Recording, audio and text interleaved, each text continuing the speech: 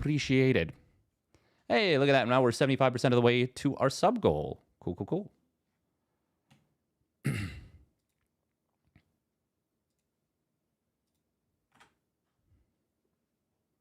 Gonna have some coffee.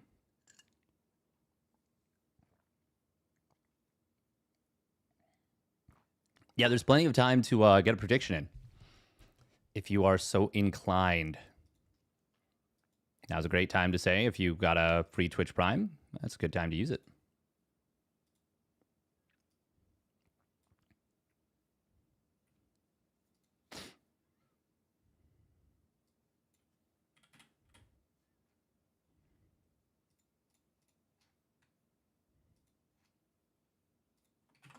SC2, OSC, and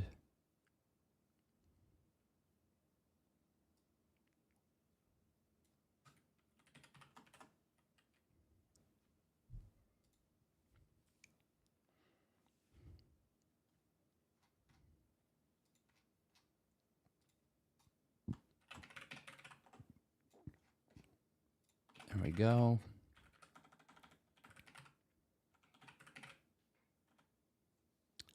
There's so many games that I would love to play, by the way. While typing in star for the YouTube channel, I just realized, I was like, man, I only ever played Star Fox 64 for like 10 minutes at a time at McDonald's Play Place. So I never got to play I don't even think I ever beat the first level. I'm not even sure. Maybe I beat the first level, but like did not play very much. Lit Eeyore mug, thank you. It's a good mug. I like it. I'm a big fan of the mug. All right, let's get into it here. Do we have a... Nope, that's channel content. We need... Oh my god, you're so slow, YouTube. I'm very nitpicky. YouTube's not actually slow. We live in a technologically marvelous time. Thank you. In the name of Jay for the follow. All right, here we go. Fresh series coming at ya.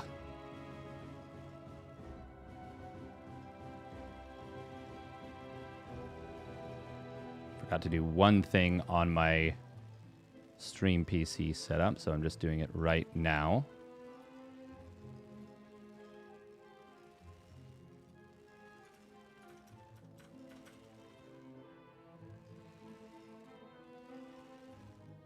There we go. Spawning down in the bottom left, it is Team Liquid's Cure. In the red. And his opponent spawning up at the top right, it is Team Liquid's SKillous. Rockin' Liquid Nikita. Harstem just released a video about worker stacking and claiming Serral is doing things wrong. Hello, man. Why are you half of yourself? Why am I half of myself? That's a good question. That sounds like a philosophical question more than a... more than anything else. I'm assuming you mean, why is my arm having problems?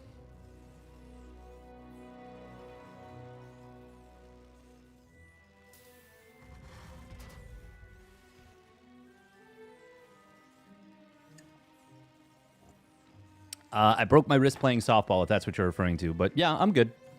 I got surgery. I do have a metal plate in my wrist right now, which kind of sucks. Not super enthused about that. Man, Cure has a lot of gas right now. This is a lot of gas. Is he going to build a Reaper and a factory? I feel like that's the only thing you can do here with a gas burst like this.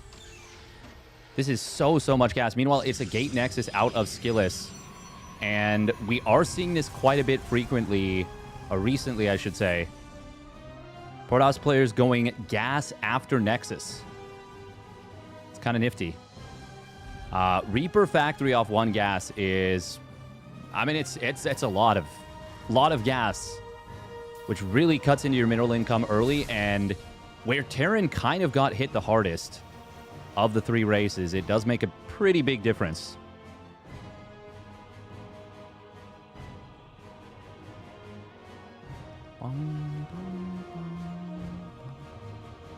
So this is pre-nerfed Adept, by the way. So it does still pop out in 30 seconds, 20 if it's chronoed.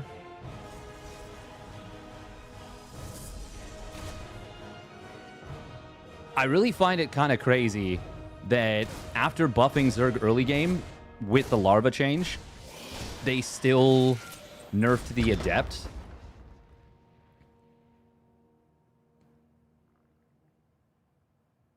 And the Reaper, for that matter. I don't know. I think that was a surprising move.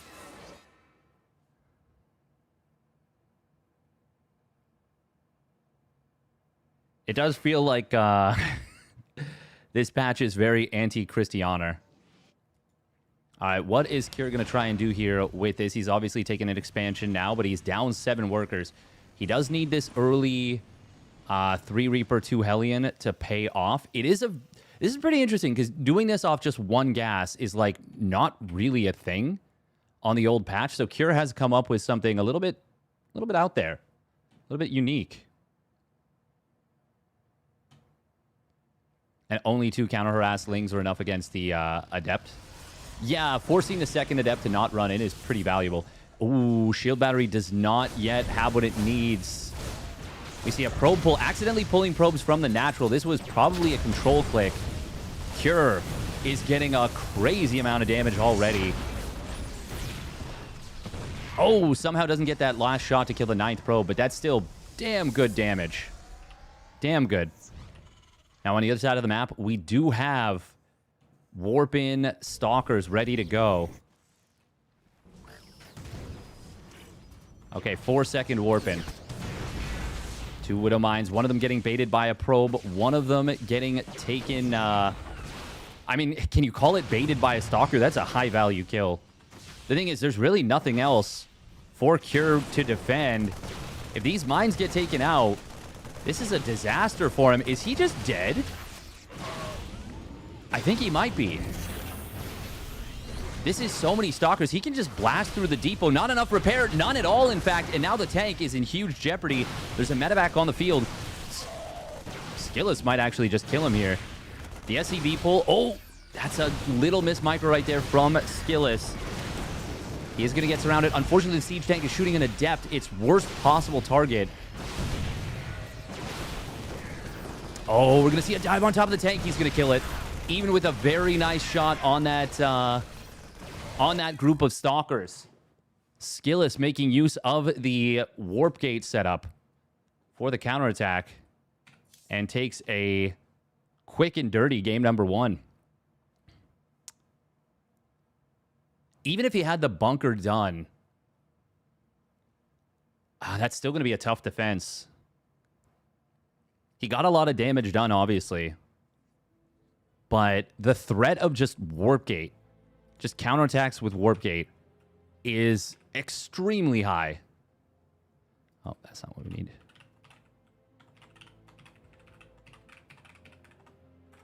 Granted, this was on the previous map. You can't go 3+ factory units before tank. Really greedy. It feels like Terran is definitely going to have a lot of difficulty dealing with those early Warp Gate pushes from Protoss. It feels like also it will be very map dependent, you know? Because like a map like what's the one map that has, is it Sanctuary 3? The one map that's kind of like Abyssal Reef, it's got that gold mineral patch that blocks the 5th base. I feel like that map, you could get away with it. Maybe. Because the ramp is so tight, it's quite close from the natural to the main. It's really not that open for counterattacks. Feels like Terran has to super optimize gas mining now. 100%. 100%. I think... yeah, I think...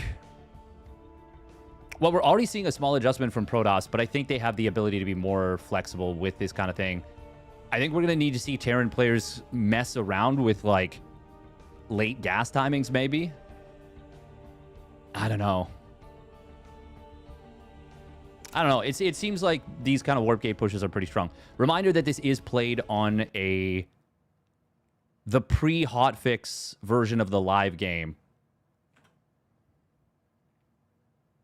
Terran's just super broke right now, comparatively. I really am curious how these changes would have gone through on a regular map sit setup, or sorry, like a regular 12-worker start.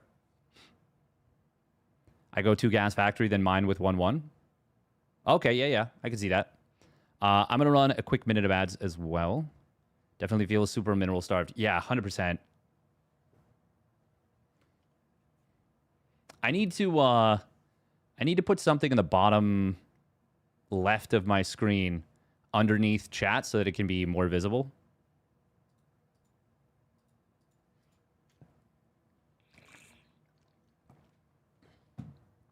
Game 2 is going to be played on 10,000 feet. Foxer showed me a gas first build that actually works out all right. Oh, nice.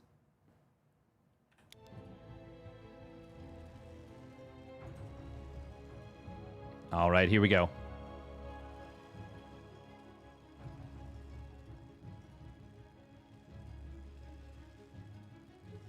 Spawning up at the top left, it is Team Liquid's Cure. In the red. And his opponent spawning down on the bottom right, it is Team Liquid's Nikita, also known as Skillous. Okay, so yeah, I got a small bone to pick with Harstem because he was giving Cyril a lot of crap for pairing your workers early on. And I will agree to a certain extent that there is such a thing as over-microing. But, for example, right here, this worker that I just had selected. So there was a moment, and even now it would not be so bad, where, and granted, this is it when you've already got 11 workers, so... actually, no, if you double stack all of them, there's still one empty patch somewhere. It's 12 workers where you can do double on the close 4 and single on the far 4. But regardless, he was giving Cyril a lot of crap for over-microing his workers early on. Now, I didn't watch the whole video because, you know, who has time for that? But I will say, I think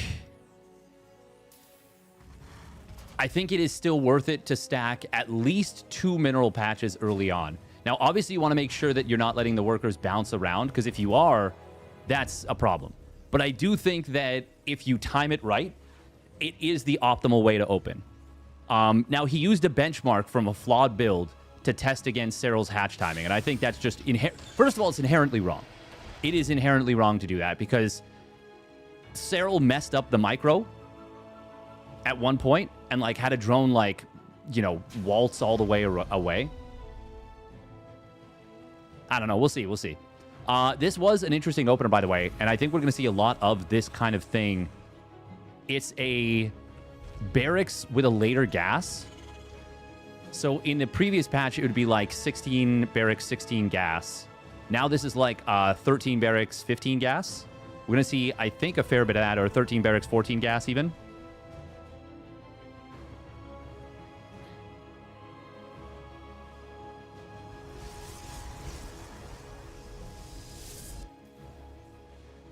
Skillous once again opening up with the Gate Nexus. This is a little bit of old data because this is played on the patch before the change to Reaper build time and Adept build time.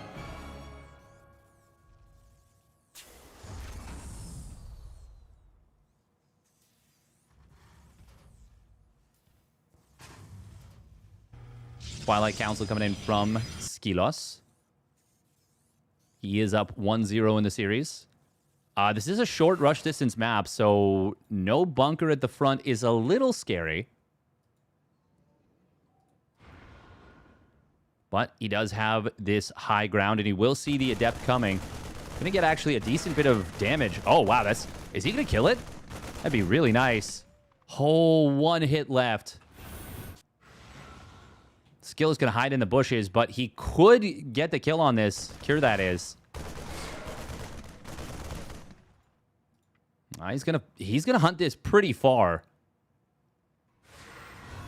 I think SKillous was not expecting such a strong push out.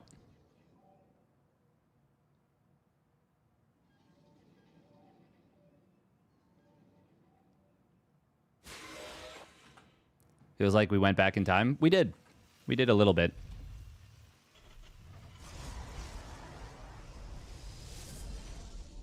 It will be interesting to see in the weeks and months to follow. Will it be worthwhile to revert the worker change? I'm not sure. Go to a 10 worker start? Who knows?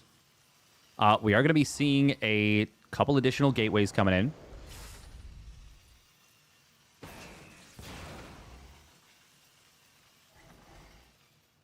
Getting caught without a bunker in a situation like this, well, a situation like game 1, really, so painful. Cure, really good at these kind of build orders. Unfortunately, oh, no, he got on supply blocked relatively quickly. Cancels the Viking upon getting scouted by this hallucinated Phoenix. I wonder if he would have committed if this didn't see the naked starport. SKillous does not have a crazy number of stalkers. He is producing off the regular gateways. And I do think that is the correct way to go about things. Once you get Warp Gate completed, it's so fast. So freaking fast. Dropping in the main base is going to be nasty to deal with. Oh, but it's a very quick probe pull from SKillous, and he'll only lose 2 workers. And those were the ones that were stuck, trapped on the gas. Blink is done. Man, having the stalkers actually pop out right into the fight is really, really nice. Ooh, SKillous unfortunately unable to blink that one stalker back. The other one will get pulled away. He actually loses a lot to just a single medevac drop. A lot of lost mining time. Couple of dead stalkers, couple of dead probes. But he does get the full cleanup. And he's still ahead. 10 workers. This feels really good for SKillous, gotta be honest. Cure doesn't even have his stim on the way yet. Yeah, this feels incredibly good for SKillous, actually. I do feel that SKillous has been the most correct Protoss in terms of how you are supposed to play the new Warp Gates. It feels like he understands it, especially in PvT, more than maybe any other Protoss so far, at least that I've seen.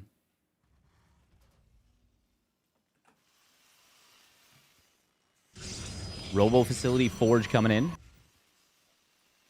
Cure is a ways away from doing a push out. Other side of the map, we do see the auto turret getting dropped. He gets 2 kills. That's not bad. SKillous, though, is starting to get pretty explosive in terms of his production and in terms of his supply. Now, we're used to l'explosion du gateway, as Le Todd would say. But l'explosion du regular gate warp gate, it just doesn't have the same ring to it, you know?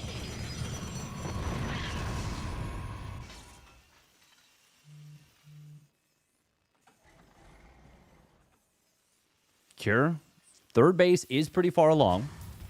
He's in a decent spot economically, relatively speaking. But I mean, SKillous has just got such a great economy at this point. Up 13 workers, fully mining off this third base. Can take a fourth. Pylons, of course, are going to be a nightmare to deal with because they're functionally all warp gates. Got that fast warp in ready to go. Great scout in the main base. SKillous, if he can get out Colossus, can he get one out in time? He is on just 4 gateways still. Oh, but this scout on the left side, he's going to see this so early. Yeah. And that's going to give him advance warning to let him know, hey, I need units over on the left side. Stalkers on the in the middle actually do snipe down a tank. I think that was without losing any stalkers, yeah. Zealots on the left side going to be able to shove this away. And SKillous will go hunting for the drop. If he gets this, this might be lights out. Oh, he gets one. Can he get the second? Very close. Just barely gets into the corner, does Cure. Even still, that's so painful. That's 2 of the first 4 medevacs. One of which is trapped, one of which is dead. SKillous already has his first Colossus out. Still only on 4 gates. Just now adding 3 and 4 more, I'm sure. Yeah, there we go. His 4th. Second Forge. SKillous is playing this out beautifully, I gotta say. Against a player that is a very, very strong opponent. Observer spots the move out from Cure. Not enough room in the medevacs for everything, and Cure gets shoved back off the map as he was trying to relieve this beleaguered medevac.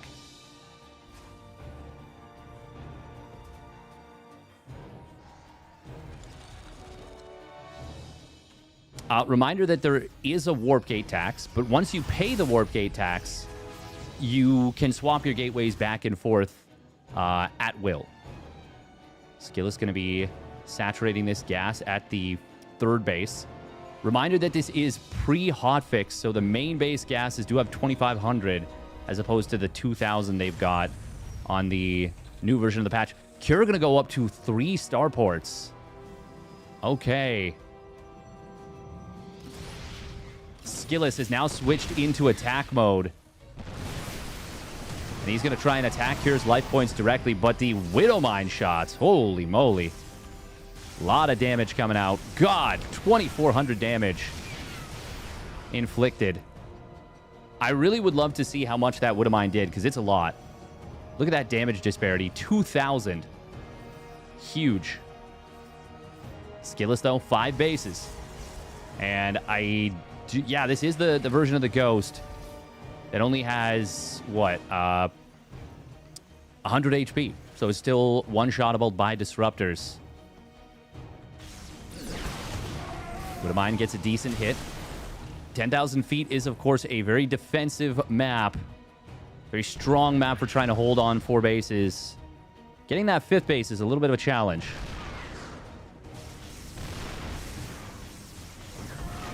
I think SKillous was the best to adapt to the patch. And I also... Oh, my God. Look at this hold position. He just absolutely murdering Marauders. We will see this Stalker force on the left side did get cleared up, so the medevac does manage to escape. Great patience from Cure with that. He's able to actually save this 10 supply, but while all that was happening, he was losing Marauders at the front and lost a tank. SKillous getting into a Fleet Beacon, 2nd Stargate, and a 6th base. Auto turrets from earlier are going to be a nuisance here. They do grab 2 more probes. But that's pretty minor in the grand scheme of things. Oh, okay, we've got a sensor tower in the main. Cure is going to max out, but SKillous, I was just going to say, can go into +2 armor and continue his upgrades. He's got a small upgrade lead now and an opportunity to get in before 2-2 is done. Oh, if he goes in before these Liberators re-siege, okay, he won't be able to. Sees the zones coming online. 8 more gates in production. He will find an opening where the Liberators don't cover at the top side. Nice job from SKillous. He's got Guardian Shield available. Oh, it does get popped. Liberator not quite able to kill it.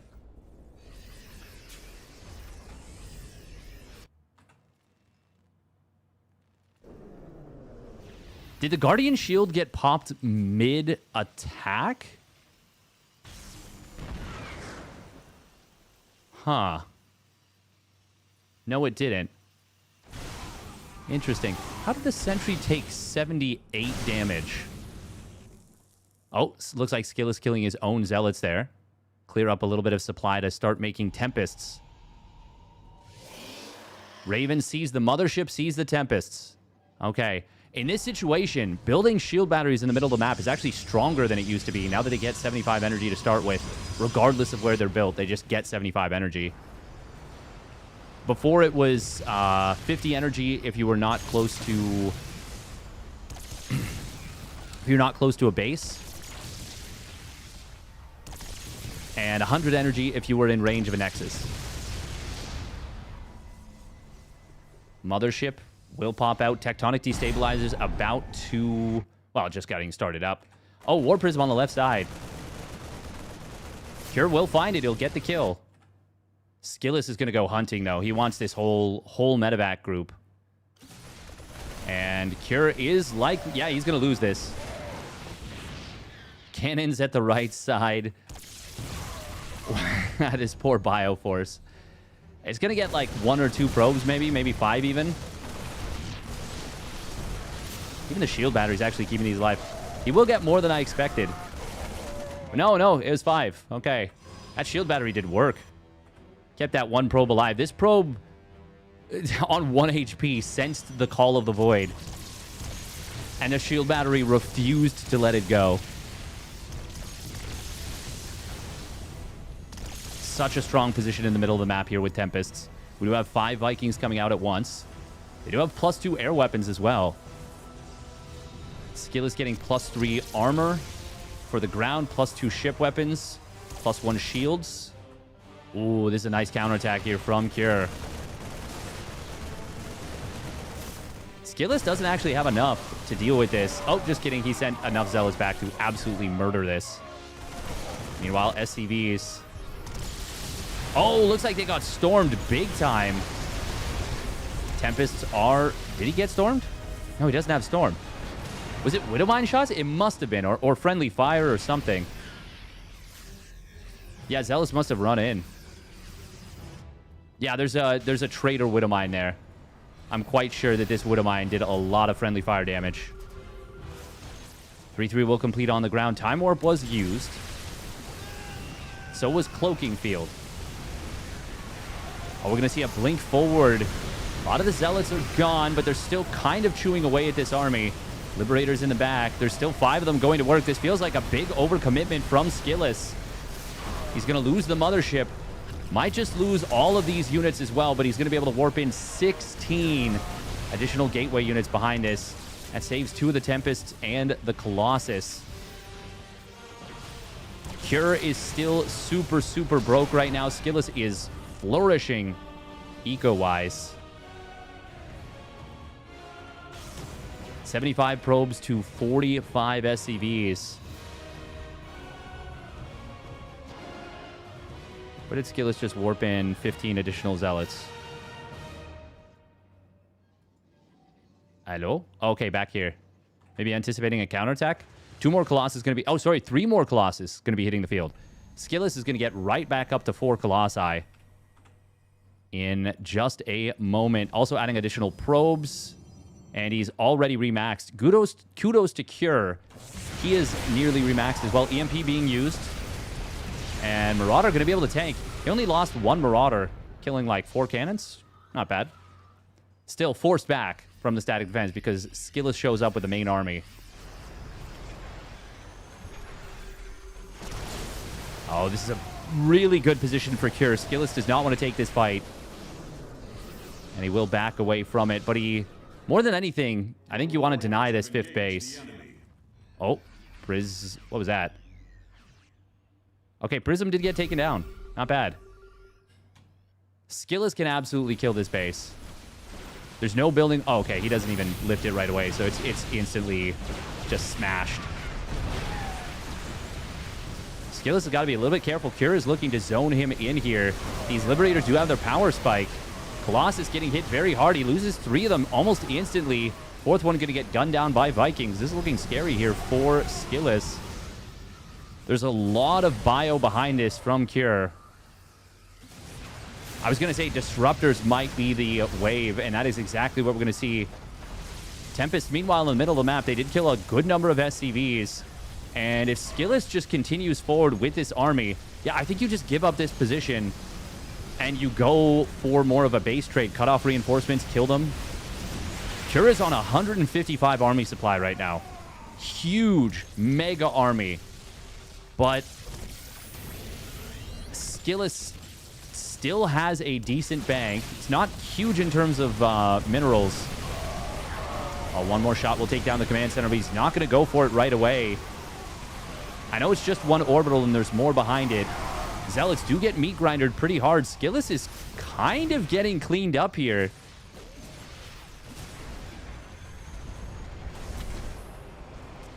I feel like there was a little bit of a loss of focus right there at a pretty critical moment. If SKillous targets down the command center and just gets out. Oh, Disruptors. No, he loses 3 of them. One of them gets a hit off, but I don't think it was particularly... It certainly wasn't worth losing 3 Disruptors for. And now he's going to lose all 3 Robos, potentially a ton of production. Cure playing a great game from a pretty uncomfortable position. Once he got that 4th base up, he started to cook, and he has not really stopped. But SKillous is going to go for the base trade now, and Cure is too far away to counter it. Well, at least with returning home, he's going to counter it. He's going to continue forward with his army. Planetary Fortress will get taken down. Good positioning from Cure, but the Zealots are going to eat. They're going to chew through this army. Oh, Cure really needed these Liberators in his main. SKillous should go straight for the main upon seeing these Liberators here. But he is focused on his own defense, where he will take care of a lot of Vikings and Liberators. There's a few too many for him to deal with. Income right now is still quite healthy for SKillous at the moment, but it won't remain that way forever. It's going to be 2 orbitals currently for Cure.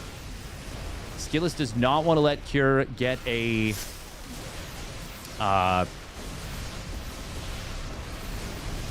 does not want to let Cure get an orbital command into a dead zone, but Cure's not mining anything at the moment, and SKillous is still mining a significant amount, so he's going to come back home. Not so much defend his main as kind of keep Cure from getting out of SKillous' main. Oh my god, he goes for the Liberators. Will take them both down. SKillous doesn't really have a whole lot of production, but he's got so much cash.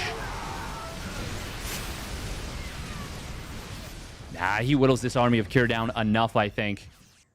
Oh, gotta be careful, though. Do not want to lose all these Stalkers. They're super low on HP. Great flank coming in from Cure. SKillous currently only has 2 active gateways. He's got a ton of money in the bank.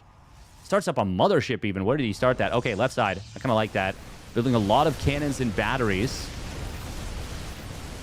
SKillous currently has no production. 52 probes. Okay, he's building gateways in the top right. I do like that. Scans coming in from Cure. He knows that he can't really win this game through economic prowess. Oh, we're going to need to see repair coming in on this burning orbital with the natural. It will get taken out by just a handful of Stalkers. Finding a Liberator so big.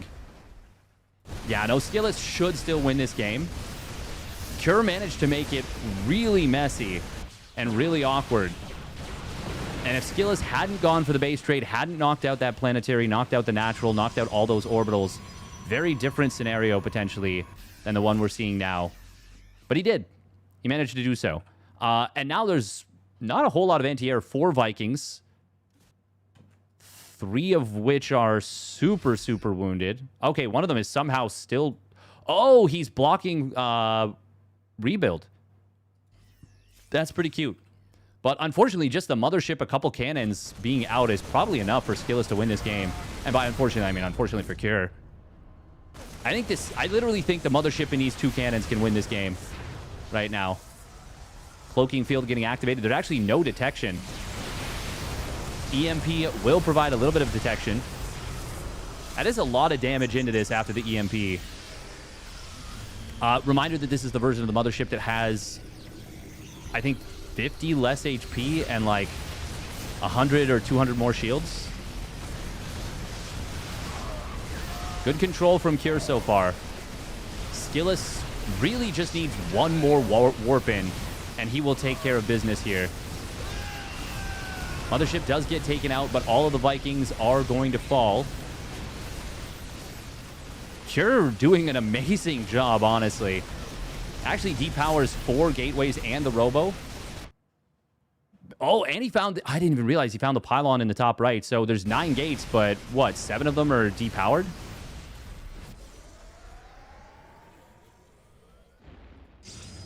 Sorry, no, they're all depowered. 3 of them just now waking back up. Cure is really battling here, but I cannot overstate how unwinnable this is for Cure. Recall going to save probes in the bottom right. Send them, bottom left. Send them to the mid right.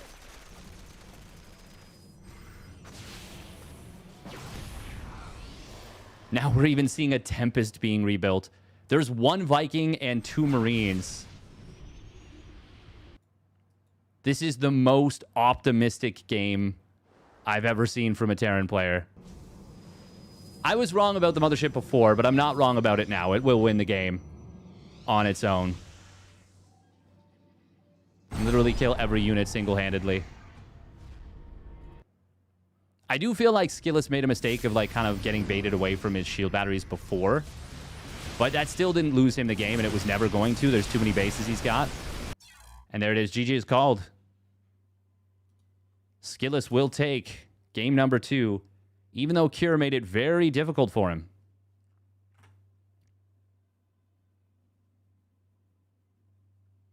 He's remaking the Mothership. If that gets out, it's GG. I don't even think it was a matter of if the Mothership gets out. It was just unlosable, really. Once he went for the base trade. But you're never really 100% sure, especially on a new patch. Economies are kind of all over the place. Yeah. Still, well done by Cure there to make it competitive. You said this is not on the latest patch. Yes, this is pre-hotfix. So, warp gates cost 25 minerals, 25 gas.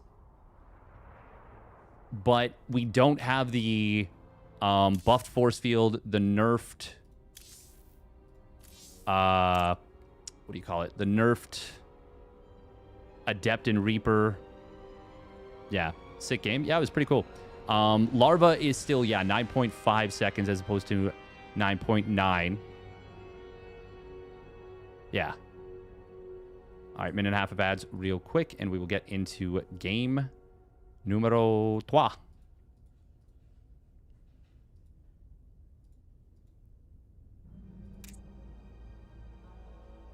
It's warm. It is warm. It is warm.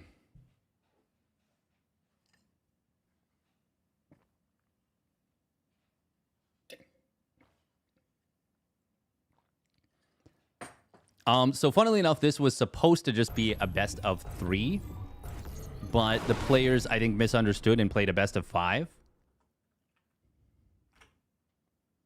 We will see. We will see how this goes. Sick game. Yeah, it was a pretty sick game. It was honestly pretty cool. Kudos to Cure.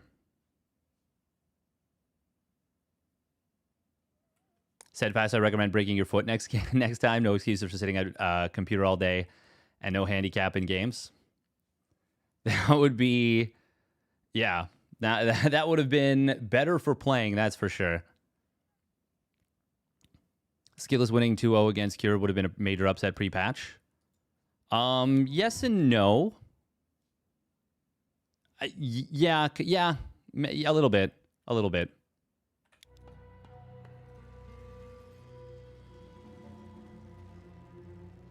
All right, here we go. Spawning up the top right for Team Liquid. It is Cure in the red. And his opponent sending out an instant probe. This is such a huge cost. Now, it is Team Liquid's Nikita SKillous. And he's proxying. He's definitely proxying. This is what a lot of players have realized you can do on 3-player maps. Is if you proxy... Like... You obviously know that your opponent can't be bottom left. So therefore, if you proxy here, you're still very close to either natural. Now, I think this is better for SKillous that he goes to this position. My guess would be that this is actually done in such a way that even a worker going directly from this base to this base won't see the pylon and the gateway. And in fact, I hope that's the case, because that would be a little bit unfortunate. Trying to remember how the worker rallies go. I think it at least goes this way. I don't think it naturally goes the far way around. This is really well thought of by SKillous, by the way. He is going to be building a second pylon at home, so it's not going to be a second gateway. He doesn't have the money for it. And he wants to build a cyber core at home, but this is going to be a kind of a variant of the max packs. You can still go proxy 2 gates, but it's a lot more all in. Much, much, much more committed. We're going to see the probe getting a fair bit of zap damage on this one SCV, knocking it down to one-shot range for an adept. Not quite one-shot range for a zealot. It will be a Reaper opening here from Cure. But with this being just single gas and no quick factory... Oh, if he goes low ground CC, this might just be curtains. At the very least, he's going to have to cancel the CC. Now, obviously, this is a solid commitment out of SKillous. Like, this is not free by any means. But... I don't know. Cure doesn't even know where his opponent is. Oh, this is funny. This is going to bait him to go the wrong direction. Oh my god, this is such a multi-layered mind game. SKillous is saying, oh yeah, no, this probe is totally coming from the right side. I'm definitely spawning in the top left. And that's just going to mean Cure is a little bit more out of position. He does pull back to the high ground. And he will be able to start this bunker. But 2 zealots and a stalker here. Stalker can, of course, shoot the SCVs repairing. I was going to say... oh, wow. Really, really great micro so far on the SCVs out of Cure. Holy guacamole. Very well done. SKillous switching targets here quite nicely. Finally gets an SCV kill. Actually, I guess he got 2 SCV kills. A lot of damage being put into the Stalker. So far, outstanding defense out of Cure. Meanwhile, on the other side of the map, there is a shield battery. There's only 1 gateway here, and he's building a sentry. Quite interesting. Cure obviously had to cancel the command center. That was never going to be an option to save that. I wonder if you could get the same value out of this with 1 zealot. Normally, that's the kind of thing that you wouldn't bat an eye at, because we're used to a 12-worker start and an abundance of resources. But with an 8-worker start, 100 minerals early, put into an earlier nexus for the transition is a lot better. And it does feel like... I mean, granted, this is Cure with some god-tier micro on the SCVs. But it does feel like Cure wasn't really at risk of dying here. Which feels weird because it feels like he should have been. SKillous still comes out of this in a very good position. But he's only on 1 gate. Sorry, 2 gates. 2 gates. No Robo. I do think Cloaked Banshees have a much bigger opportunity to potentially catch Protoss players off guard. Protoss players don't feel super confident in just building a blind Robo every game. Whereas in the previous patch on 12 workers, you pretty much always saw that. Ooh, nice grenade. Not able to get the kill. He could have stuck around for that, but he probably loses the Reaper, and he chooses not to. Chooses to keep that alive. SKillous has not yet used a hallucination. Wants that force field to try and separate an army. But that does mean that he doesn't know about this Banshee. And this could be the start of a comeback here for Cure. Still no Robo facility, no Forge. There's no detection whatsoever. SKillous might just actually straight up lose to the Cloak Banshee. Okay, he starts up a Robo facility. But it is late. And he does not know what is happening. Uh-oh. Uh-oh, SpaghettiOs. Shield battery in each mineral line would be a deterrent. It would mean that Cure wouldn't be able to get anything done until the second Banshee pops out. Let our enemy know our fury. There is that Banshee in the natural. It's going to find at least a couple probes. right out the gate. It's... Okay, it's going to be just... Huh. Oh, wow, he actually switches away from the shield battery right as he was about to kill it. Wanted to kill the probes first. I think that's kind of fine, but normally when you're just one hit away from killing that, may as well just stick around on it. Obviously, there is a focus on the other side of the map, and that's why this has gone the way that it has. Charge is done. SKillous wanted to get something done with a 3-gate charge counterattack. Banshee is going to be able to win this fight against this one Stalker. Second one does warp in. Good job from Kir to recognize, wait a minute, I can actually fight this.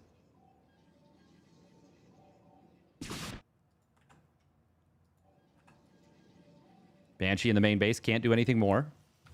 Where's the... Oh my god, there's 3 Banshees, actually. Oh, cute. Is he going to use...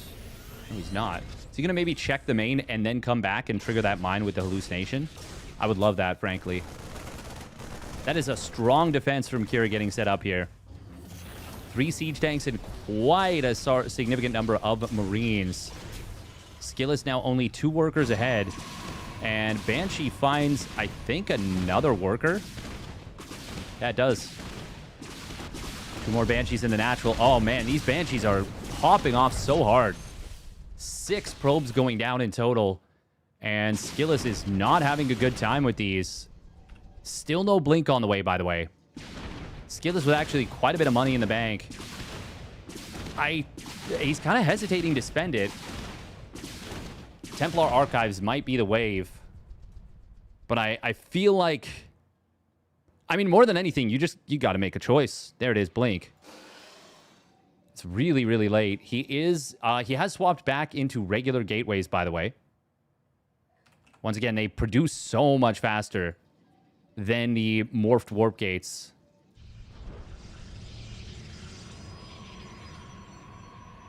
Cure, stim, combat shields, +1 weapons on the way. With no splash damage. If Cure gets across the map with stim shields and a couple medevacs, and it's just zealots and stalkers, with the economic situation that we've seen, this should be a pretty one-sided end to this game. Which is to say, SKillous is going to get absolutely run over. Now, Cure will want to wait for +1 weapons, ideally, because that additional DPS against the zealots is huge. But you don't want to miss your timing by waiting too long a lot of the times. SKillous on just 2 gases. Still has 700 gas in the bank. That's actually crazy. Where's his army right now? It's just... Oh my god, it's just so small. Where are the rest of the zealots? Not even sure. Okay, this does get spotted. More gates are going to complete. Cure will get himself into a pretty nice position on this right side. Unfortunately, he does load up a bunch of medevacs. Oh, that mine shot was huge. Yeah, SKillous is just going to tap out. He knows there's absolutely no chance, no shot. GG. Oh.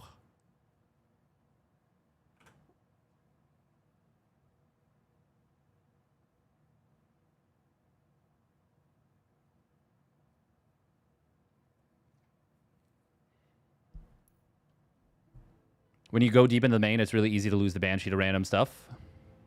Yeah. Yeah, especially on a map where, like, Mothership, where there's no dead airspace. Once you set up on the natural and your opponent just isn't even able to prevent you from blocking, it was literally just a 1-base Protoss for a very long time. Even though we obviously had the second Nexus, he just wasn't mining from that natural. I think that's something among the many, many skills Cure has at his disposal. I think he's very good at not over leveraging, not trying to get more than he should. Which is something that, like, so like Beyond, for example. The best thing I can think of is his mine, unburrow micro, and retargeting. Beyond is so freaking good at maximizing the value, but it can come at a cost. which is sometimes he loses the mine when he would otherwise kill 1 probe or 2 probes, just trying to squeeze out that little bit of extra value that he doesn't necessarily need. It might be just worth it to let the mine shoot, get the kill. Maybe you save it. Yeah. If Cure reverse sweeps this, then who wins in the end? We go with the best of 3 or best of 5 result? We go with the best of 5 result, from my understanding.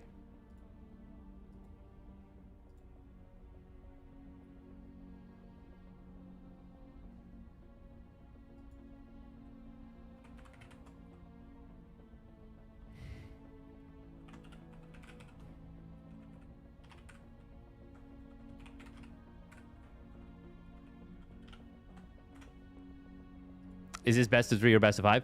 Well, technically it was supposed to be a best of 3, but they played a best of 5. So, and I think Eddie just honored the best of 5 because it's like, okay, well, you guys played it. It's fine. Like, it's all good.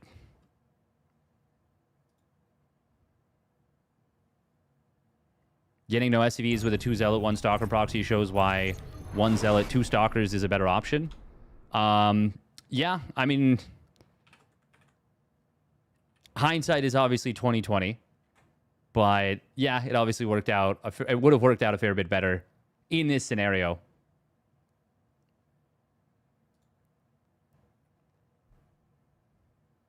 New meta, lose 2-0, ask for best of 5.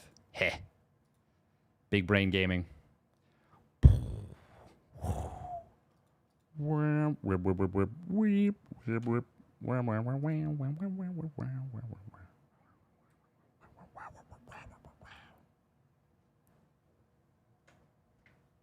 Oh, just smacked my frickin' microphone. Always a good move.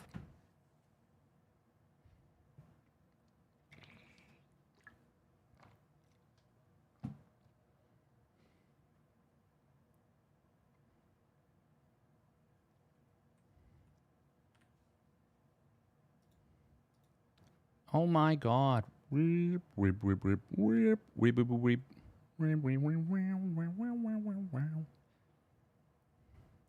Oh wait, is there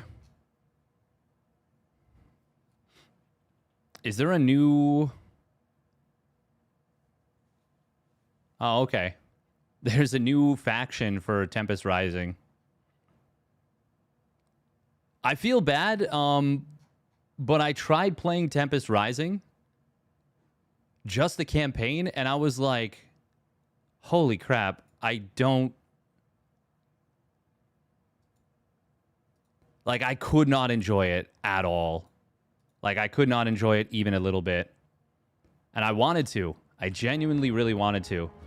But I just could not get into it. You can't hotkey multiple buildings, right? I don't even know. I just legitimately couldn't enjoy it even a little. I don't even think I got far enough in to really see what was missing in total. All right, here we go. Spawning down on the bottom right for Team Liquid, it's Cure. In the red. And his opponent spawning up the top left, it is Team Liquid's SKillous Nikita. In the blue. So far, as far as I'm concerned, the smartest Protoss player on the patch. We'll see. We'll see if that changes over time. But I think he's got the best grasp. Why is this a best of 5 whilst the others were best of 3s? The players accidentally played a best of 5, I think. And so, yeah, that just happened. Also, it's a little bit funny because since these games are kind of done at different times, one of the best of 5s that we're covering today, we're covering 5 best of 5s, 1 from the winner bracket, which was supposed to be a best of 3, but it is what it is. 4 from the losers bracket. One of the best of 5s is actually played on the old patch, on the 12-worker start. I can't wait to talk about how interesting it is to play 12-worker start and how much variety we'll have.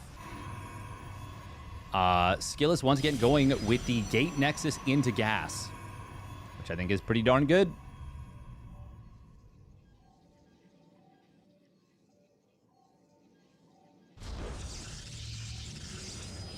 Honestly, I thought about that Artanis XP. I think that would be so freaking cool. I think randomizing the worker start between anywhere from 8 or 9 to 12 would be so awesome. I think it would be so cool. I could be batshit insane.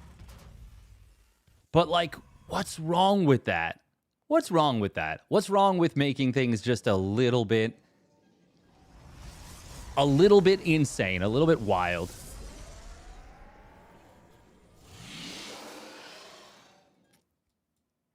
Skill is sending a probe very far to the left side. Is he going to try and go for gateway aggression here? We'll see if he decides to chrono out his warp gate at any point.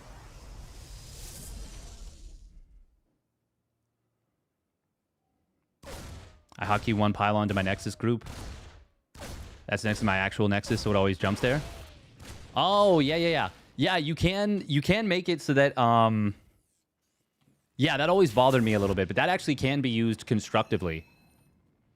So if you hotkey two Evo chambers as a part of, let's say, your hatchery control group, or 2 engineering bays as a part of your production. Oh, wait. What did he just kill? Oh my god, the probe got the SCV. Hello? Reaper, meanwhile, is going to get intercepted. God, I'm yapping and I missed it. Killing that Reaper is so big.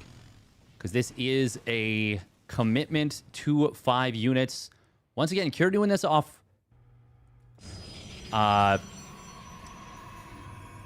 one gas.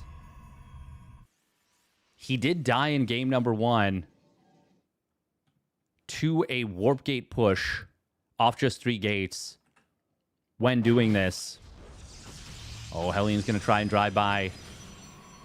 This looks scary. There's no shield battery in the main. Uh-oh. SKillous might get punished pretty hard here. Blink is in production. Ooh, that is a big lineup shot. Probe micro, not bad, but it's still going to be at least 7 probes, and that will be the total as this gets fully cleaned up. Skill is still ahead by a couple of workers, 4 workers, but I think Cure can be pretty okay with that at the very least. Yeah, I think you're okay with that. Now the Blink counterattack is going to be pretty nasty potentially. This time we won't see SKillous die to a Cloak Banshee right away. He does still need to build an Observer, but he's got the Robo. Just now got the 75 gas for it, in fact. Oh, actually gonna not have the free supply initially. It's gonna be a Prism. Okay. So we're gonna see a 4-Stalker hit squad without Warpins. Potentially. Man, you really just pump so much off 2 gateways. Like, each gateway is almost worth a double gate. It's not really, but it, like, 16 seconds just feels so fast to me to build a unit as powerful as a Blink Stalker or a Charge Lot or what have you.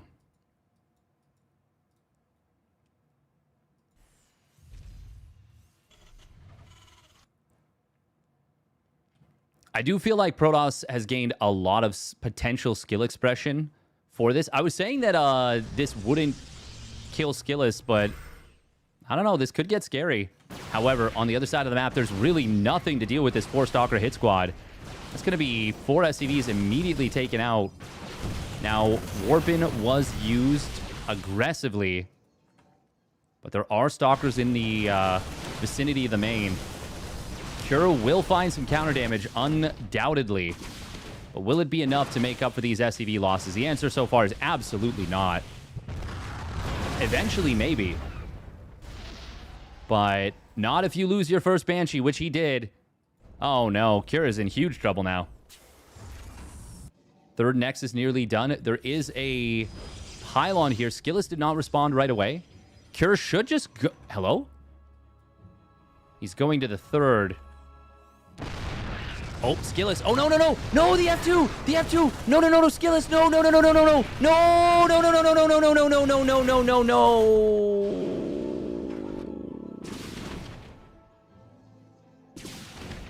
Oh.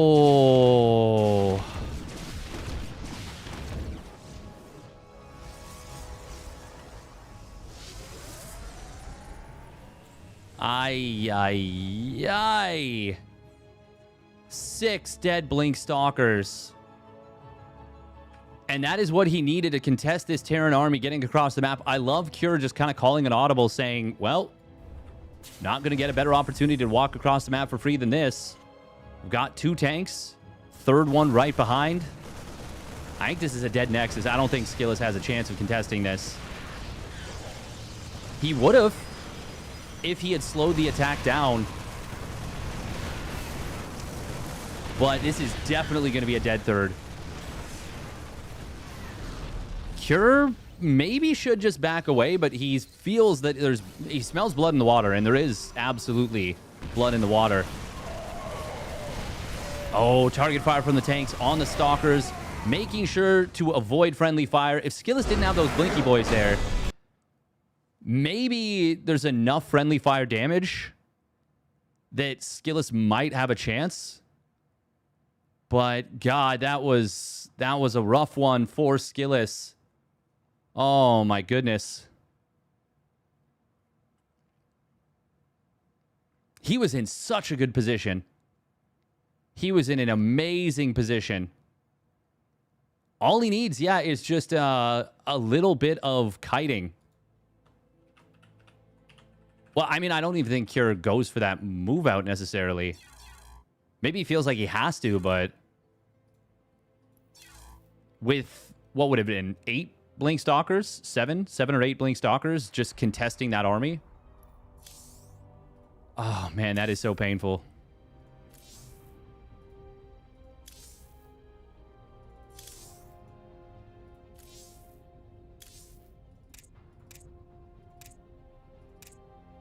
And now it's going to be Tokamak for the deciding map.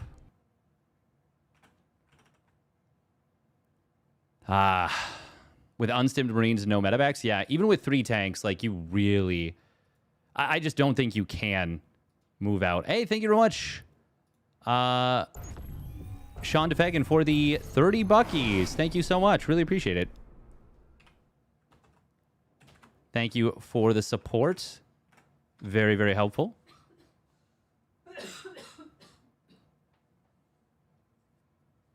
We're going to play just 1 minute of ads, and we'll get into the next round. The unfortunate thing is that if it was just a normal setup,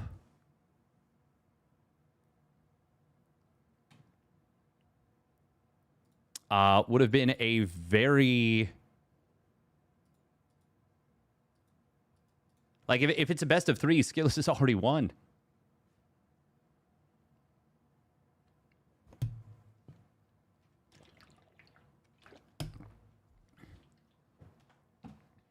I wonder if game 2, that SKillous even won, kind of messed with his flow a little bit, because the game did get super, super messy, even with it being like a gigantic lead for SKillous. And I don't want to say an unlosable situation, but I know that pro players would say it was an unlosable situation.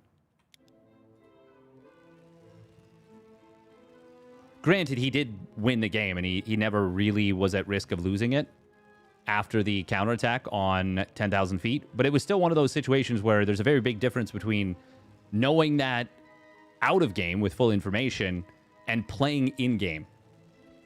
All right, here we go. Spawning up at the top right. It is Team Liquid's Cure in the red.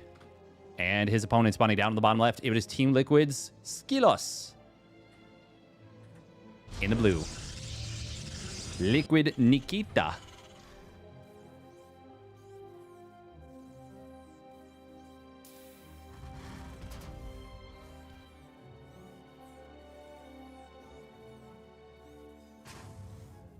Yeah, it's a little bit unfortunately Giant Orange. It's a little bit unfortunate.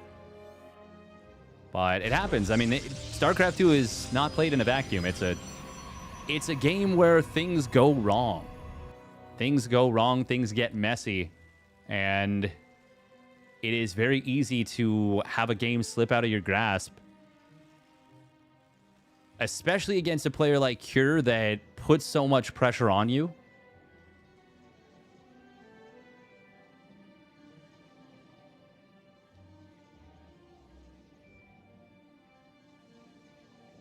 I mean, hey, I've done the exact same kind of thing that SKillous did there with losing, you know, all those stalkers. Not the exact same situation with those exact same units, but,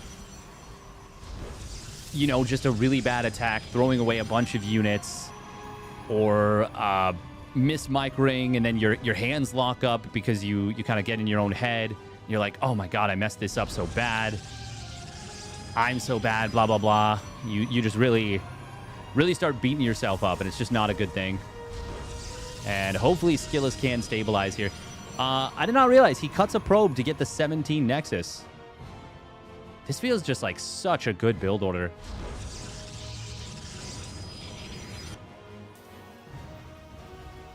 I don't even know if Proxy Reaper really punishes it. Cure is the king of comebacks, him tomorrow. Yeah. They are really, really good at it. It's also easy to forget that, you know, there was a bunch of damage done to SKillous early on. The thing is, he was still in an incredibly good position off of the opening. And if he plays the way that he absolutely can, he wins that game, I would say, at least 9 times out of 10. Maybe more like 19 out of 20, or, you know,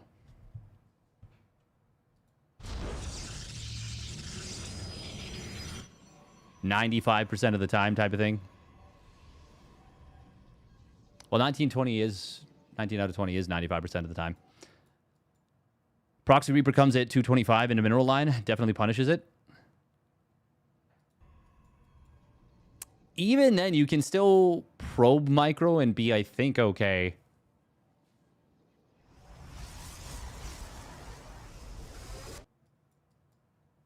Oh, we are going to see a hallucination. SKillous is a big fan of the Stalker into Sentry, or vice versa. In this case. Was it Sentry first? I should have been paying attention. To be honest, I was not. I was yapping a little bit too much, looking at the Marines. It is a good scout from SKillous. Cure going to cut a couple of Marines for the moment in order to get that starport out and continue SCV production. I guess you get the Cyclone out and continue SCV production. Get the medevac. Get the depot. Cure is really, really good at optimizing. Like, one of the best. Man, look at this worker count right now. For a moment, a 12-worker lead there. Sheesh. Protoss eco scales really freaking hard.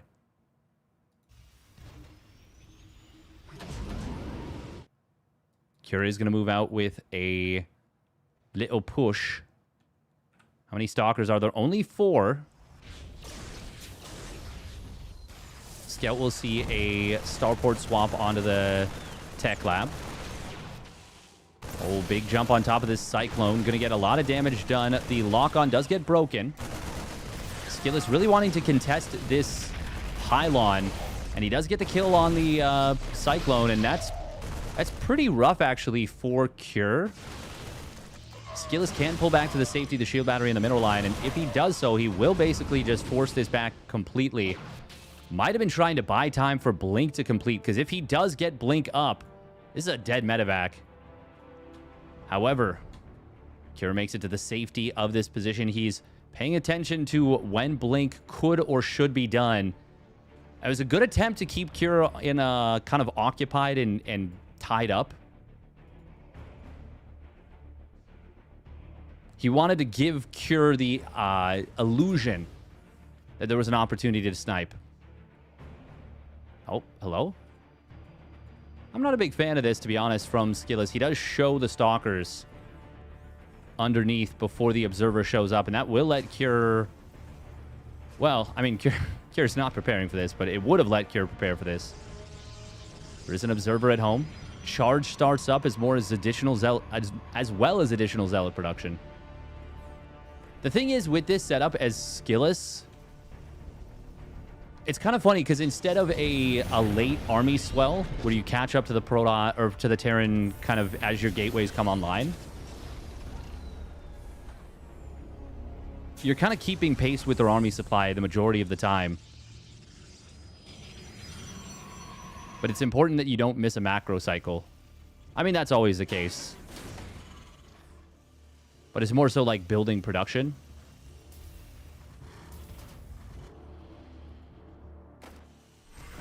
Kira was down 2-0.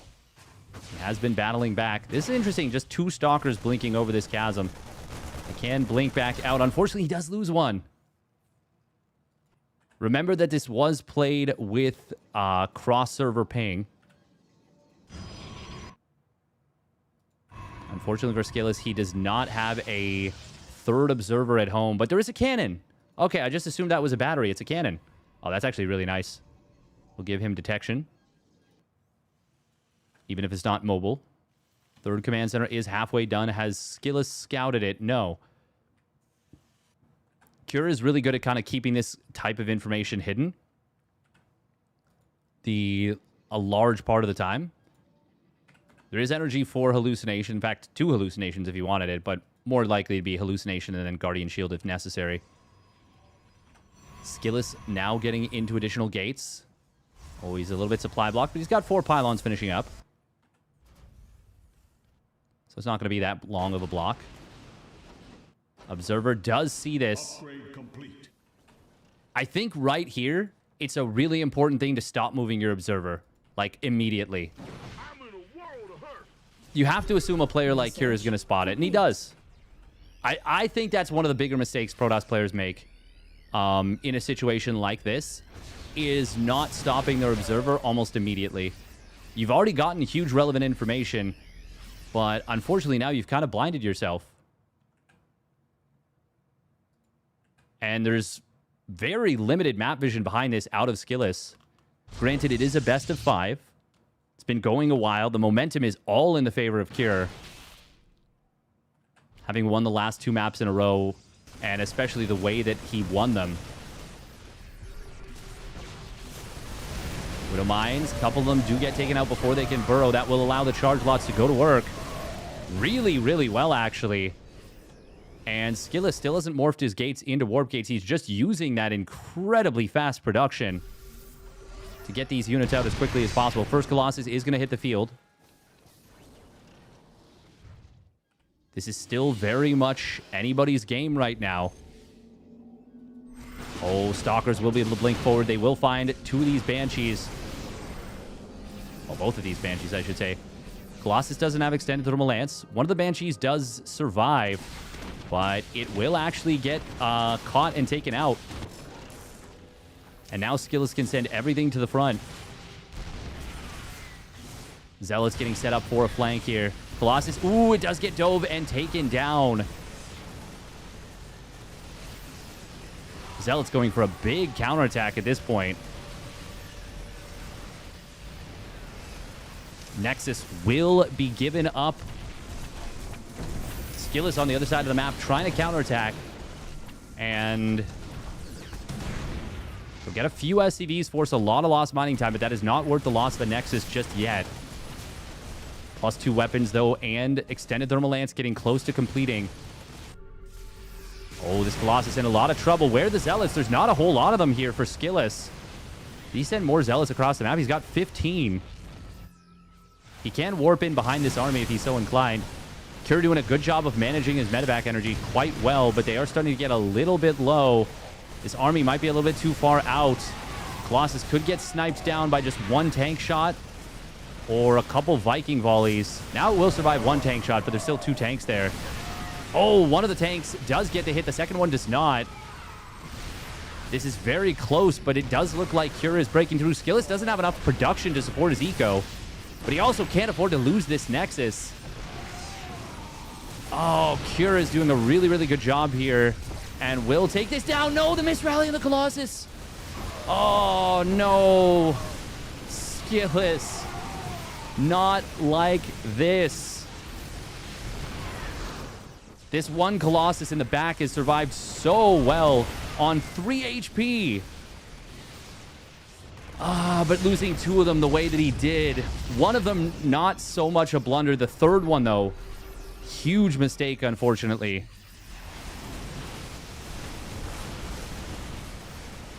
And Cure is going to get it done here.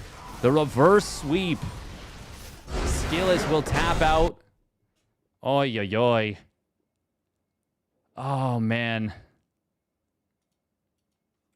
That's a rough series. That one feels so bad. I feel really bad for SKillous about that one because I think Game 5 was probably the most even game for the majority of it, but he was in a, if you don't want to say winning position, I think he was. I think he was in a winning position in both games 3 and 4. He was at the very least in an extremely strong, advantageous position. However you want to kind of boil it down, he was ahead by a pretty significant amount. SKillous should have stopped at the best of 3. Evidently. Reminder that this was before. So this was pretty much right after the initial patch. Now we actually go even further back in time to a best of 5 on the 12 worker start. Feels like we should move it to a best of 7 at this point. Cheeky. I wonder how mad it's going to make me to watch an old series at this point. Or I wonder if I'll be like, no more Terran at this point. Not for the rest of the broadcast. Yeah, we've got a ZVP, a ZvZ, a PvP, and then another ZVP. Funnily enough, they're all going to be different because one ZVP is on the 12 worker start. One ZvZ is on the current patch. Well, the ZvZ is on the current patch. The PvP is on the pre-hotfix version of the patch. And then the PvZ is also on the pre-hotfix version of the patch, but still the 8 worker start. What is this? This is loser's bracket, round of...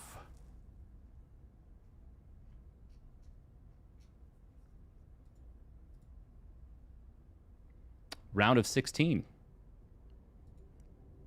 So these players have made it into the money, at least. Once again, big thank you to EddieSC2 for putting on the OSC events. What will the maps be? That is a good question. They have been predetermined. Map 1 is going to be on Winter Madness.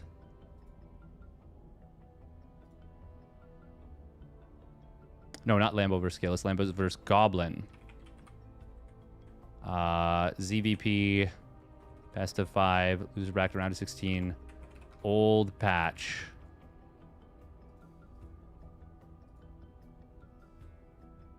You told these maps have old mineral count? They would. They would indeed. We'll win this best of 5 ZVP.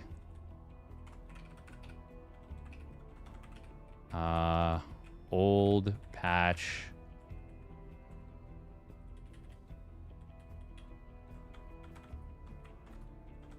Match. Lambo or Goblin. I'm sure Lambo was very... I'm sure he would have been a lot happier to have this played on the new patch. At least from a winning perspective.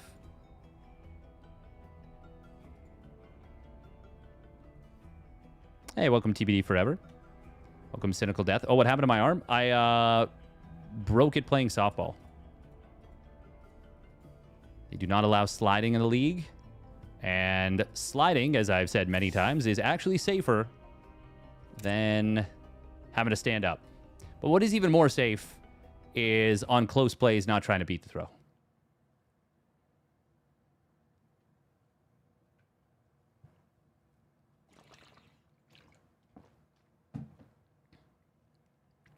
Got something called a die punch fracture, which, if you're unfamiliar with it, good. Sucks. Would not recommend it. Definitely would not recommend it.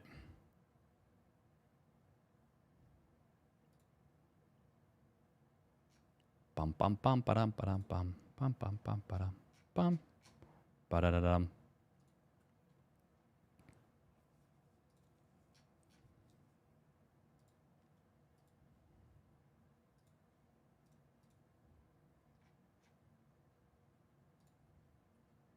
Hair's so messy. Messy. I am really excited. I'm 2 weeks away from getting the oh, God. Gotta be careful. 2 weeks away from getting the cast off. Fiance Fast just chuckled in the background because I've been saying I'm almost 2 weeks left until I get the cast off. Now I'm actually at 2 weeks, and I'm like, God, it's still 2 weeks. Oh. So I'm so impatient. Speaking of impatient, well, look at this. Old patch, 12 workers. Oh my God, look how fast the game is. The players are already attacking each other. Wow. Such variety. Spawning down on the bottom right for the Shopify Rebellion, it's Lambo. In the blue. And his opponent spawning up the top left, it is Goblin. Part of the early game demons. That's what EGD stands for.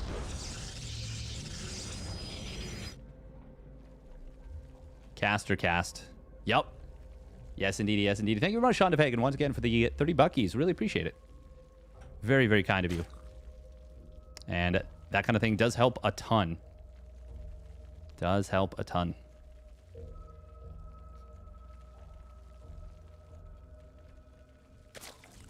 Hatch trick at 15 and not 13. Wow. This 12-worker start is introducing so much variety. Look at how much variety there is in the build orders. They're doing such unique things, such different things. Wow. So exciting.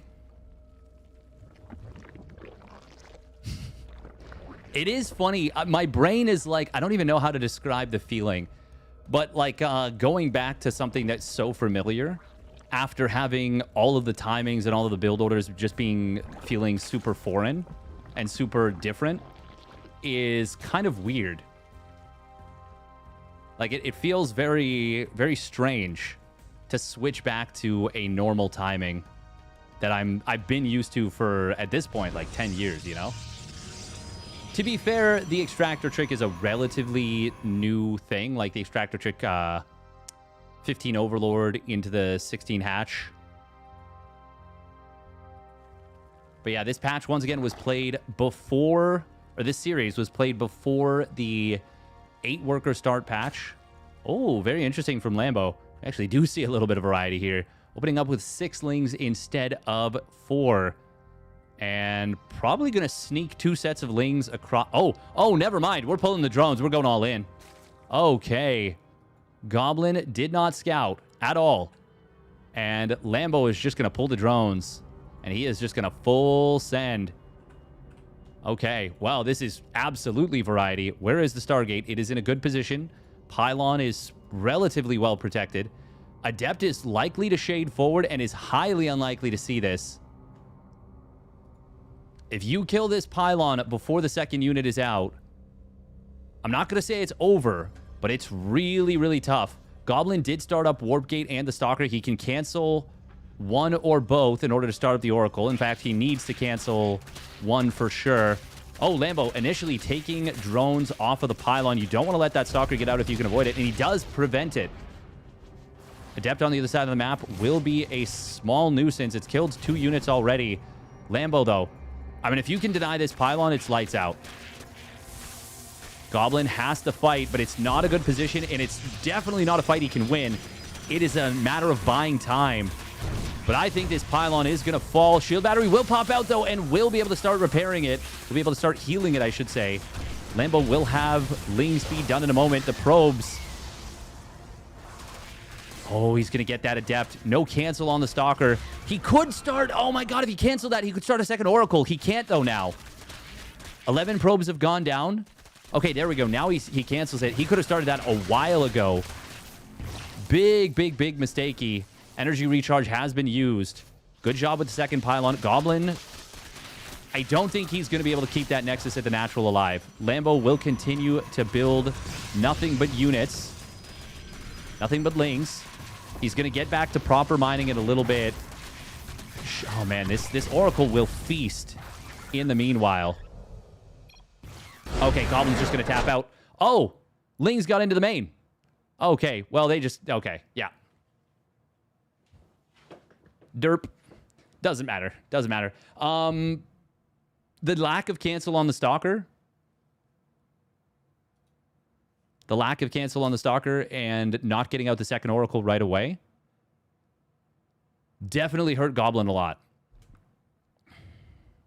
I don't know that he's going to hold anyways because he didn't see this coming. He didn't stop it. And it got in right away. The Adept obviously dying right away is huge as well. I wonder if he could have recalled it and saved it. But ultimately, that just comes down to Goblin not seeing it coming. It's a very sharp and strong attack, really difficult to deal with. And Lambo punishes in a big, big way.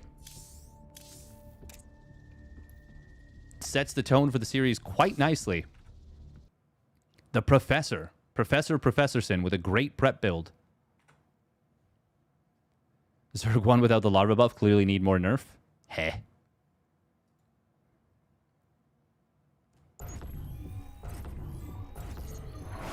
If you wanted to play Brood War, you would play Brood War. I don't think it's... I understand where you're coming from. I don't know. I think it's... I think I'm okay with testing out the 8-worker start. I would also be okay reverting it to 12 workers. I would also be okay trying 10 workers. I just want the game to be fun for everyone. I want it to feel balanced. I think on the previous patch, it didn't really feel good for Zerg in like a pretty meaningfully bad way. But I don't think you need to change the worker count in order to fix that, you know? I think you can fix it without changing that. All right, let's see how we go moving forward. I wish we had tested on the PTR first before the larva change. The larva change was pretty crazy to send it through right away, but it does seem like more than the larva change after the adjustment to it now. I think now that it's 9.9 seconds, I don't think it's that bad. But I would have really loved to have seen how the larva change affects the current like 12-worker start. Like, I think all of the changes on a 12-worker start would actually be pretty awesome. Add upkeep to the game. Well, now we're getting it a very Warcraft 3 coded, which, by the way, I really want to learn. I really want to get into Warcraft 3. I've been watching a lot of Grubby, and my God, that man is entertaining. And I don't know, items feel cool. I get the idea of people being into hero, you know, like having your hero. The thing is, though, I don't think there's any need to...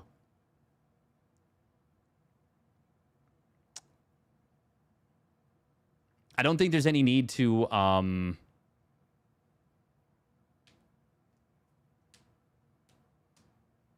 What's the word?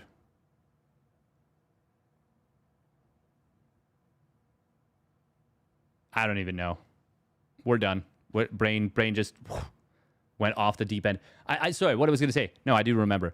I think Warcraft 3 is the hero game. I think it is the hero RTS. I don't think you make another one. I don't think you try and do anything with Stormgate the way that they did with that weird like middle ground where they had creep camps and then they tried like the Stormgates themselves, which felt really bad and silly.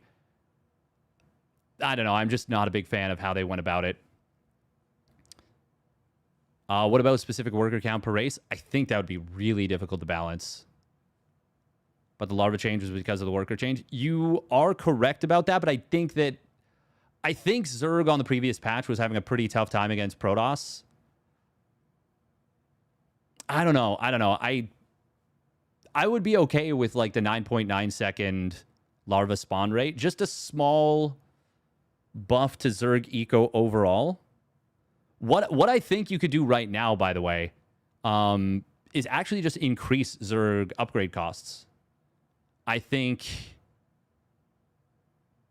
you make Zerg feel like the more swarmy race. And that's fine. I think it's okay if the supplies are a little bit higher for Zerg early on. But in response, the scaling is a little bit more expensive.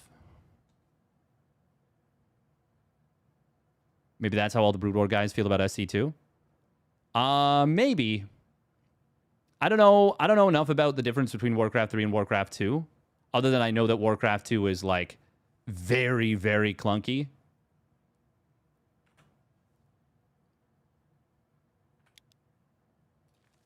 All right, here we go. Game number 2, spawning down on the bottom right of this old patch game.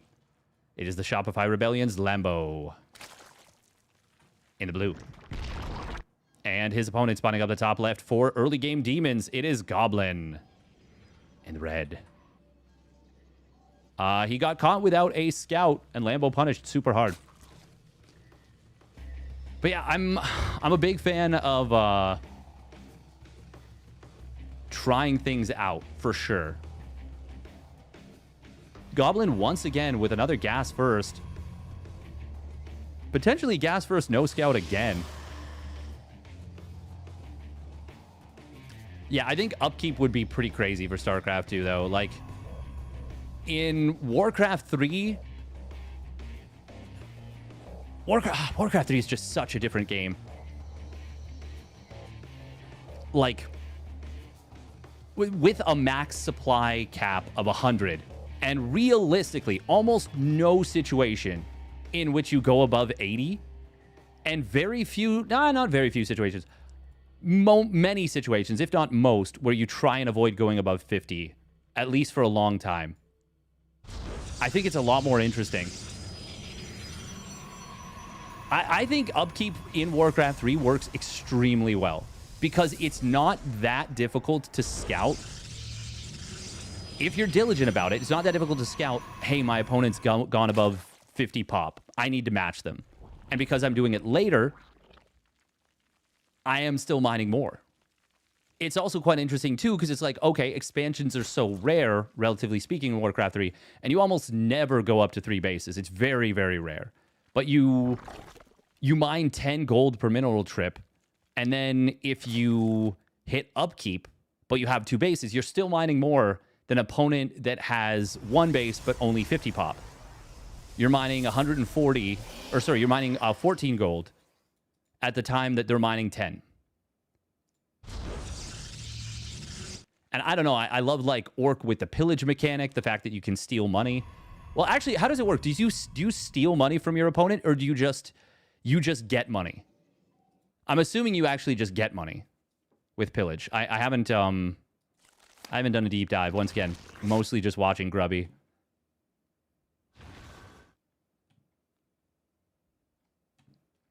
I don't know. I'd like to check it out a little bit more. Do a little bit more of a proper examination. I think I'd really enjoy the smaller number of unit interactions. Goblin, once again, did not scout. We do see just the 2 lings from Lambo, keeping this Adept at home and getting a pretty magnificent scout. Sees the Void Ray, sees the Adept, sees the Stalker. And Lambo gets away with just building 1 set of lings initially, and will go for a big swell of lings thereafter. Obviously, this Void Ray is always going to kill this Stalker, or this Overlord. So that's why I think Lambo's not too concerned about it taking extra shots. But, love this. 14 lings being produced. It's a pretty big commitment, but with the Void Ray almost undoubtedly going to the left to kill this Overlord, it will create an opening for the Lings to get in here. Oh, look at that. Even pulling back one of the Lings that have taken a little bit of damage. Now, this does slow down Lambo a fair bit. He actually gets supply blocked even before the loss of the Overlord. That's actually pretty rough. Does kill the Adept. There's currently only one ground unit on the field for Goblin. But the delay on this Nexus is substantial. Oh my god, no, stop building Overlords, please. Oh, no, no, no, no, no. That is... Oh, God, it hurts me so... It hurts me so much in my soul when I see... Because I've done that so many times myself. But you build one Overlord, or 2 or 3, and then you just keep adding 2 or 3 on at a time. Now, I still think Lambo is in a very good position here, even with that, because he's delaying this Nexus, or this third Nexus for so long. But it is going to be a Fleet Beacon behind this. And, oh, I don't know. Yeah, there we go. Second Stargate. Goblin on 4 gases. Void Ray in the main. I question the decision to leave this Void Ray here for as long as it did.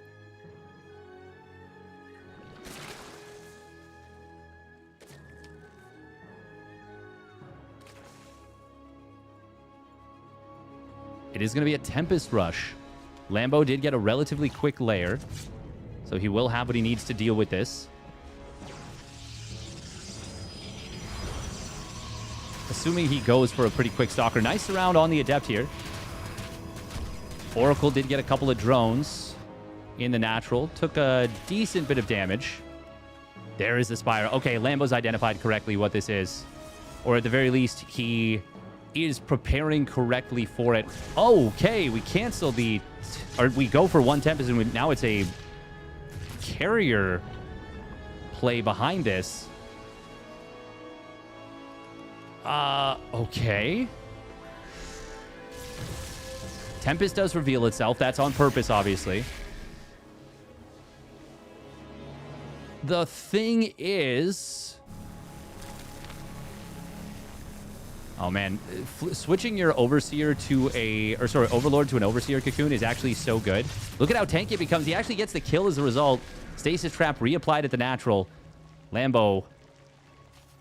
Oh, Double Adept at the 3rd. Will find a little bit of value, but he's up at 72 drones. This is still an extremely good situation for Lambo. Goblin is going to be in big trouble. Oh, here's the other thing. Stargate's in the wall. He already spotted the Tempest. Tempest, where is it? Okay, now we're adding Void Ray. Lambo, though, already on 78 drones and is going to be able to basically instantly saturate that base, or pretty close to it, once it completes. Actually, where are the rest of the drones? Are they already long-distance mining? Yeah, a few of them are.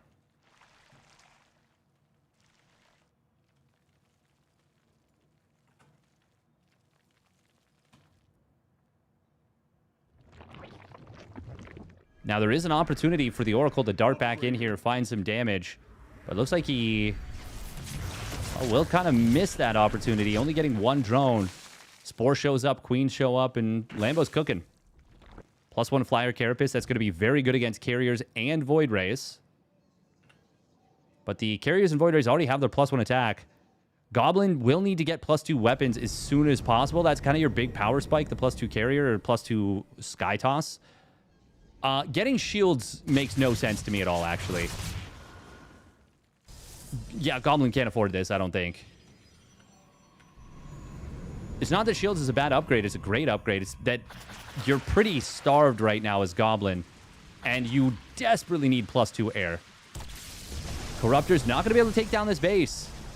Before they hit their 7-second ramp up on the Caustic Spray, they're doing very little damage. And as a result, that's a save. I think that's the right call from Lambo to not go for that. We do have +1 missile and roach speed. Well, roach speed's already done. Missile's going to be done shortly.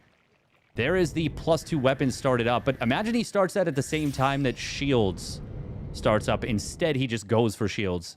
90 seconds. Add 90 seconds to this. We're still short on time, but we're a hell of a lot closer, and it's a way more valuable upgrade.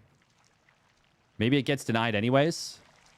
I don't know how much Chrono Boost was put into shields. Maybe he adds 10, 20 seconds, but he can be pretty close to being done.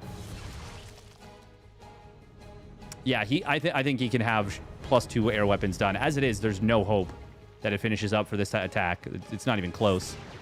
Lambo's maxed out. Going to Caustic Spray down this Nexus at the natural, but obviously that's not going to be the main goal.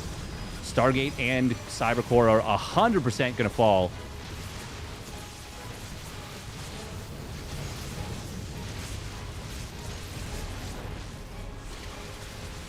Carrier and Void Ray count is not super duper high. Lambo already has creep dropping here. Look at that Overlord. It actually gets transfused up. Corruptor will be intercepted and killed. There's only 15 Corruptors on the field, which is not a crazy number. Ravagers do need to drop some good Corrosive Biles. Ooh, target fire, and the Overseer takes it out. Mothership does get clipped a little bit. Trying to attack the Mothership through the Void Rays with the Prismatic Alignment is a dangerous proposition. Corruptor count getting whittled down, but Lambo, I think, still has enough. He's killed the Nexus at the natural. Void Rays now have their Prismatic Alignment expire. They do get away from the Corrosive Biles, but ultimately it is going to be a victory in the air for Goblin. However, we do have to ask the age-old caster question, at what cost? Oh my god, okay. Do not lose those Corruptors. This is actually still a dangerous situation for Lambo. Nowhere near as dangerous as if +2 weapons were done. Imagine if Goblin had +2 air right now. Completely different game, honestly. Instead, he's going for +2 shields, which is just not going to be super helpful. Base on the top right. Recall will go through. He can kill this base, though. And he will get it, and that's going to knock the economy of Goblin into the absolute gutter. Meanwhile, Caustic Spray... No, he's not going to go for Caustic Spray. He's going to go for a jump on the carriers. We'll find 2 of them pretty quickly. Still takes a healthy number of losses. But this is a... Now this is pretty much a one game for Lambo. He just needs to make sure to not straight up die. And I don't think that is going to happen. Do not see a world where that happens. No +1 attack, by the way, so these Lings will just trade great against the Zealots. They'll be totally fine. Lambo can aim move this at this point. And there it is. Prismatic Alignment popped, but GG called. And it is a victory here for Lambo in game 2. I do think if +2 air weapons is done there and everything kind of is the same, we're looking at a pretty different game. I think Lambo loses the Corruptors a lot more quickly. I don't think he saves the natural. Goblin, that is. But I don't know. It's hard to say. It is hard to say. Because Lambo did have +1 Carapace, which is quite good for that kind of situation. But that's where the +2 ship weapons is so important. You still enjoy that big advantage. Even just one attack upgrade.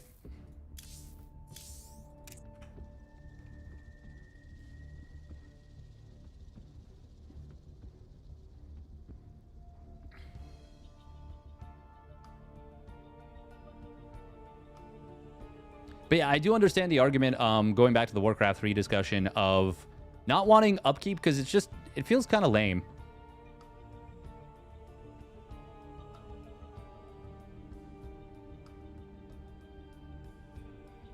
It's way more exciting for me about the 2 to 3 minute mark than the garbage that we have now. You're talking about the 12 worker start. So I've got to say, I honestly, I do think 10 worker start might be the sweet spot. Because I do think right now there is a lot more build order diversity in the very, very beginning stage of the game. And I know a lot of people aren't going to like to acknowledge that. They hate the idea of that. But there is. There's actually quite a bit of build order diversity, build order choices. Now, you can make a pose a question. Is it the right kind of build order diversity? Is it what we want for the game? That's a little bit more up for debate. We're seeing a lot more 2-base Zerg openers. I think that's really cool. Now, hey, I'm not gonna lie. I'm biased as a Zerg player. We did not have build order variety for a lot of situations. There's a good number of defensive variants. You can open roaches. You can do a whole lot of different things. You know, Cyril kind of showed us the way. But I think in terms of aggressive options, in terms of like risky behavior, whether for eco advantages, tech advantages, whatever, I think those kind of went out the window with the 12-worker start. And I think that's a pretty big problem in an RTS, personally. But I also understand the argument of like, well, 12-worker start is a really fluid thing. It's really comfy.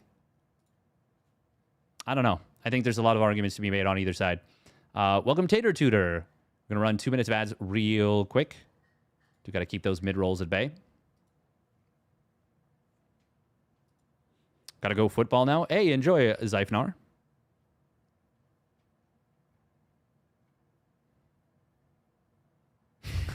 I just noticed this. Welcome, Beats by LSD at the very beginning. You said this is not on the latest patch. Not sure if you're still here, but yeah. Some people don't want to relearn openings. Hey, and I get it. It's a 10-year-old game at this point. And of course, by that, I mean 10 years of Legacy of the Void. Obviously, StarCraft 2 itself is 16 years old.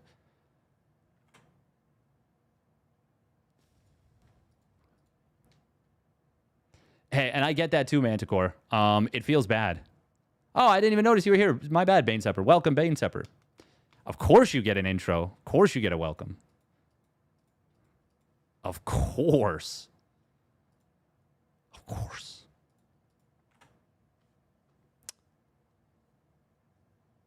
You get a custom welcome. Hello. It's too late now. Oh, that makes sense.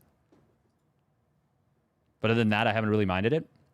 I'm also like a little bit of a weirdo in that I do like a slow ramp to the game a little bit. StarCraft 2 is really fast. I am okay with the game taking like a little bit of time to get warmed up, to get into it, you know? Like, I would prefer it, in fact, a little bit. That's just me. Once again, I am not going to pretend that decisions should be made for what I want. I do have a vision of the game that is... So, okay, actually, that's not true, because there's 2 versions of what I want. There's what I want for my own personal ladder play, which takes a significant backseat to what I want for what is best for the game. And for those, yes, I think that's a very different perspective. I kind of have to wear 2 hats, and I enjoy that. And I feel like I do a pretty good job of, for the most part, being pretty unbiased. The aging player base needs a slower game. I think that's also... I think there's some benefit to that, too. Like, StarCraft 2 is such an unwelcoming game in terms of, like, how difficult and how challenging it is.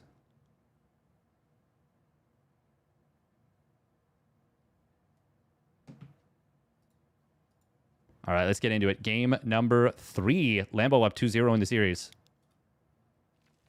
Here we go. Spawning up, down, in the bottom left. It is Shopify Rebellion's Lambo. In the blue. And his opponent is spawning up at the top right for the early game Demons. It is Goblin. In the red. So that's something that, maybe I'm just too old, too slow, you know, too bald, etc.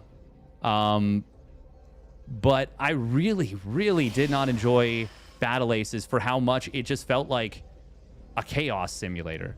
And I said this many times. Granted, I never actually got to play Battle Aces with the full unlock of units, which... So there was a few people that I spoke to, and I was like, oh, I think this was a really big problem. I think this is a huge, huge, huge, huge problem that we basically didn't get to see the, like, proper version of the game for the majority of people that tried it. So, like, take my opinion with a grain of salt, because I didn't get to experience some of the Imba units, which, if you didn't have the counter to them, the game, as far as I was concerned, was unplayable.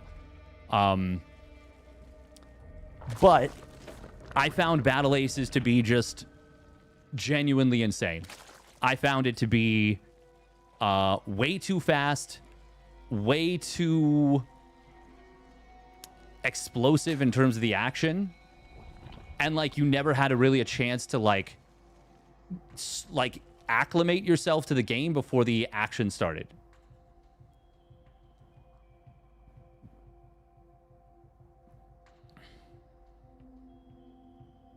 I've been told I'm repulsive, abrasive, and disagreeable, but that shouldn't count against me, I think. Is that because you kept running into Clem? No, I didn't even... I ran into players that were like... I've definitely recognized them from StarCraft 2, but like I think for the most part, I was better than them in StarCraft 2. Now, granted, they probably had more hours of the game, but yeah, I'm more in the boat that you were, Bane Supper. Now, hey, that doesn't mean that I was like... I'm sad that it got canned, you know, like, because I know a lot of people were really excited about it and really interested in it. And it does suck that we just never saw it get to come to fruition. I have heard rumblings that apparently there might be something in the works that David Kim is like working on to try and make a smaller studio game. By the way, we are going to be seeing a Twilight Council 2 gateways before getting the upgrade. Okay, we're going charge lot all in. Goblin already cutting workers for just a moment, yes, but he did cut a worker there at the natural. This is wild. 2 additional gates in charge. What is this opener out of Goblin? Has a Discord server for his new game. Love Battle Aces. I felt the expansion growth rate is what felt so spammy and too fast. Yeah, it felt like I legitimately couldn't identify a win condition.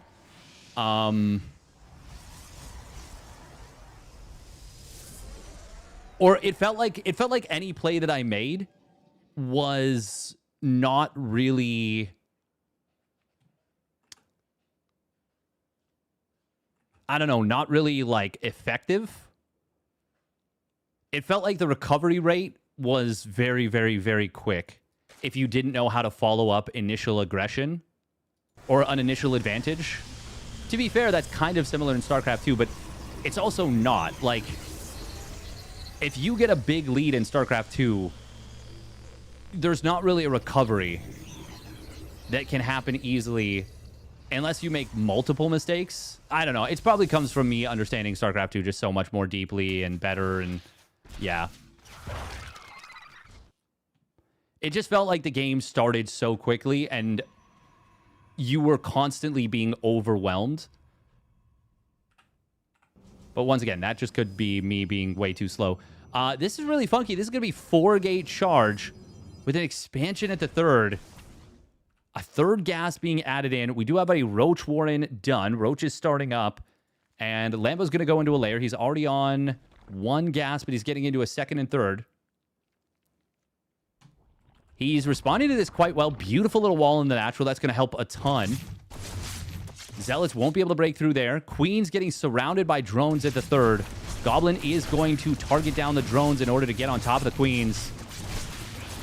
Lambo could pull those drones to the natural to save them. He's not doing so, and that's actually letting Goblin kind of get away with a lot of damage.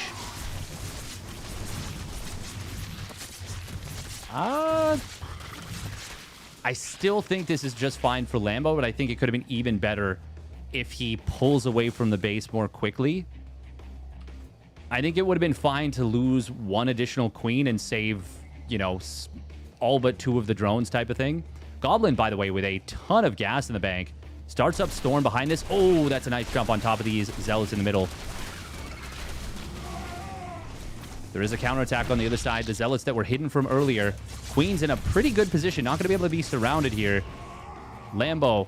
Okay, he is pumping nothing but units. He wants a punish. He wants a hard punish. And the Archons that had to be morphed. Oh, they go a little bit too far out into the open. One of them going to get fully surrounded. Second one should be saved. The Zealot Warpin will help against this. Lambo going to lose a lot, but he is still reinforcing. We'll clean up these Zealots here. There are just 4 gateways, but double Robo. Goblin able to double pump Immortals the moment that second Robo comes online.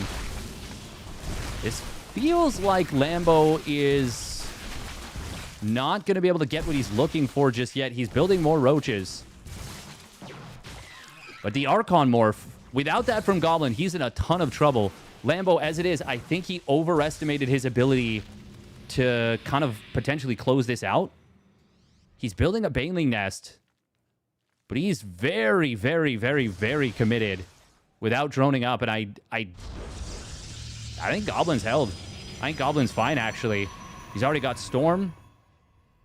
I do think it's a little crazy to build an Observer and not double pump Immortals right now. Oh, but he's supply blocked.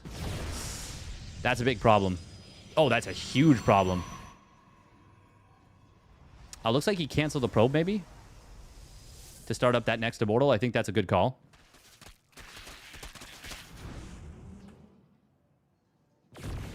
Can instantly saturate these gases, but he's not doing it yet. He's adding on additional gateways instead.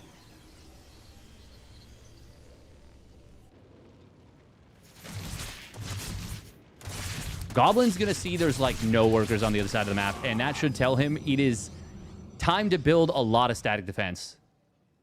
Lambo is so all in right now. Goblin floating a lot of cash, but he's going to be able to move out. Lands a pretty juicy Storm on the roaches. This is on old patch, so these Storms are still doing 110 damage. Not a huge difference, but not nothing. A lot of Banelings being canceled. Goblin, he is going to start beginnings of a comeback. He's floating 1,500 minerals. Oh, he actually loses an Archon to his own Storm. Pretty awkward. There's a lot of roaches on the field, and the Immortals are pretty in trouble. A War Prism does pop out, and we'll be able to save some of these. Unfortunately, oh no, he picked up a probe. That actually means he can't juggle 2 units at once. He does drop it, though. Lambo, can he still break through?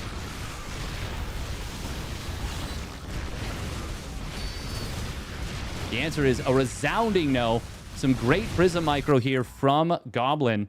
And he will put one on the board. Cha-cha-cha. Goblin not going quietly into the night. Once again, this series was played on the old Patcharoo. Holding out hope for Dawn of War 4.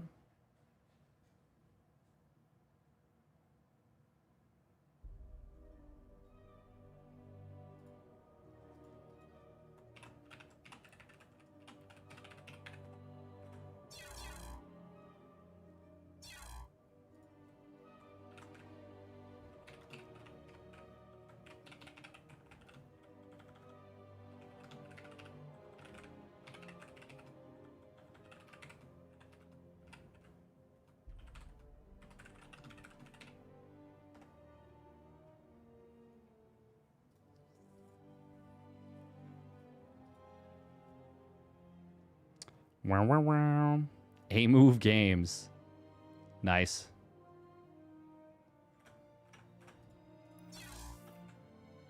That's a fun name. All right, minute and a half of ads real quick.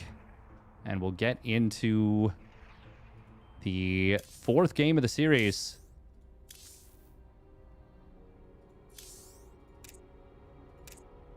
Lambo is on match point.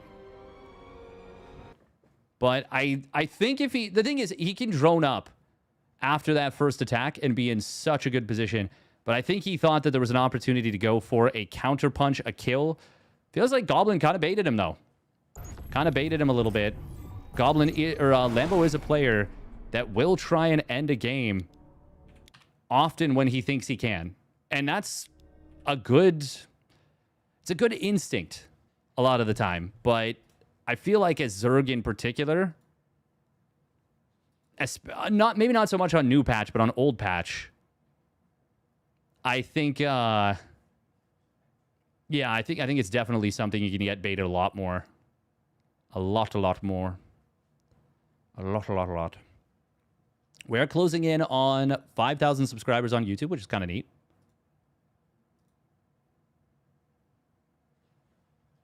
I mean, we're not there yet. We're like 440 away. 40.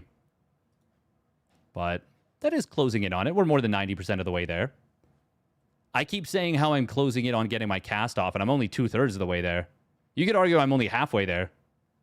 Granted, 2 weeks and the passage of time are inevitable, whereas getting another 440 subscribers on YouTube is much more subjective and not necessarily something that is guaranteed. All right, here we go. Game number 4, spawning up the top left. It is the Shopify Rebellion's Lambo. Okay, and he is going to try and punish the lack of scouting from Goblin. He's going for a 12 pool. Spawning down in the bottom right. It is Goblin. For the early game demons in the red. Oh, should I make a YouTube video about how Lambo's early game is... You won't believe the massive mistake Lambo made in this early game. His spawning pool was 1 second late. Harstem might have gone a little bit too far with the... he might have gone a little bit too far with the clickbait in the his last video. His thumbnail. Oh, Goblin is going to go for the scout this time.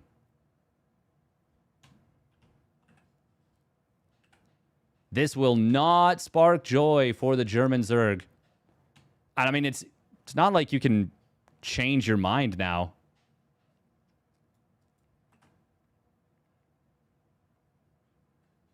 You have to go for this. Now, the question is, does he go for the expansion? He's going to try, but Goblin has already built the pylon. You can cancel the queen.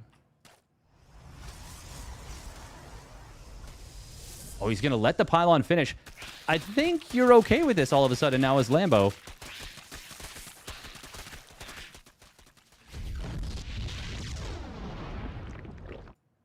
But it is also a one-gate defense.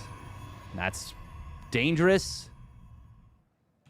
Goblin, though, is taking advantage of the fact that Lambo had to keep those lings on the other side of the map to not have to chrono boost. Yeah, I feel... Oh, okay. I think we should not be rallying out. I think that's a little risky. 4 lanes can hit this pylon. That's a big problem for Goblin. He might... Yeah, he's going to lose this pylon. And that will give Lambo an opportunity to run into the main if he is so inclined. He can also just chill. If Lambo recognizes that that is the replacement pylon, I actually think I like this for Lambo. I think this was a pretty big mistake from Goblin. The supply block that this causes is very unpleasant for Gobbo. Oh, and now he's going to start a Stalker instead of saving cash for a Stargate. Okay, he wants the Twilight. Lambo behind this. He's got a 3rd hatch already on the way. Goblin... So, okay, the big problem for Goblin right now is the fact that he got supply blocked, and it kept him from building probes for a while. And he actually gets supply blocked again at 31 of 31. Not for a crazy amount of time, but a non-zero amount of time. Now he's actually oversupplied. That is just really unfortunate for Goblin. I think if Lambo knew how this had turned out, I think he'd be very pleased with this because he's already caught up in the workers. Granted, some of that is as a result of Goblin's supply block. But Lambo only went for 8 lings instead of 10 or 12. 12 being the standard when you go for a 12 pool. And then he killed 2 pylons without losing a single ling, which means he doesn't need to build any additional lings defensively to deal with this adept. The other part of that is because there was only one gate. There's no chance of an additional follow-up. It is going to be basically the same setup as Goblin off the opener as game number 3. And Lambo did get baited into an all-in that really did not work well. Now, I do wonder what happens if... Oh, no, that Chrono Boost. He's not chronoing anything. Just an empty Nexus there. I do wonder what happens if Lambo doesn't commit with the Lings to kill those 2 Archons. We're going to see double Robo immediately behind this. It is basically the same setup, but with potentially no commitment to units out of Goblin. Goblin's always been a very creative player in how he likes to approach his games. Lambo is certain that this is Resonating Glaives, and to be fair, it should be. This looks like Resonating Glaives. Goblin is playing very, very wonky, funky StarCraft here.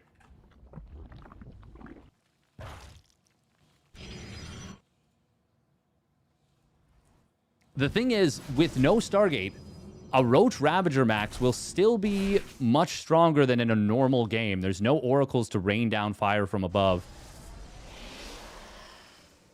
You can also go Mutas. Oh, Lambo, never mind. He's not thinking about Mutas at the moment. No layer.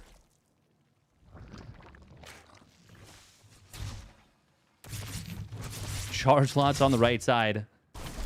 Lambo will find the cleanup. Oh, look at that. Micring some of the Lings. Oh, very nice. Only loses 1 Ling there. That was actually clean. Look at all these Lings. 3 Lings that were saved on low HP. That's actually super, super clean. Another Zealot getting taken out basically for free. Lambo is going to drone back up and start up a layer. Oh, he's going to trigger the Immortals barrier. There's about to be more Immortals on the field. Goblin is I would say, a known double Immortal enjoyer. Oh, no, but this is a big problem for Goblin. He's going to lose that Immortal immediately before the shield batteries are ready at the bottom and out of range of the one that was done. Lambo should just count his blessings that he gets a not quite free Immortal, but a pretty good trade to kill that Immortal. Does lose 5 Roaches and a handful of Lings, but forces a lot of lost mining time, kills a couple probes. Even enough trade, and keeping the Immortal count low is obviously a good thing at this stage of the game.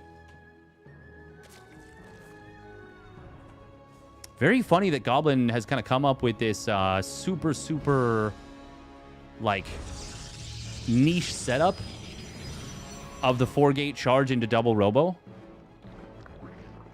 Make a video about how pros are dodging you on the ladder. That would be funny. They're dodging me by staying at a higher MMR.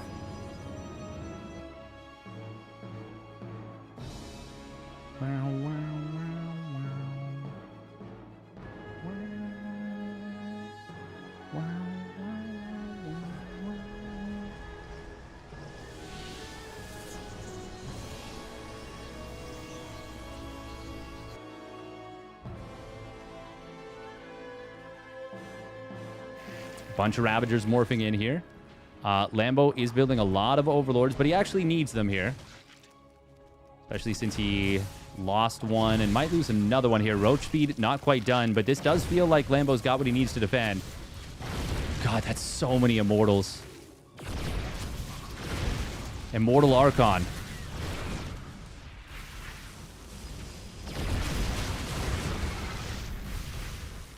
Lambo has completed +1 missile. He's got a Spire nearly completed, but doesn't have the gas to make Mutas, having to make some Banelings, quite a few Ravagers. Corrosive Vials. Oh, land on 1 Immortal. A couple of the Immortals do have their barriers on cooldown. Goblin says, okay, you've got enough to defend. I'm going to back away. I'm going to chill for the moment.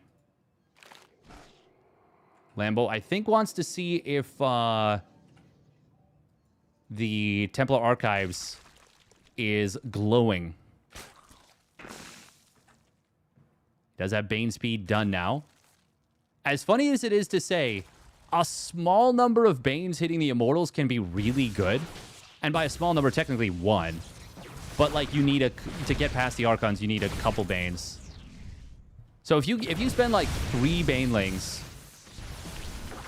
or even 5 Banelings, and get on top of the Immortals, trigger all their barriers beginning of the fight, it can be super worthwhile. However, at that point, in order for that to be worth it, you have to kill a bunch of the Immortals. So it's the Baneling versus Immortal interaction is obviously a weird one. Now, you're usually using it to help deal with the Zealots. Goblin is... Oh, he's going to get caught a little bit here at the bottom of the ramp.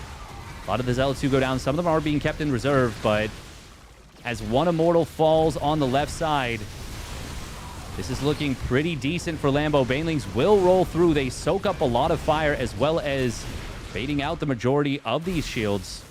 But if you don't kill the Immortals, I mean, what's the point, really? The barriers come back off cooldown, the shields regenerate, and your Banelings are not coming back. They're just dead. 56 Banelings. Oh, my goodness. Lambo is counterattacking with a lot of Lings. There's no 4th base. He's got a good amount of Ravager Bane for the defense, but the Immortal count is so damn high. Ling's going to try and get on top of this base. They will be put on hold position. They've got +1 melee. With the Zealot warp in with the shield battery, the cannon. I don't even know if he got a single probe there. Okay, it looks like one. One probe. Lambo is max. He's on 73 drones and 4 bases. Goblin, no 4th base to speak of. And he doesn't have Storm. Oh, Banelings tried to morph in there.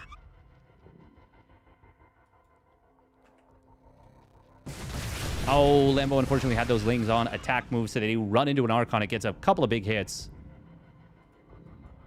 Banelings on the right side. Funnily enough, just going to miss a bunch of Zealots that would have been pretty juicy targets for them.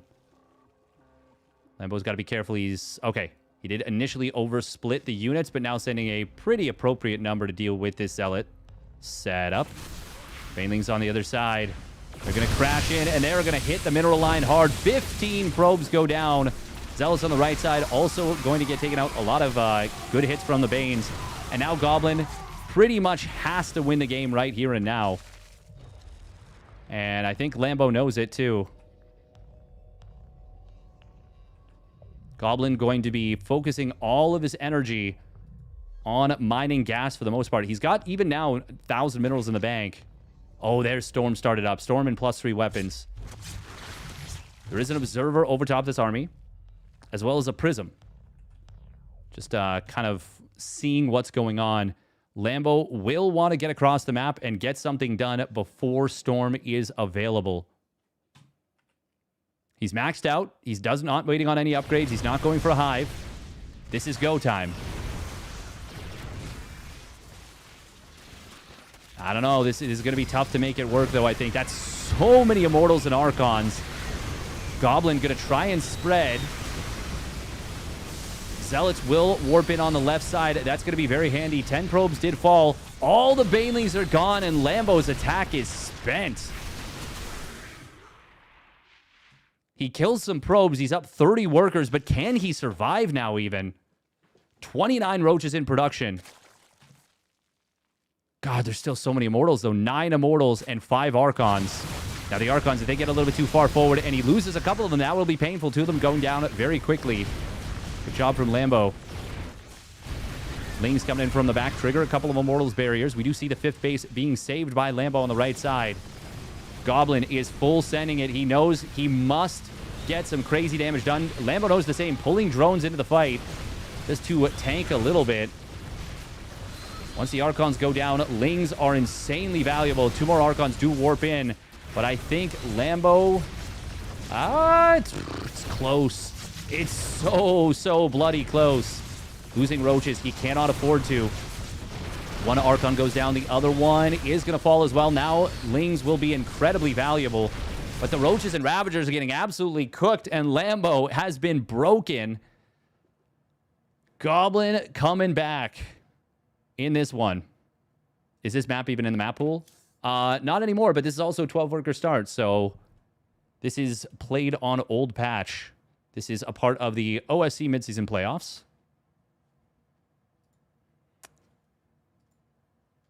That is a game that Lambo will feel not so hot about. No doubt. Good job from Goblin keeping the Immortal Archon alive for as long as he did.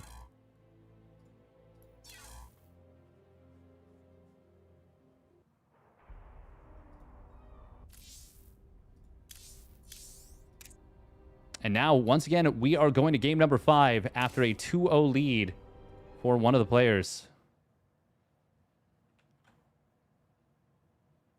Patch of the olden days, in the long, long ago. Slower pace definitely feels better to you. Yeah, I get that. Hits like a giant one. He sure does. Like a hobgoblin.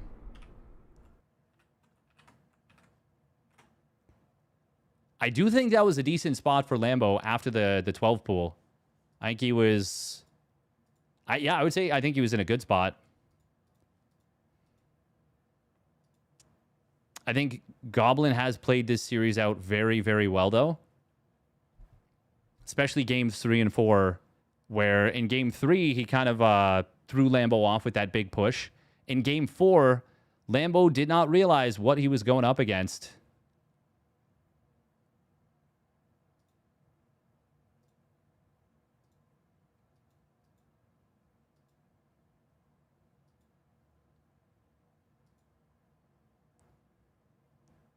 Oh.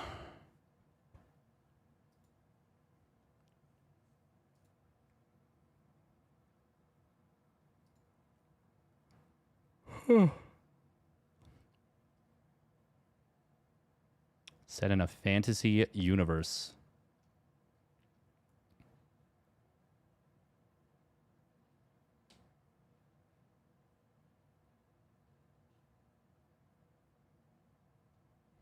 Oh wow, there's only it's only a team of 5. Damn.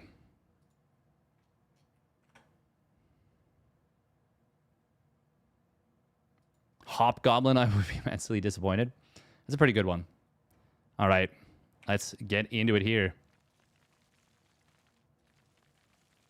Spawning up at the top left, it is the Shopify Rebellion's Lambo. In the blue. And his opponent spawning down on the bottom right for the early game demons. It is Goblin.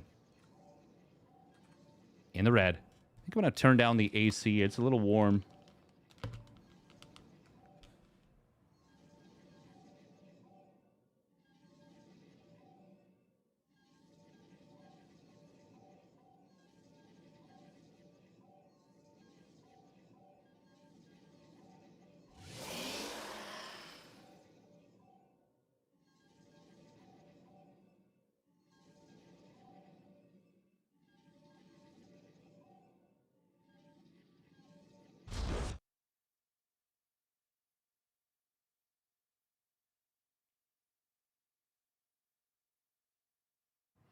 Goblin does get the fortunate scout first, the correct scout. Whereas Lambo sending his Overlord in the wrong direction. That's kind of rough because, yeah, once again, he was up 2-0 in the series.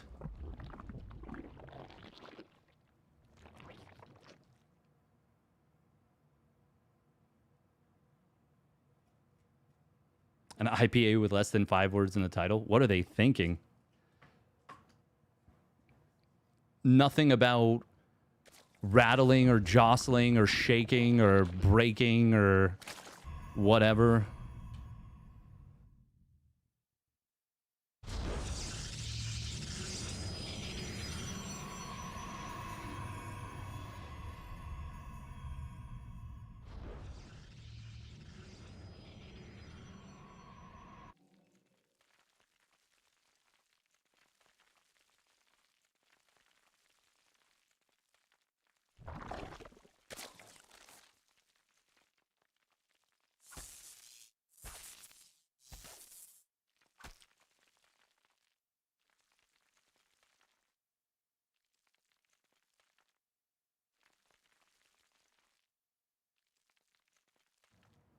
All right, unmuted here. Sorry about that, guys. Wow. Wowie zowie. And we're back to Stargate opener here in game number 5.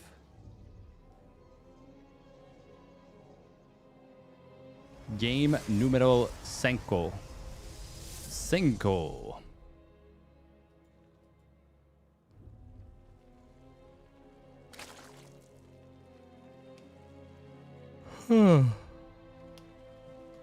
Oh, pardon me.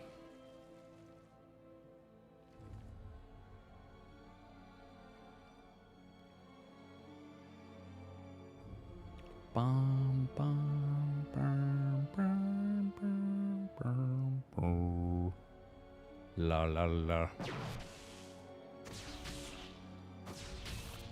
I do kind of love the way that Goblin has always played this matchup. Do kind of think it's pretty nifty.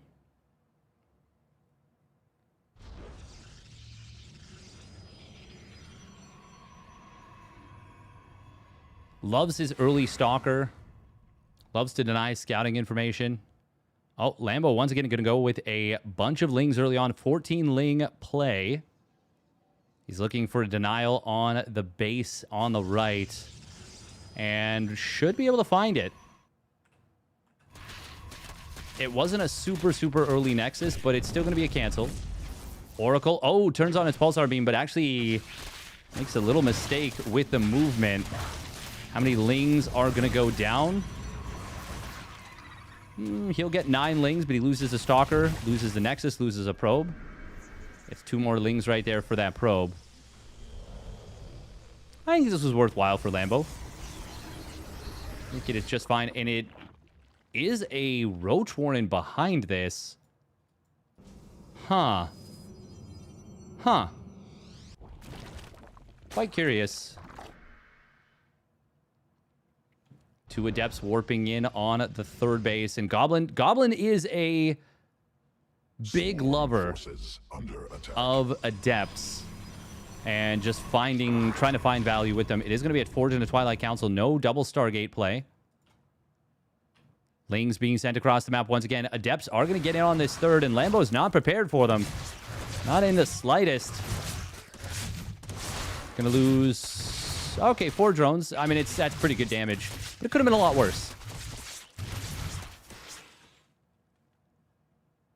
Oh, wow. And he actually might escape with this one Adept.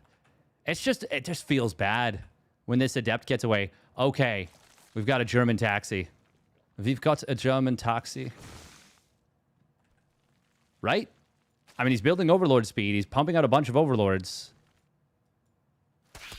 What else can it be? Lambo will find one of these Adepts, but he doesn't have enough lanes to fight all 3. That's not exactly ideal. Roach is being produced right now. Blink is very good against this Roach play. You just have to survive up to it. But Goblin is... what is it? 80 seconds away. Minus 10 for each chrono boost used. You can get it down to 60 seconds, basically. If he chronos twice. Double Adept on the top side. Gonna cancel the Shade. Does Goblin recognize how committed this is? Okay, he should upon seeing these Overlords swarming across the map. We need batteries. We need batteries. We need cannon. He's building additional gates. That's not a bad choice, but we do need the static defense as soon as possible. It's all going to come down to this attack. There's only 1 Void Ray, 1 Oracle. The Queen drop will be nice, but it's not going to be as important as if there were, say, 3 Oracles or 4 Oracles. Static defense is being added in. They're late, though. They're very late. One of them will be canceled nicely. Good probe positioning. Good probe pull. Stasis trap in the back could be a problem. Where did the Corrosive Biles land? On the Stalkers warping in. Blinken +1 nearly completed. Shield battery is being depleted, but another one does complete. Oh, that's a big set of Biles. He kills the Void Ray just before Blink completes. Good job baiting out the Stasis as well. Lambo might have already gotten too much done. Goblin.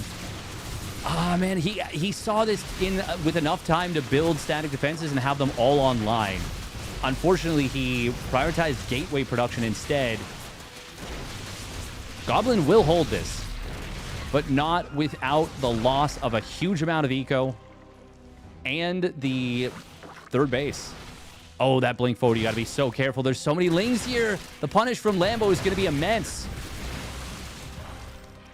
Goblin having to blink away from his base, but Lambo should just kind of, I think he should back away. I think that's as much as he can get. And it wasn't that much. Lambo did build a Hydra Den. He's been droning up behind this. He's going to be on 69 drones. Obviously nice. Fourth base on the way. Goblin still has a creep tumor at this base. And yeah, he needs to energy recharge just to revelate. Well, no, he technically didn't. But he chooses to energy recharge. Lambo is... Yeah, Lambo has, for all intents and purposes, put himself in a 1 position. Goblin lost way too much there. He's going to try and slow the game down with a fleet beacon, electing to go for a +1 armor instead of +1 attack. Or, sorry, +2 attack. Which is weird. When you're kind of slowing the game down, you're trying to slow the game down. Maybe thinking that it's a swap into melee lings. And so he wants armor on the Stalkers, armor on the Zealots to help survive that a little bit more. I mean, it's obviously a cheaper upgrade. It's faster upgrade. But... yeah, I don't know. I don't know. If Goblin can somehow find a way to get up to a mothership, there is a decent shot here for him in this game still. That is a big, big if. And the way that this happens, too, is that Lambo basically commits in just as the mothership pops out. Oh, no, he's supply blocked, and he's chronoing into a supply block. It's a 1.5 minutes without chrono. And every second counts for this one. But yeah, if Goblin can somehow get the mothership out and can catch Lambo committing really, really hard, like massively overcommitting, there is a small chance. But I do want to emphasize it's a small one. Now, seeing no drones at this fourth, that should spark some joy for Goblin. He's going to force some Hydras back, gets a couple of drones as well.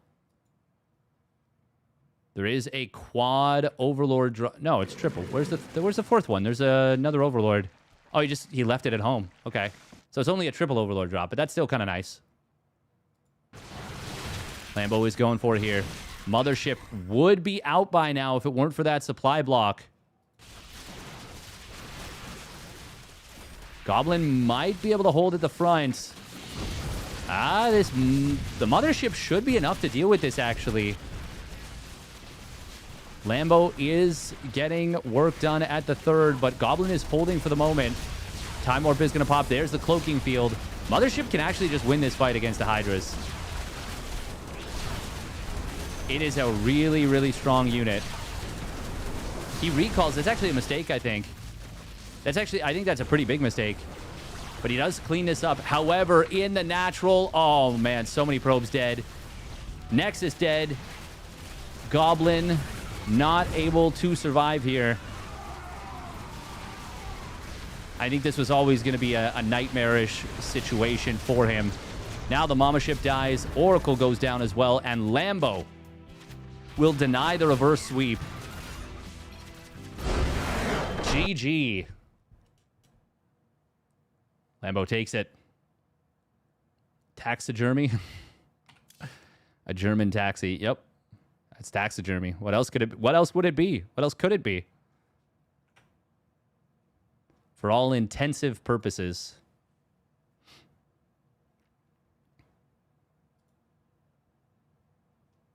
Ooh,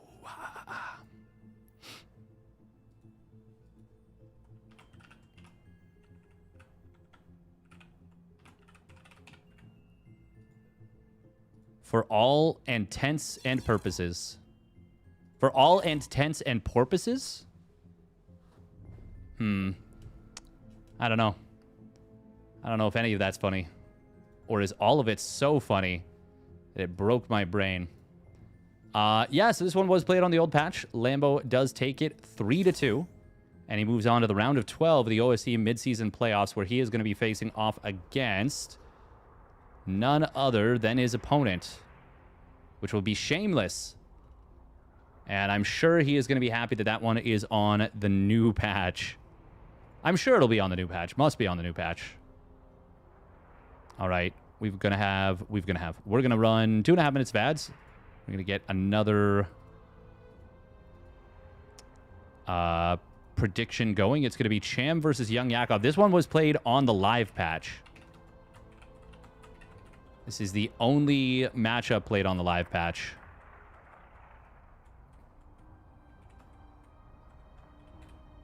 Everything else was either played on... well, it was played on the first version of the live patch, so pre-hotfix.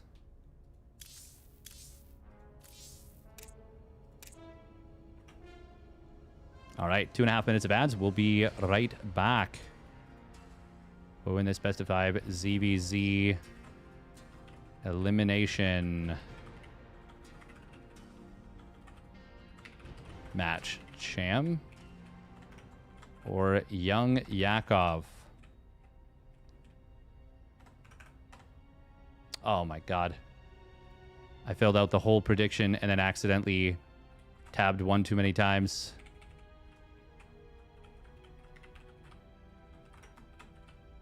Oh. Hope everybody's having themselves a nice time. Hope everyone's doing well. Oh. It's a... What is it? It's a Wednesday? No, it's a Thursday. It is a Thursday.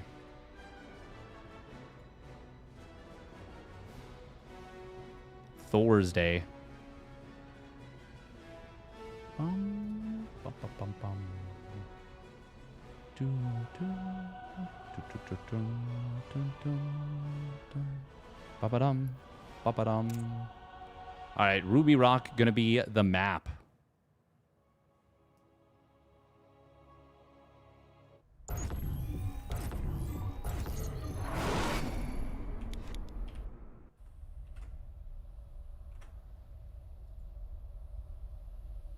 I'm going to take a small little break myself. I'm going to mute Mike.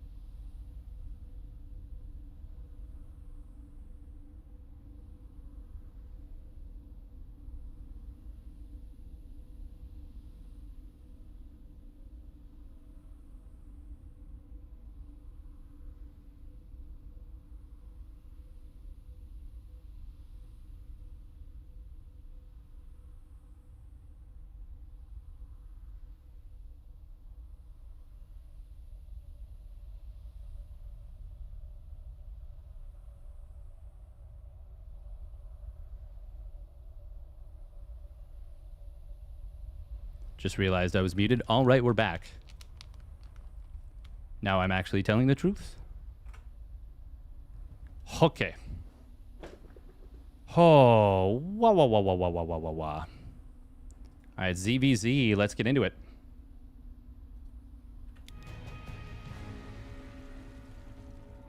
This is New Patch Gaming. Spawning up at the top left, it is Steelwall's YoungYakov. And his opponent spawning down on the bottom right, it's Cham. In the blue. Ayaya.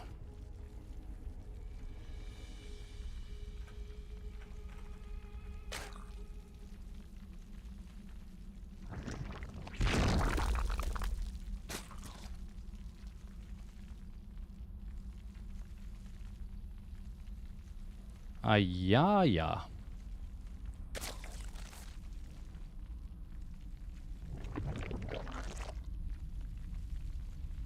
Oh, okay. We got an early pull here from YoungYakov. And going to extract or trick out an additional drone. Is this a 12 pull or 11 pull? I think it was a 12 pull. Maybe looking to blind counter a 10 pull. It is going to be a 15 hatch out of Cham.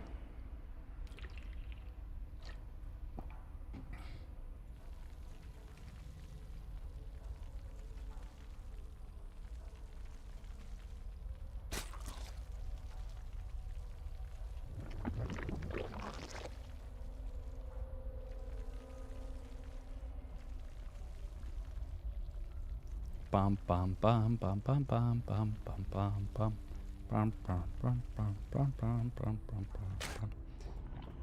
bum. Okay, we're pumping lings. We're still expanding, as you would expect out of a build like this. But I think YoungYakov is trying to represent a 10 pool. Oh, one ling got spotted for just a split second. Harstem coming next? I believe so. Yes, Harstem versus Art should be next. All right, how many lings was this? Just 10. Just 10 lings. Cham. I think the biggest risk is just misreading this and losing too many drones. He does obviously need to defend the hatch. Good micro so far. YoungYakov is forcing a lot of lost mining time. He's trying to draw these units out. This feels like it's not that effective of a build. Cham, though... Oh, okay. If he gets more drones, this could be nice. Gets one more.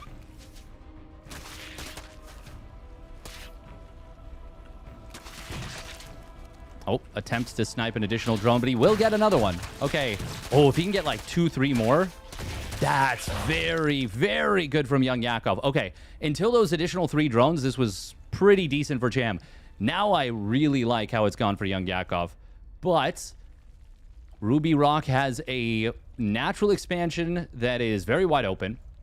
Really far away position at the natural, and Cham is just going to go for a big ling flood behind this, and I think he has to.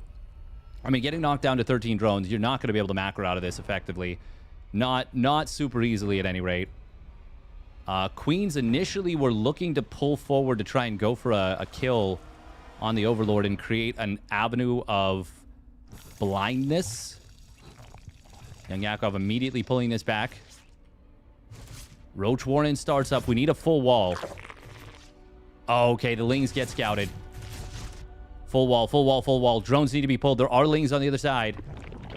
Oh, YoungYakov is a little bit slow to pull the drones. And that is going to be enough time to get a denial. He will kill this drone. We need more drones pulled to the front here for YoungYakov. Really good job from Cham.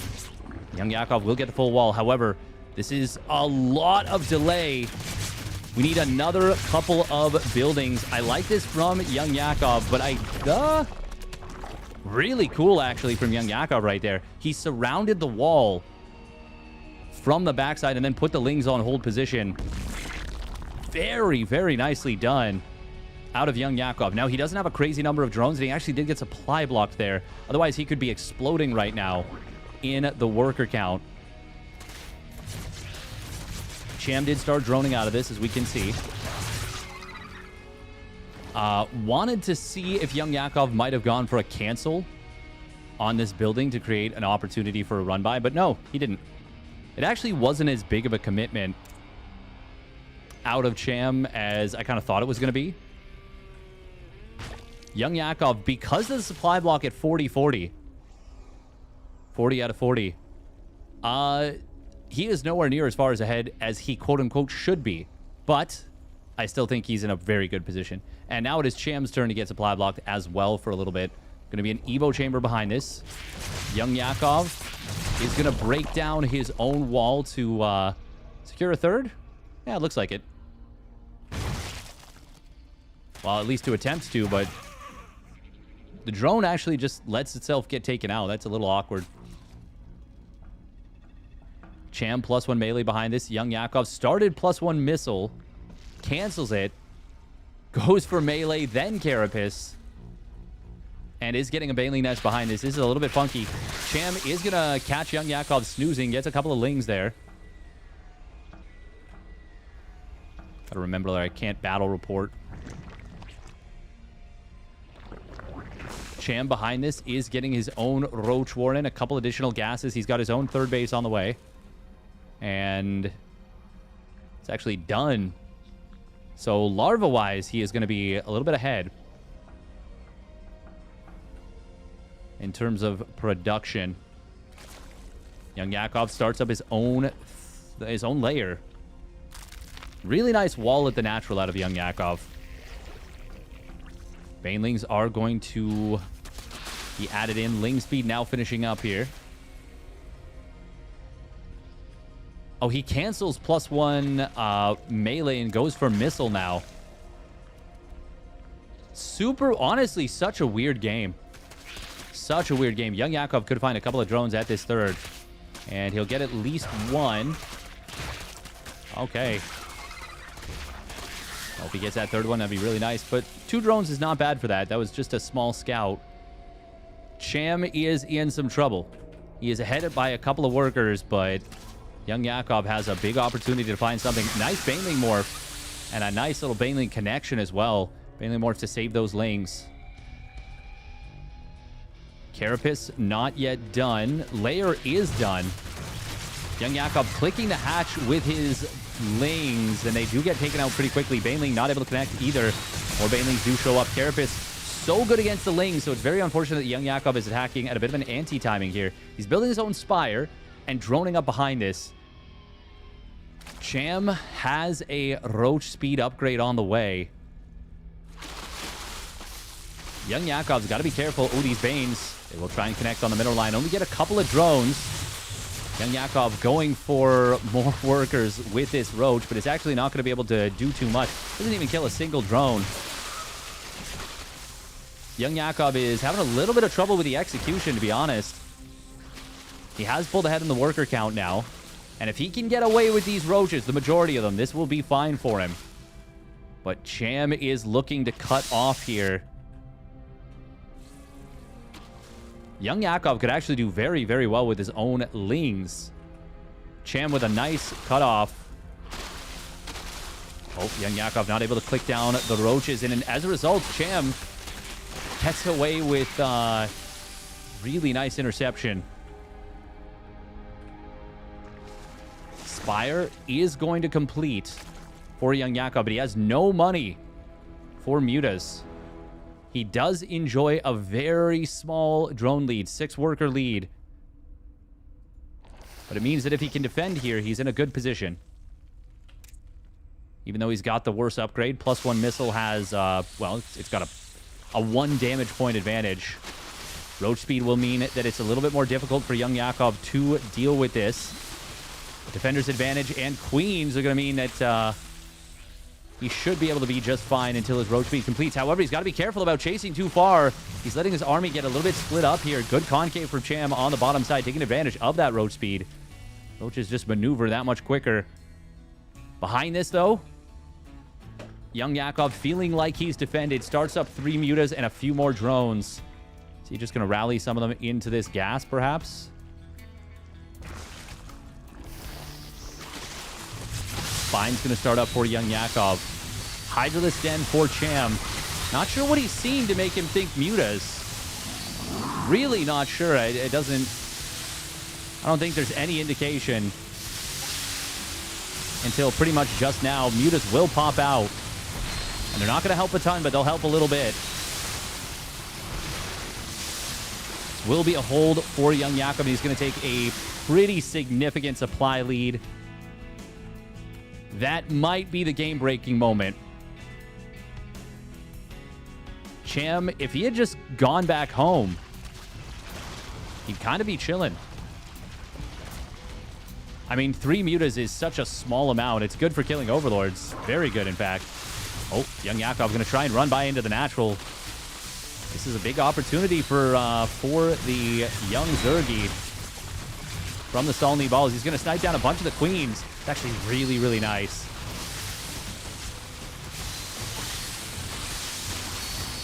The muta count is starting to grow larger and larger. There's 2 queens. They've got +1 missile, but no carapace. Not yet. It is going to complete shortly. And Yakov's got to be a little bit careful, but I think bringing the mutas home, probably should have done that right away. It still should be just fine. 1-1 Hydras, though, against 0-0 mutas could be scary if Cham can get a decent Hydra count. Drones are going to fall in smallish numbers, at least initially, but more roaches show up. That Carapace is going to help a lot against the Muta Glaive Bounce, but unfortunately, this will still be a cleanup in favor of YoungYakov, unfortunately, if you're Cham. And now the Muta count is a pretty significant threat. That looked uncomfortable for YoungYakov, but it ultimately was still very, very fine. Very much okay.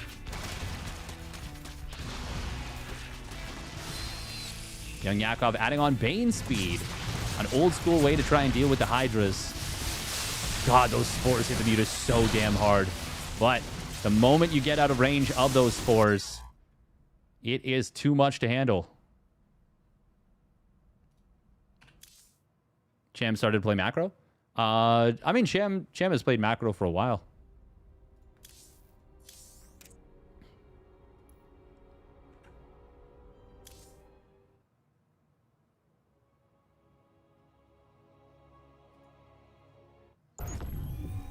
I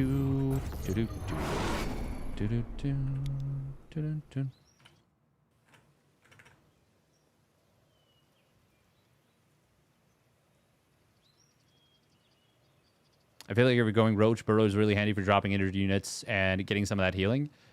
Yeah, it's a little bit tricky to execute, but it can be very strong. Can be very, very strong. Yeah, next up will be Art versus Harstem after this one. YoungYakov, just haven't seen him in a long time. He's been playing quite a bit recently, in fact. He's been very good, too. All right, let's get into game numero dos of this ZvZ. Spawning down. Oh, you mean Cham? Ah, that's fair, that's fair. Yeah, we haven't seen a ton of him. Spawning down on the bottom left, it is the Stalny Balls, YoungYakov. And his opponent spawning up at the top right, it is Cham in the blue. Yeah, so to answer the video that Harstem was talking about, I might go over it, actually. I might go over it after this. He's successfully rage baited me. I'm going to turn it into content.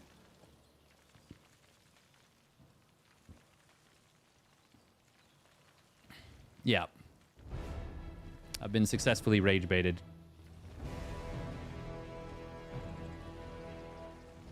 Bum. Bum. YoungYakov did put himself in a very good position early on in that game.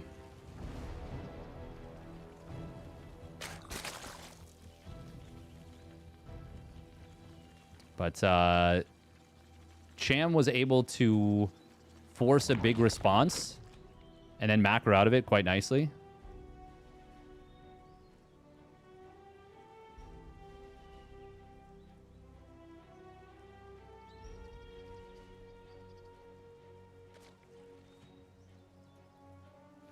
It is going to be a pull first out of YoungYakov.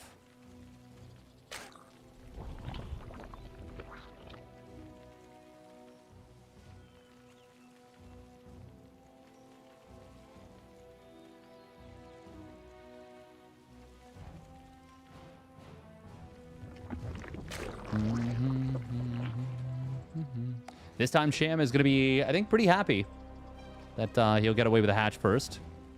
I do think 10 pool is pretty tough to deal with the hatch first. I think it's going to be tough.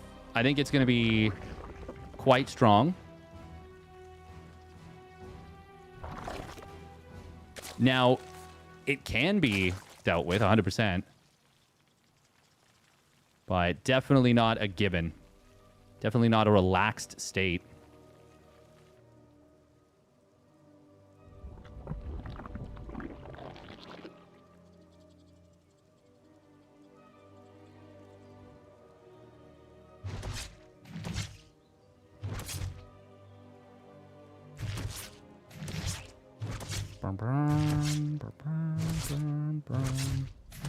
Man, people sure do love the World Cup, huh? Now, here's a really, really nice benefit of this quick pool. He's going to be able to kill this Overlord. Newly birthed queen ready. Cham trying to get it away, but you're never going to escape from there unless the Overlord is super, super late and the queen gets distracted for a long time. This is a big worker lead. How is Cham already up so many workers? He was up 5 workers there for a moment. That's pretty significant. Granted, it bounces back to even, but...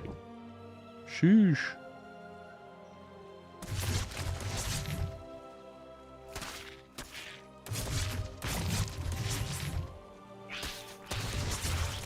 Scout into the main base, sees Ling speed. Both players have Ling speed at pretty much the same time.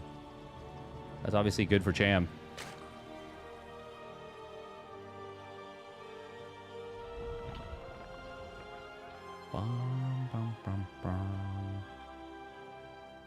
Both players building a lot of Lings here. Oh, sneaky cheeky Evo. Surprised he doesn't just put it right here and give himself a block. I guess it's not that big of a deal, but I don't know. It'd be nice. I suppose this does create a choke point where you could jam a queen in an emergency, but there's already some here. Other options. Bane's on the right side. They're going to try and sneak in here. Worker count is even. Cham is coming back home to defend. And Yakov needs to disengage. He's got to be careful about the Banes. He could get ambushed. Oh. Oh, that's very good for Cham. Big catch right there. YoungYakov had no idea those Banes were even there. And now he's in some trouble. If he loses this third base, it might just be game over. Oh, that's a big Baneling hit on top of all 4 of the Banes of YoungYakov. Drones falling into natural. There was I think a Bane run by there. And Cham going to be able to confirm the kill on 2 of the drones that were wounded. Really, really nice move.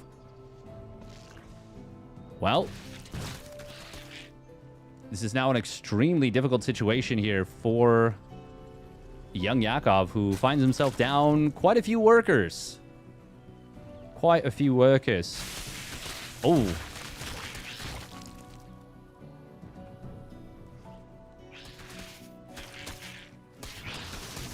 Transfuse to keep this drone alive. It's trying to heal itself up, but it doesn't survive.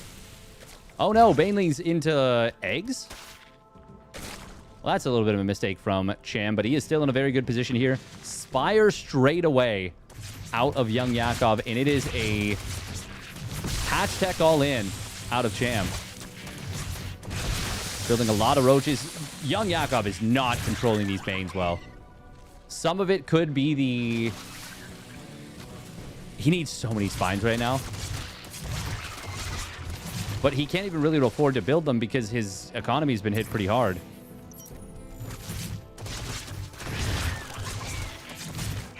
Yeah, the ping is definitely playing a factor here. Good control on the drones there by Cham. Saves all but one of them. Okay, that's a big scout seeing a lack of a lair. No spines, though, is insane.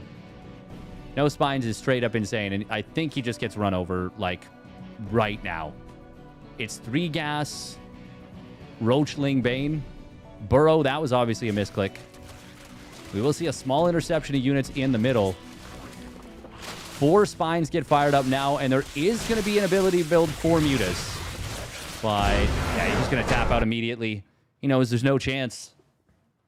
Yeah, that one definitely felt like a ping advantage for Cham. But I think they just play... I think they play on the same server every time. It might be NA East or NA Central and then EU. So maybe not. Maybe it is a ping differential.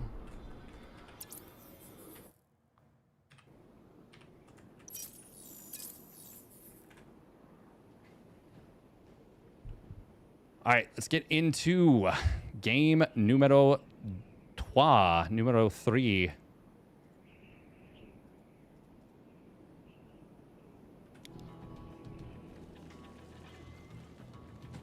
Lambo ZvZ action. Spawning down on the bottom left, it is the Stalny Balls, YoungYakov.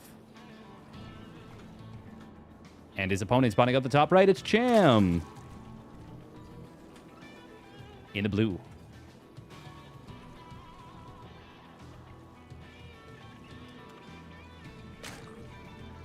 It is a little bit funny to see ZvZ kind of becoming a little bit more common. It's going to be a 10 pool here out of YoungYakov. Oh, he actually built it and then stopped it.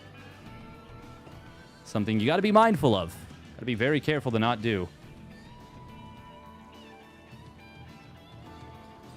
Should I make a video about how it's a massive mistake? You won't believe the massive mistake YoungYakov made in this early game. He accidentally stopped his pool and it cost him an entire second.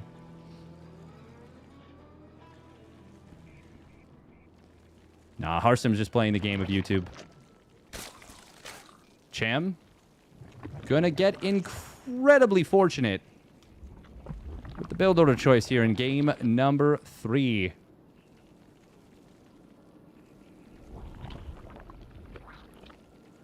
Gonna be a gas pool out of Cham against the 12 or the 10 pool. Against an 11 or 12 pool that we saw in game number 1. It's a little weird. That was like an off-meta build, kind of, out of YoungYakov. 10 pool, of course, being very, very common at Home Story Cup. We saw a ton of it. Now, these games might have been played before Home Story Cup.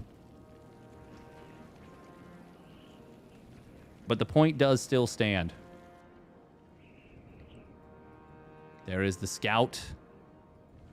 And Cham was already saving up larva. He's going to start a queen first. That's a big mistake. And that actually will block larva generation, which is kind of a big problem, actually.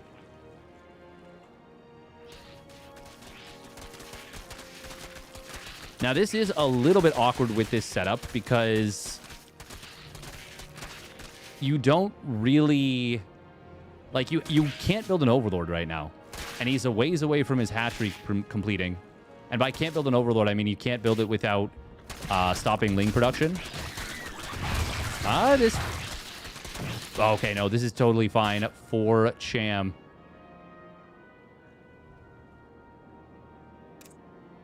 Yeah, hasn't lost a drone yet. Extractor tricks out another set of Lings. He is going to have his hatchery finishing up very, very shortly. The big thing for Cham is that he's a little bit ahead in drones for a little while, and more importantly, has a very quick Ling speed. He's actually behind by a queen. Oh, Baneling Nest starts up. Cham goes back into gas mining after being scouted. Yeah, this is going to be an all-in out of Cham. And YoungYakov, I mean, he's building slow lings. That can't do shit, right? Like, that can't do anything. YoungYakov will get 2 queens on the ramp. That can do a lot. I mean, he thinks this is a speedling all-in. Almost definitely. Mind games for Cham going to work out very well here. He actually kept lings at home.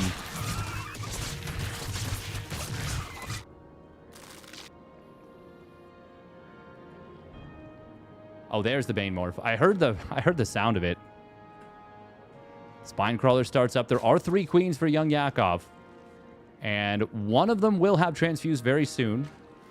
Another one is about 15 seconds away, 10 seconds away. That is so many Banelings, though. Oh, there's a lot of larvae at the natural. This is tough to defend. There is a supply block for Cham here. Oh, he's not able to click down the Banes just yet. Good splits on the Slowlings, but they're struggling. Meanwhile, it's a full surround on top of this. Is there enough DPS out of Cham? The answer is absolutely yes. With a full surround, not a problem. Oh, a little bit of miscontrol there on one of the Banes. This, I think, is still a kill on the base. Spinecrawler not going to be able to burrow initially. One Baneling will get canceled. He will get the burrow now, and with the increased larva generation, there might be a chance to actually fully defend this. And yeah, he will. Oh. That's a good defense of the main base, but YoungYakov, despite defending this, he comes out way behind. Cham transitioned a lot faster. It was already even eco-wise and way better for the tech. YoungYakov, if this game goes, air quotes, according to plan, which is to say they both macro out of this, and neither one of them can pull anything super tricky, this should be a 1 game for Cham. He's got 50% more economy at this point. Yeah, look at the income difference. He's actually mining currently twice as much in terms of minerals. That will ebb and flow and get closer towards, you know, yeah, 50% more, but... Oh, man, Cham is being such a nuisance with these lanes, just keeping them alive inside of his opponent's main base and continuing to maintain scouting information. It's 2 base to 2. There's a layer at the natural for YoungYakov, so that's one thing, is that this has not been scouted. Cham, though, going up to 4 gases. Gonna get +1 missile. Yeah, I don't really see a way that YoungYakov can get back into this game unless Cham makes a pretty massive blunder. Absolutely massive blunder. Cham is going to saturate these gases. Going up to 45 drones, one of which will turn into a hatchery at the 3rd. So just a nice full base, full 2 base saturation.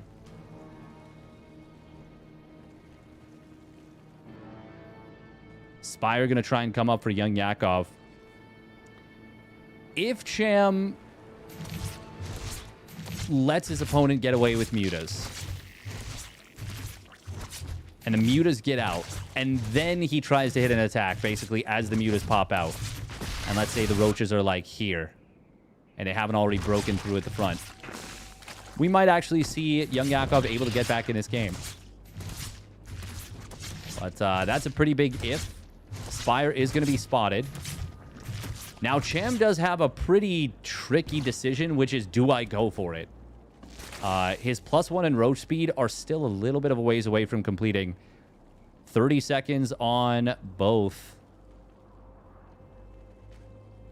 But he is going to go... Okay, well, he's going to start to go across the map. Instead, we'll back away for a moment. He's pulling his OVs back. Yeah, YoungYakov is going to get away with the mutas at the very least. No Nidus Worm, no attack to punish. The thing is, even just these 3 spines finishing is pretty bad for YoungYakov. He cannot afford these. Cancels one of them, but yeah, no, he is still super, super poor. Tunneling Claws and Burrow. Very good against the Mutaplay. At least it can be. I actually think Cham's far enough ahead that if he just went Hydras and maybe Carapace, I could be pretty brutal for YoungYakov to stop. Oh, pardon me. We are going to see an attempt to take down the 3rd base. On the other side, 5 drones did go down to the Ling counterattack, but YoungYakov's going to lose his own 3rd. He gets the cancel, and he'll kill a lot of his opponent's roaches.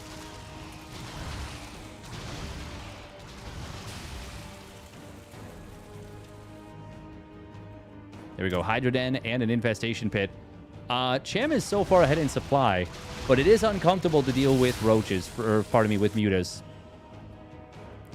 It's also, you know, uncomfortable to deal with burrowed Tunneling Claws roaches. Is there an Overseer on the map? The answer is no. Roach is just going to run right past the spines into the main. He'll lose a lot of these before the Burrow and Tunneling Claws kick in. Oh, getting another cancel on the 3rd is so big. 3 base to 2. Cham droning up a little bit. Now adding a few more. Oh, the Burrow move. Roaches. Yeah, this is just... Without a speed Overseer, it's already so difficult, even when you're on even footing. But when you're behind, it is such an unpleasant situation. Cham with some nice multi-prong. Taking advantage of the fact that the mutas can't really kill these roaches fast, and they can't be everywhere at once. And there it is, GG. Too many dead drones. I think he was just too far behind going into that, but obviously was going to be tough to recover from regardless. All right, 10,000 feet is going to be the map. An old map from the previous pool. OSC kind of does things a little bit differently.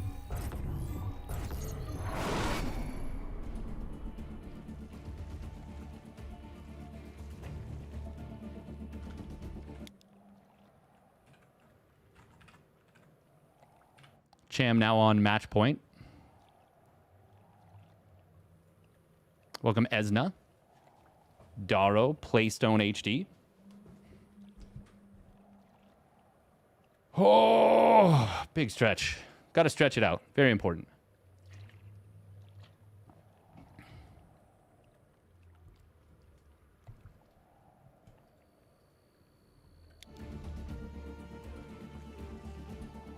Spawning down in the bottom right for the Stalny Balls, it is YoungYakov.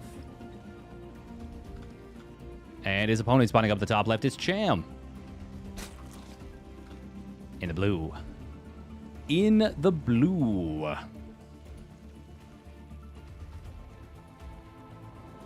Oh, ZvZ. Funky little matchup.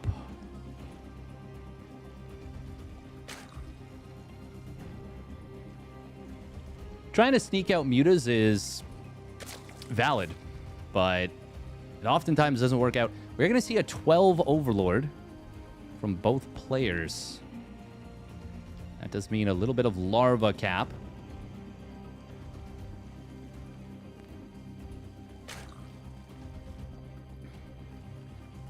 The larva capping for just a moment, though. Just a moment.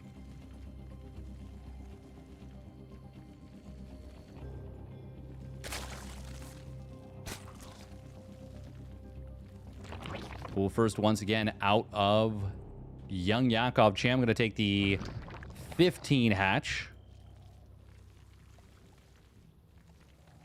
Oh, man. Oh, my God. I'm yawning so much. What the hell? Oh, yeah. I slept super, super late last night. Holy crap. I fell asleep so late. Brain was actually just Like, nope, you're not sleeping. You're not doing it.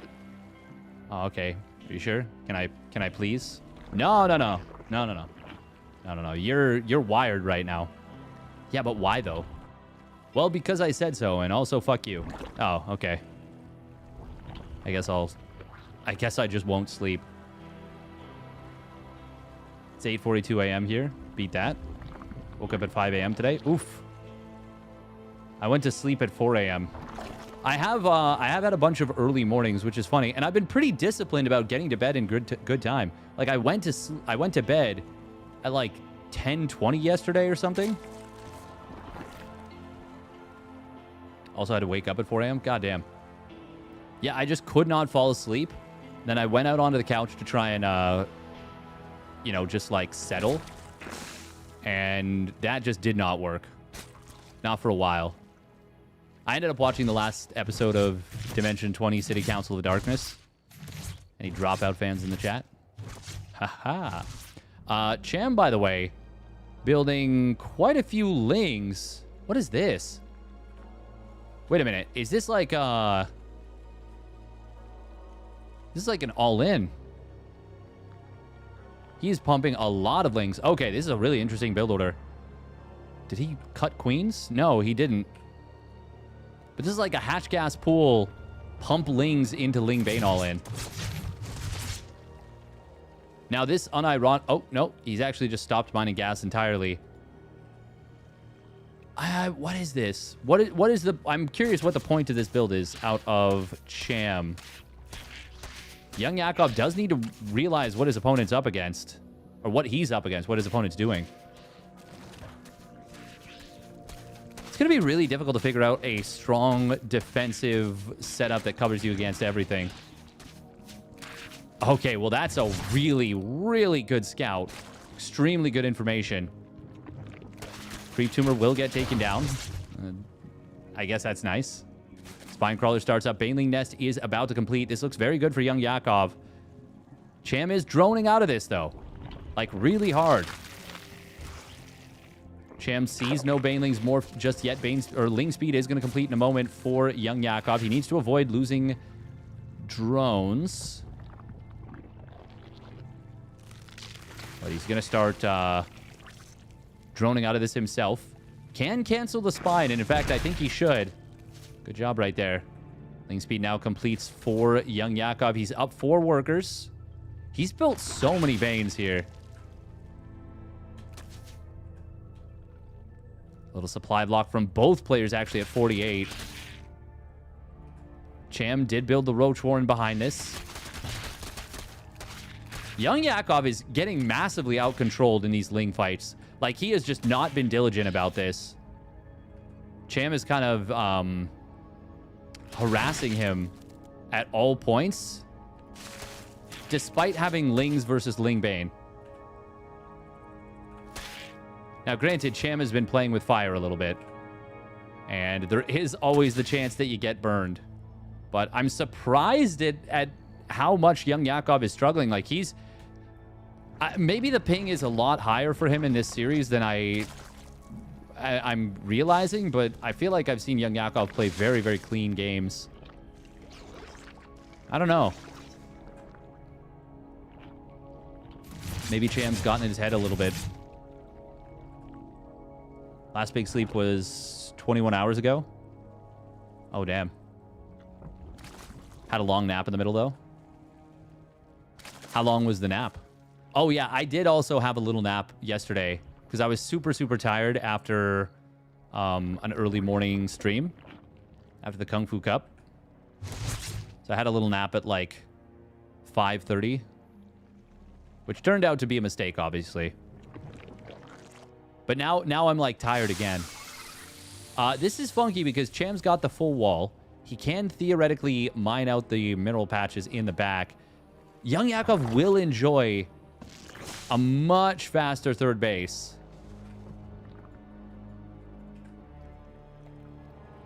There's the spire. Okay.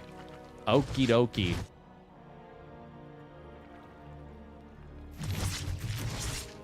Insta scout on it. Does he cancel it? Does he let it complete?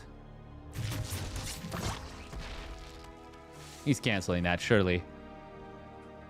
Oh, he's dropping a Nidus Worm. Wow. Wow, wow, wow, wow, wow, wow, wow, wow, wow. Oh my god, don't let him... Don't let him scout the Nidus Worm. Jesus. Very important. This is a super fake Spire and a pretty cool play. Lings can drop the Nidus Worm over here. If YoungYakov manages to get up to +1 missile and roach speed, he will be in a phenomenal spot.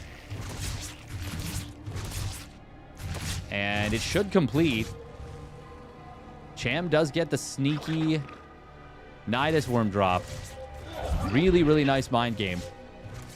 Show the Spire and go for this. The thing is, YoungYakov does need to realize my opponent is going for this. Roaches are going to pop out. Cham, I think YoungYakov can... Oh, I don't know. Can he fight this? +1 missile is not quite done yet. Roach speed is a big, big boon. Roasted Vials are going to be handy. Transfuses on both sides, but all the transfuses have been used by Cham. YoungYakov does not want to give up this base, but he might be forced to. Cham is going to try and drive into this army. Even without the Carapace, this is already a stronger army here for YoungYakov, and I think he's going to defend this. I mean, the roach speed and the +1 missile are so big. YoungYakov is going to pull drones into the fight. Cham with a decent little concave, but now it's a double upgrade advantage. 1-1 versus 0-0. And this should be an easy victory here for YoungYakov, and it is. Got very scary. He almost got bamboozled. But not enough. This is now the third game that's gone to Game 5.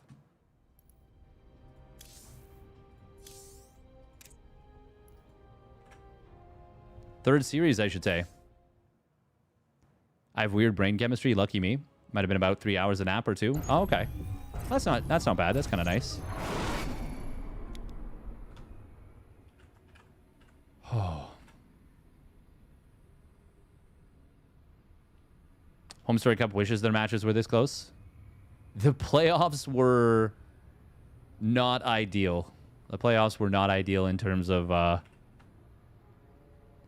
how close or not they were.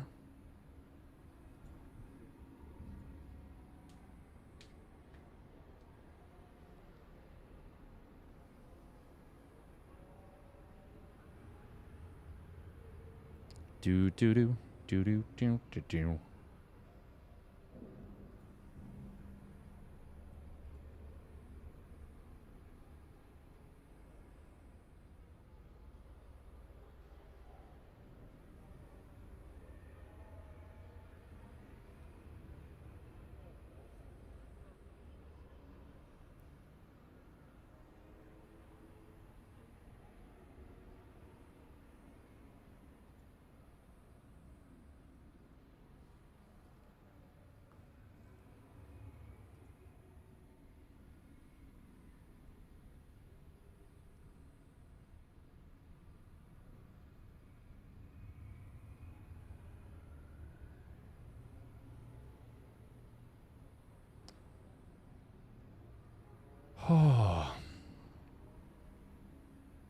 Did I cast any VODs of Home Story Cup? Not yet.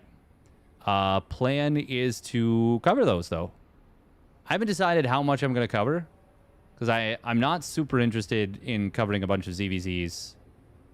I was thinking Clem Raynor, maybe. I do want to take a look at Cyril SKillous and see how that one went, and maybe some of SKillous' matches overall. To be honest, though, having seen the score lines, I don't know. I don't know how interested I am. We'll see. We'll see. I haven't decided yet. For now, though, we will get into Game 5 of this series. Spawning up at the top left for the Stalny Balls, it is YoungYakov. And his opponent spawning down on the bottom right, it is Cham. In the blue. YoungYakov surviving that fake Spire Nidus all-in. Despite things being a little bit uncomfortable, Cham is very good with the roaches. He's a very strong roach player. You could say no, Cyril's the roachiest boy. No, who is the roachiest boy?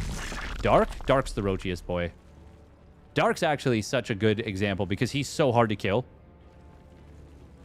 YoungYakov is going to see Extractor Trick.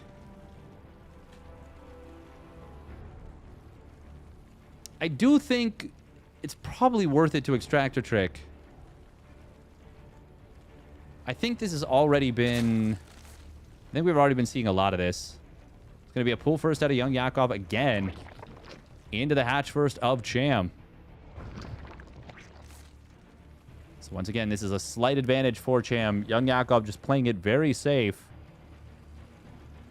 Cham getting pretty fortunate with the build order setups. Has yet to have a bad build order setup, except maybe game number 1? But that was more so losing the 3 additional drones at the end. I think until that point, Cham was in a decent spot.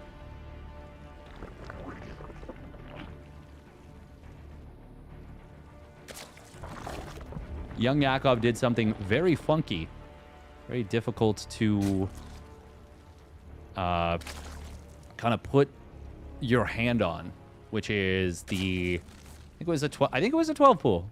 It was like an 8-ling 12 pool or a 10-ling 12 pool. Oh, man.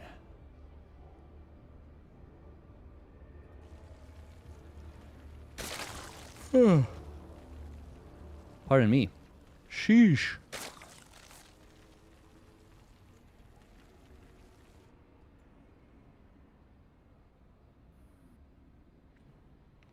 All right.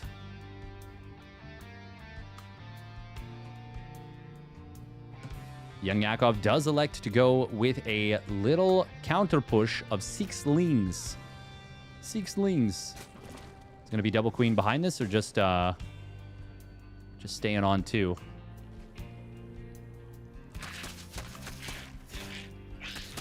Oh. Little advantageous fight initially for YoungYakov. He does get the better start to this, but it will turn in the favor of Cham. And it's going to be 4 for 4. But obviously, defender's advantage. The fact that Cham has a hatch first. This is a very good start for the Mexican Zerg. Ooh, but it's going to be Ling Bane. Cham, though, will have the ability to build a Baneling nest pretty much the same time. Yeah, no, this is great for Cham. He's just up like 2-3 drones with not a whole lot happening.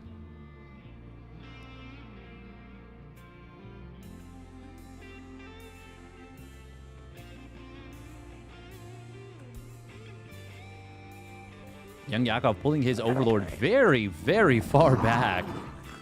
Wants to check on the third base. He's going to take his own. Oh, they both will take the third base at pretty similar timings, I think. Cham has a little bit more cash in the bank, though. He's just, once again, ahead in workers.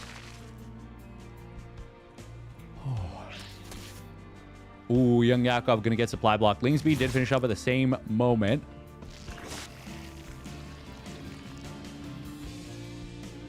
Oh, God. My brain's supply blocked. So out of it.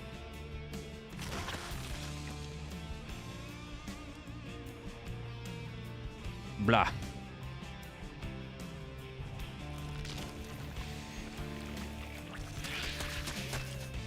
It's going to be a light pressure from Cham. But he's going to try and sneak some Banes into the natural. And that can be pretty nasty. Poking at the front during all this. Oh, Banes from the outside. Obviously, they do get spotted here. And YoungYakov not having the easiest time dealing with this. Banelings are just distracting. Oh, almost a really big Baneling hit. Did he? Oh, wow. Somehow he doesn't kill any drones in the natural? What? And then loses the Bane at the third. Wow. YoungYakov, that looked like he was about to get cooked. Instead, he comes out of it totally fine. I'm not in love with his position. I think Cham is still ahead. Just because, well, that start for him has just been quite nice. He's just been mining a little bit more pretty much the whole time. And then that's a lot of lost mining time there. But I feel like expected value of that attack is at least 5 drones go down. You know? Ling does hide in the main base. Oh, sneaky little split off here from Cham. He's going to be able to morph in some Banes in the main base of his opponent. YoungYakov, did he notice? Yes, he did. He did notice the split off. He'll take care of business over here. Over to Bane run by at the third. That's going to get 6 drones. And that's now a 6-worker lead. Look at how that works. They'll build structures. It'll go back and forth, but that could end up being the difference maker here. Cham has built a lot of roaches, but I think he's just going to fake pressure here. Yeah, 100% he is.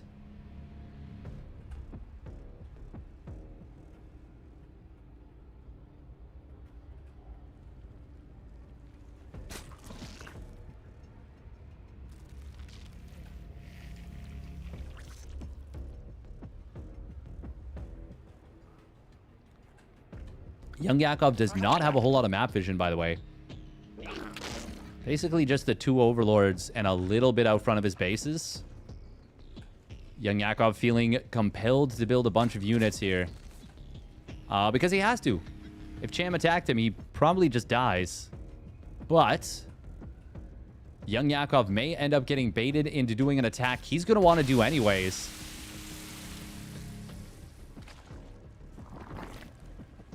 Oh, he's going to start up 9 more drones.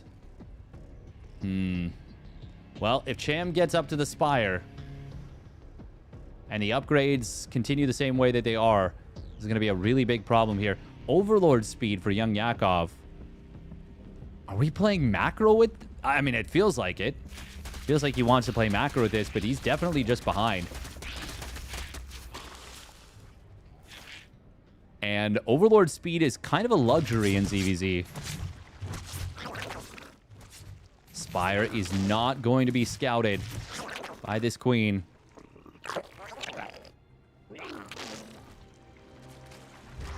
Changeling will try and run by into the main. Oh, but it does get spotted, does get taken out. Overlord speed will complete at the same time as Roach speed for YoungYakov, but YoungYakov's in a world of pain. Carapace does mean that these banelings on the right side do get taken care of. 9 mutas getting fired up. Meanwhile, 1-2 upgrades on the way for YoungYakov. He does not realize that this is muta. And it's a big commitment to mutas too. +1 flyer attacks. YoungYakov needed to see this coming. He needed a Hydra Den. Or spores, or queens, or something. But as it is, 9 mutas are out. Oh, and behind, it's going to be Tunneling Claws. Okay.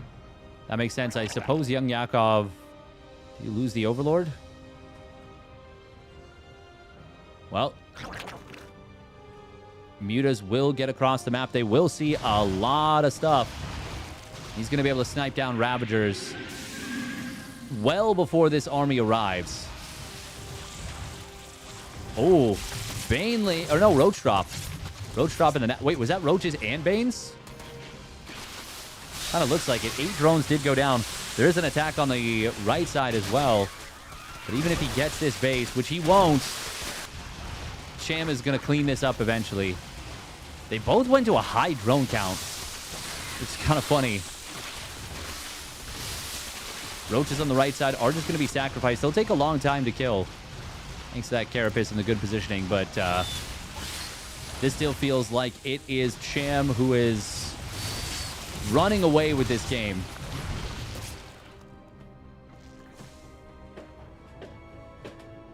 Burrow and Tunneling Claws will kick in a moment. But 4th base, I don't think he can defend this. He certainly can't now. But I think he was always planning to give this up. Cham going to poke into the natural with the mutas. They've got their +1 attack.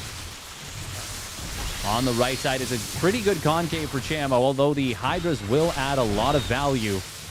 YoungYakov needs to crush this fight, and the Hydra DPS might be able to do it, but mutas in the natural kill the Spore. YoungYakov will... he will clean up the army. He's got Tunneling Claw Roaches on the other side of the map that are being a nuisance. They're not winning the game.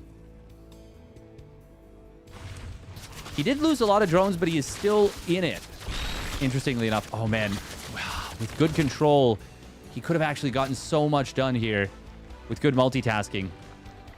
Unfortunately, was focused on defending at home. And behind this, Cham's going to have lurkers. Oh, there was... Okay, Roach got into the main. Maybe he was focused on that. A Roach on the right side. Just one, though. And since it's only got +1, it's actually not able to two-shot drones.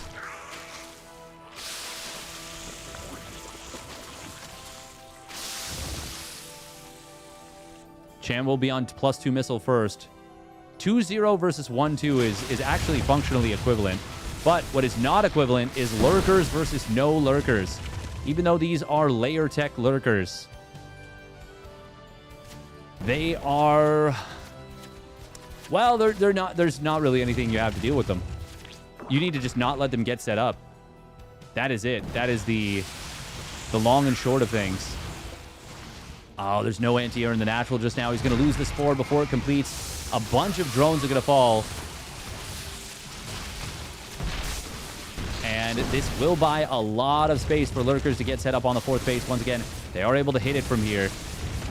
Even if only 2 of them. Lurkers, meanwhile, setting up to prevent a flank.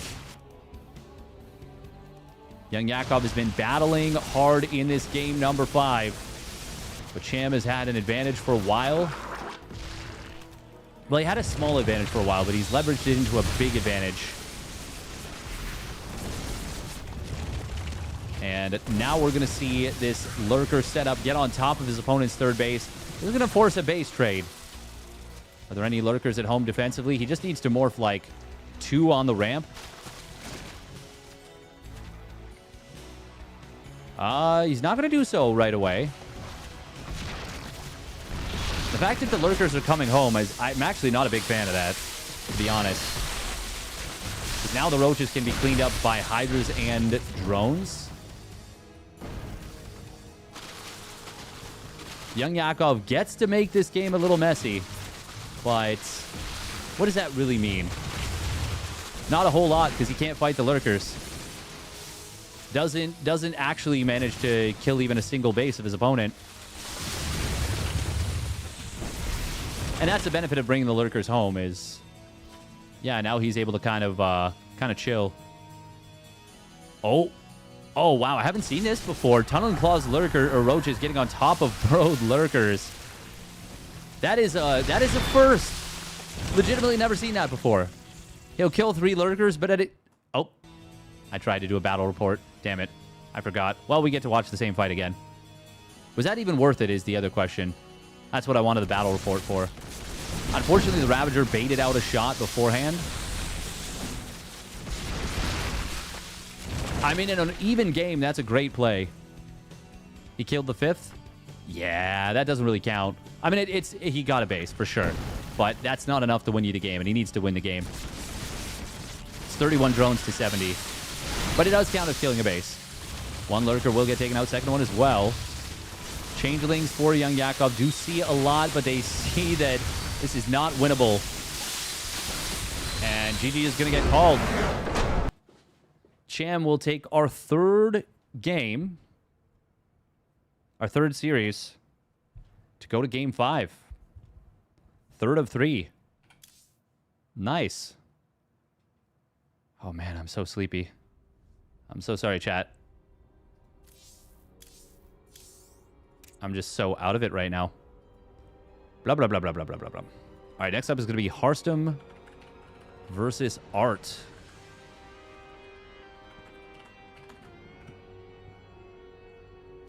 course, the overpowered Zerg wins again. 5 Zerg wins in a row. Insane. How do you even do that in a best of 5? Ridiculous. Ridiculous. Oh, we'll win this best of 5 PvP elimination match. It's going to be Harstem or Art. This one is played on the pre-patch. Artstem versus Heartstem. Nice.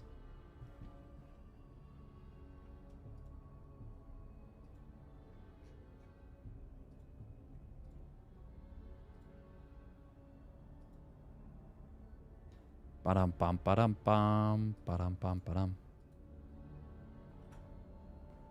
All right, 3 minutes of ads real quick. If you want to support, you know all the ways to do it. Might step away for a moment. This is what's going to be played on the pre-hotfixed patch, but still the new patch. Still the 12-worker start, or 8-worker start.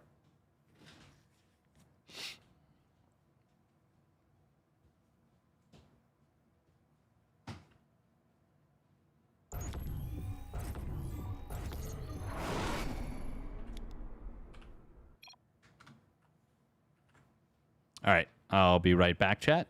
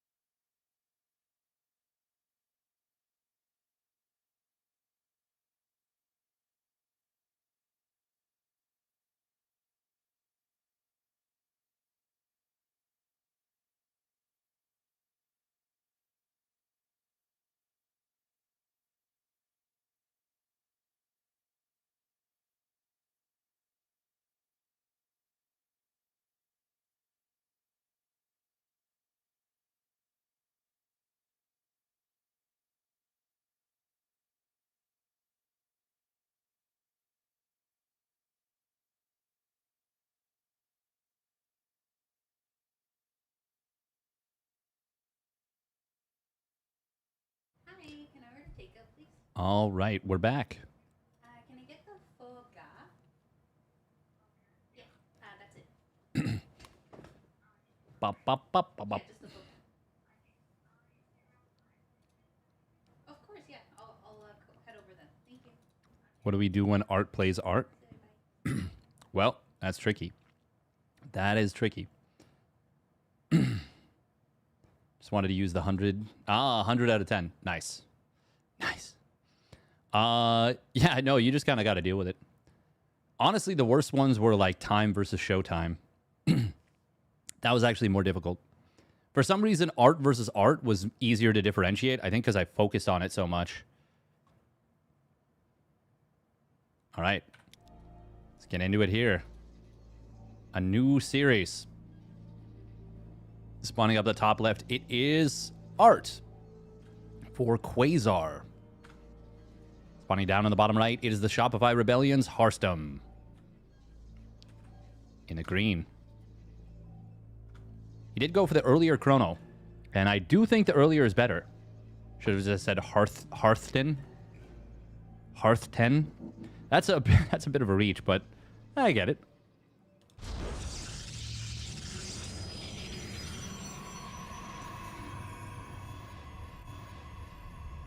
Both players going to put the pylon next to the Nexus.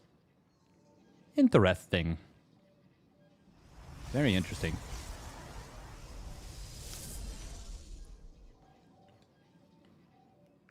Specialize in terrible puns. They call him the Rubby.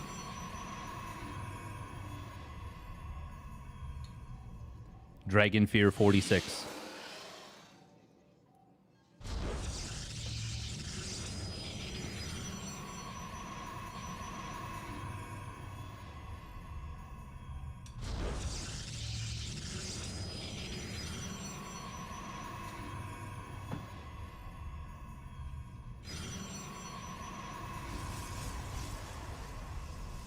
Dragon Fear. Ha ha. This was played before the patch, hotfix. So in the like week after the ladder went live, but before it actually was fully implemented.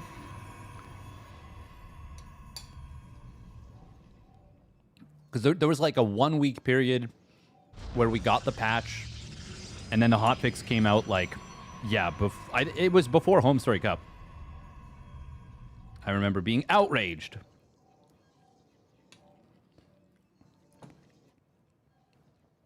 Now I'm just more like out kerfuffled.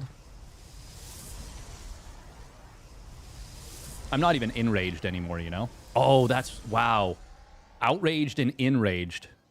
Now there's a pun.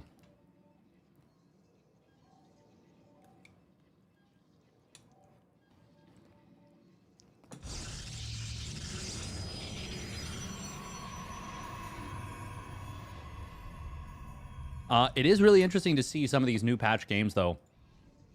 Especially because... well, especially ones that are, like, very, very early on. Oh, he doesn't get the probe kill. Interesting.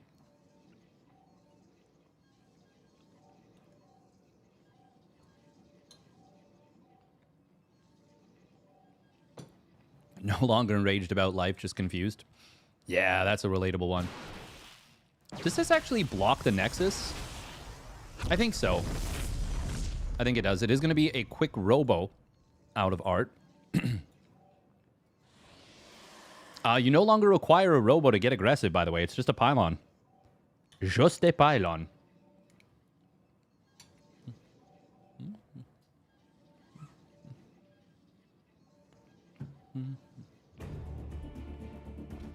Speaking of which, Harstem is going to chrono out Warp Gate. And maybe wants to go for a contain off of this.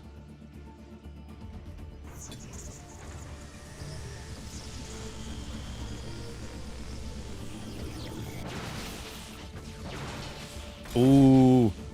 Well, getting a kill on your opponent's Stalker and being able to chase up the ramp. There's no energy for a force field. Oh, he misses the split target fire. That was actually a big, big, big mistake from Harstem. Now another Stalker pops out, or another Sentry pops out. Is able to get a force field here. That started out so good for Harstem, but messed up the execution a little bit. Didn't target the correct units the correct way. And now finds himself... well, actually, he's still in a good spot, I would say. Oh, good block on the Adept. Adepts, I should say. It is going to be a Stargate out of Harstem. This is a reactive Stargate.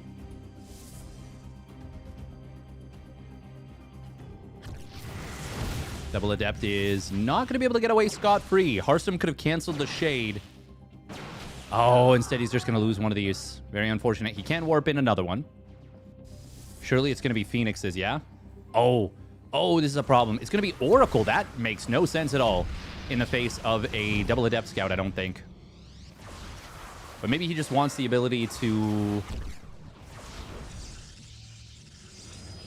I'm not sure. I'm actually just not sure. Oh, look at that. The Adept Shade actually dodged the shot. That means Harstem is going to lose one of his Adepts. Might have lost it anyways. Wait, where'd the Stalkers go? Oh my god, Harstem lost everything on the other side of the map.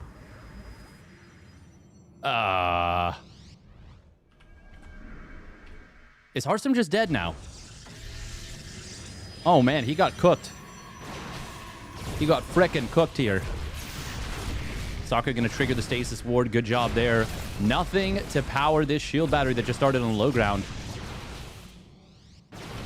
I don't think Harstem can defend the Nexus right now. Oracle not able to contribute at all. Immortal is going to be so strong here. Another Immortal shows up. This is just game over. Yeah. Let's take a look at what happened there. Because I kind of just assumed that...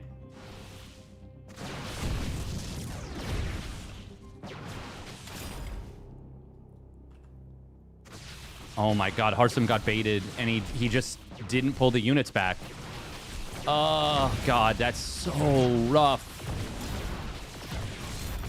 He's way better at YouTube than art. That's true. That's true. Yep, you're right about that. You're right about that. Oh man, losing all the Stalkers. I just kind of assumed he would pull them back. Very, very unfortunate.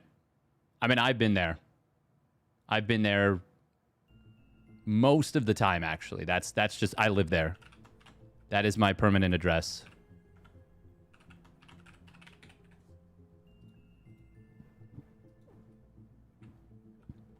The botched pullback. Ooh, that's a classic from me. Only the finest clickbait for you today, fans. Jolly good. Very well done. Who doesn't enjoy a good romp? A good romp around the StarCraft pitch. All right, let's take a look at, speaking of which, FIFA. What's going on with FIFA? It's, wow, it's quarterfinals.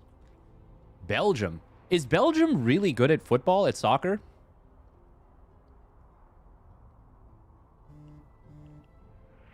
Are there any are there any teams that it's like really surprising that they're in the round of 8? I know there's teams that it's surprising that they're not, like the Netherlands, Germany. I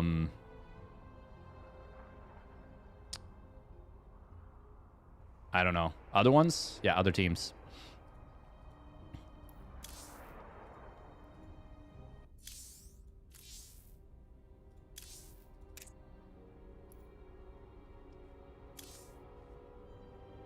Isn't Steadfast going to be banned for from Twitch for saying Belgium?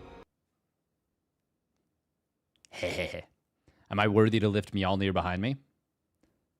I'm worthy to lift it, like, in front of me, but behind me, not so much. Haha. Funny NA people calling it FIFA. Like the FIFA World Cup. Is that weird for any particular reason?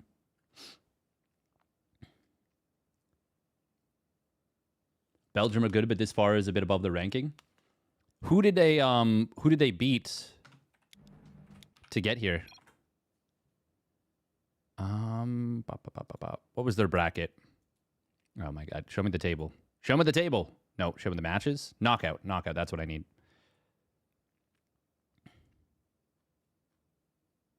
Senegal and the USA. That's not a crazy impressive bracket, no? Oh my god, Switzerland won on penalties. I had no idea. That's super funny. I know that people were very upset about Argentina, Egypt. But I have little context other than it sounds like people were just mad.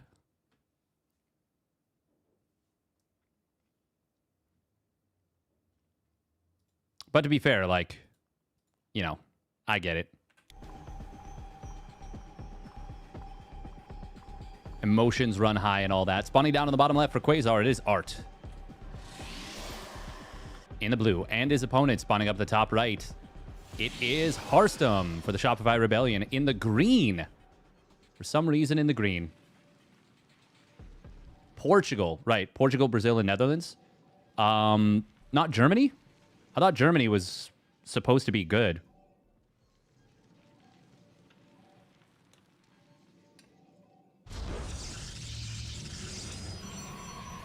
I mean, they won the whole thing. Was it last time or was it the time before?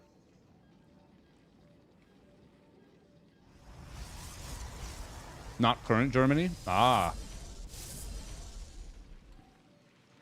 Germany is below Belgium in FIFA current rankings. Oh, interesting. Argentina won the last one. Right. Okay.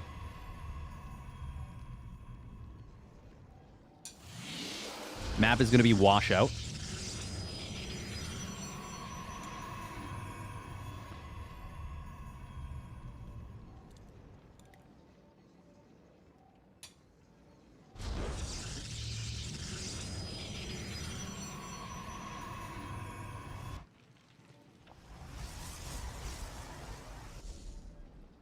Home to the Patches base.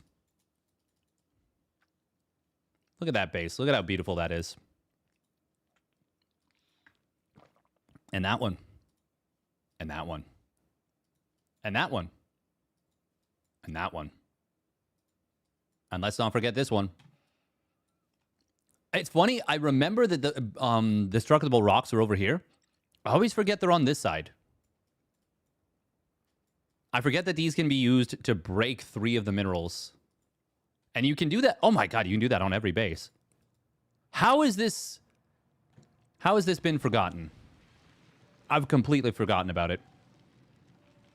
France versus Morocco has been a good game in my opinion. FIFA is rigged. Ah.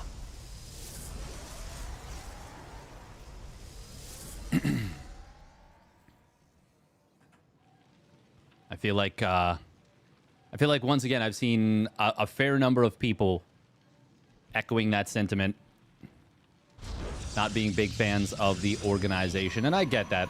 I get that. They have been famously corrupt for a while, but I don't know enough about the inner workings to know what they've been up to this game. That's probably not a good thing right there. This can't be good for property values. Because that's the only thing that matters, right? Property values. Am I doing capitalism right? Ha ha ha. Looks like we're going to see another quick robo out of Art.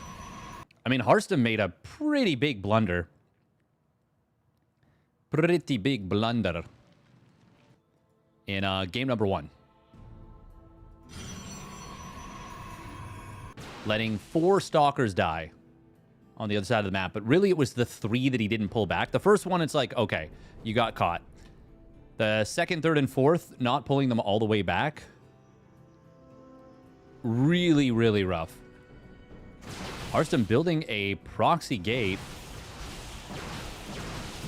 Oh, he's going to jump on top of his opponent's units. Good micro this time.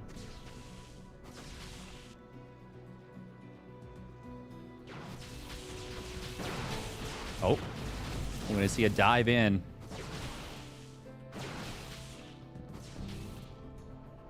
No warping of... Okay, there we go. Now he's finished the gateways. It's going to be a robo behind this. We've got a proxy gate. Art does not need to proxy the gate. He's playing this like it's the old patch. He does not need to build a proxy gateway.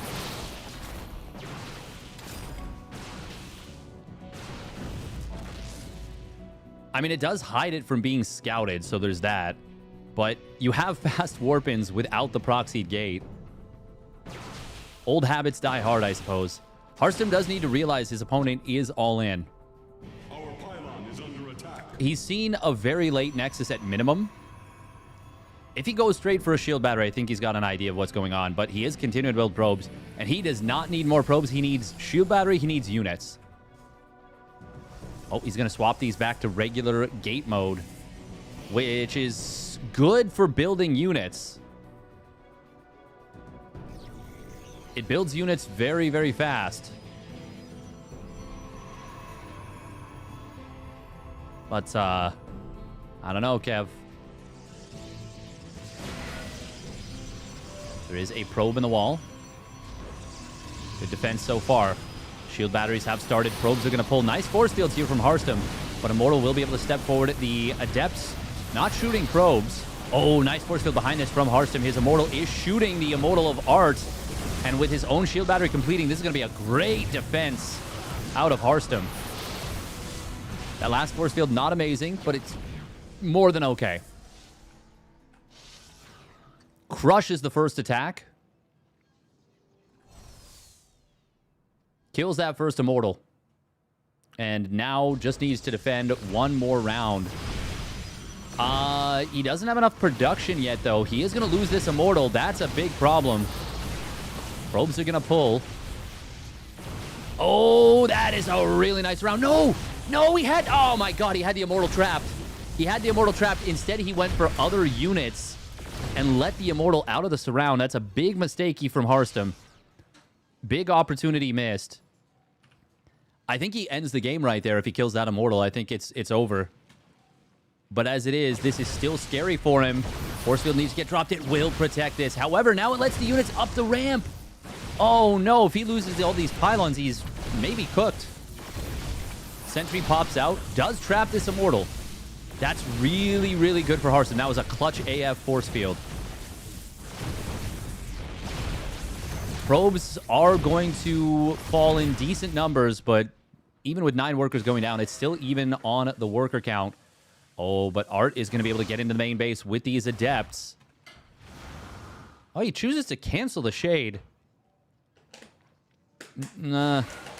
I mean, he needs to win the game, is the thing. Oh, decent force field there from Harstem. Unfortunately, it won't lead to many kills, but he'll get one.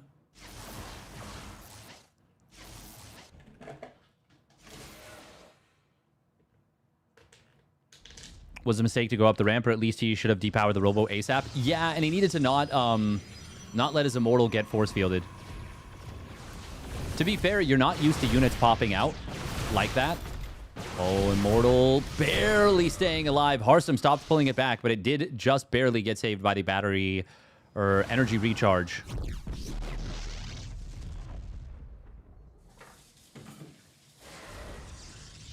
Probes being rebuilt. Harstem is still 2 base to 1. I think it's probably okay for him to be building units or building probes, but he really doesn't need to be. Very important to have the consistent gateway production.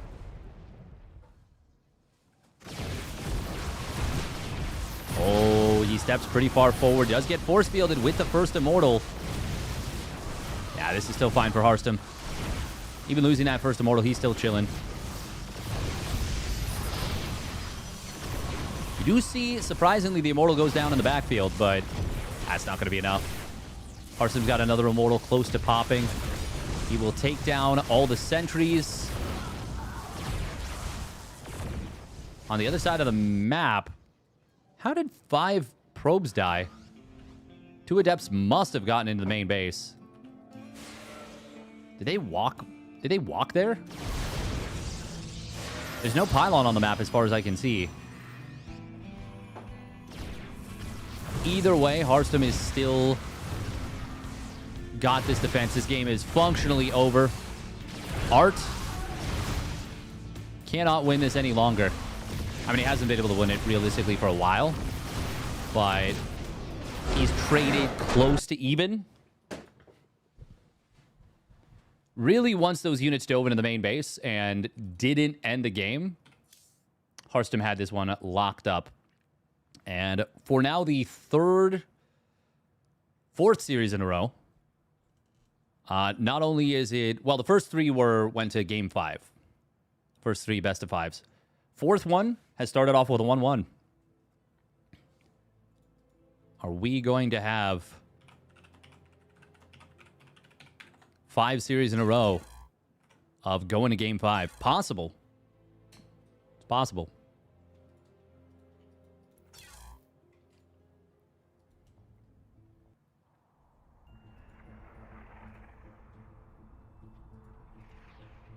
Yeah, I think if you depower the Robo...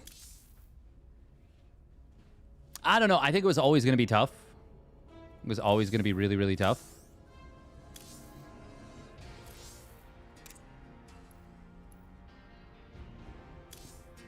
Like, Harstem had, I think, too good of a setup there.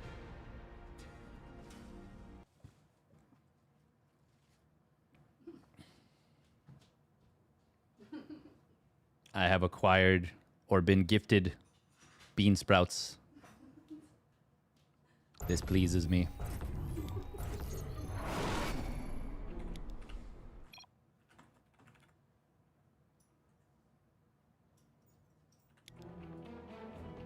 All right, here we go. Game numero 3. Spawning up at the top left, it is Quasar's Art. And his opponent spawning down on the bottom right for the Shopify Rebellion. It's Harstem. In the green. Art with a quicker chrono. And once again, I do think that's the better move. I think, for the most part, the faster the chrono, the better.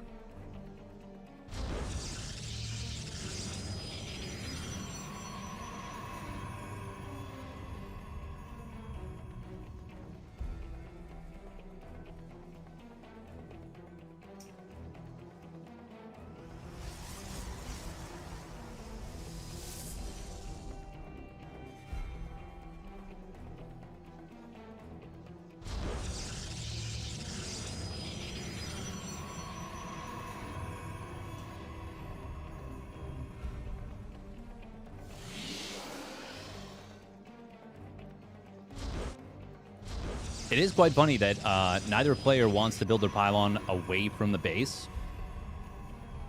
Just wants to save every mineral they can. I get it.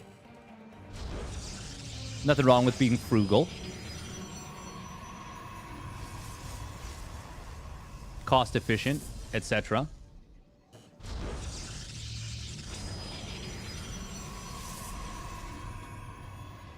Rainfall, by the way, of course, has this weird, well, this weird rain on it. I love the rain because you can't see me cry. Emotions.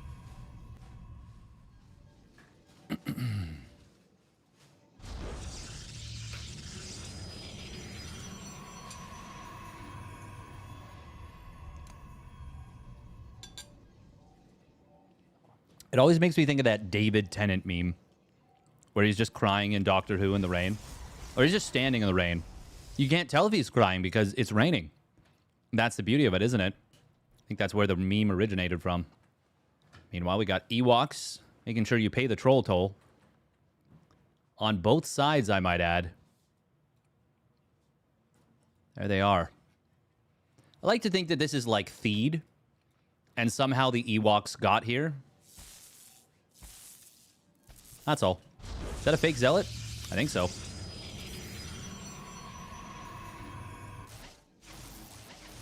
Oh, Art's going to get the kill on this probe. And Harstem did let the zealot finish. Huh? Was he thinking that the pylon... Okay, I'm very confused, actually.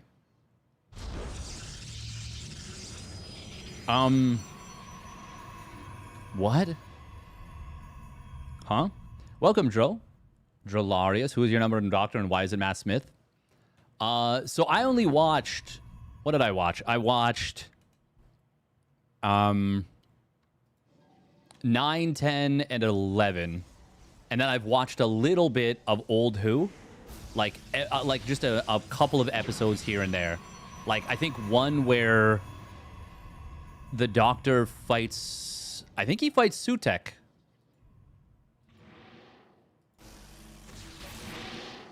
I think.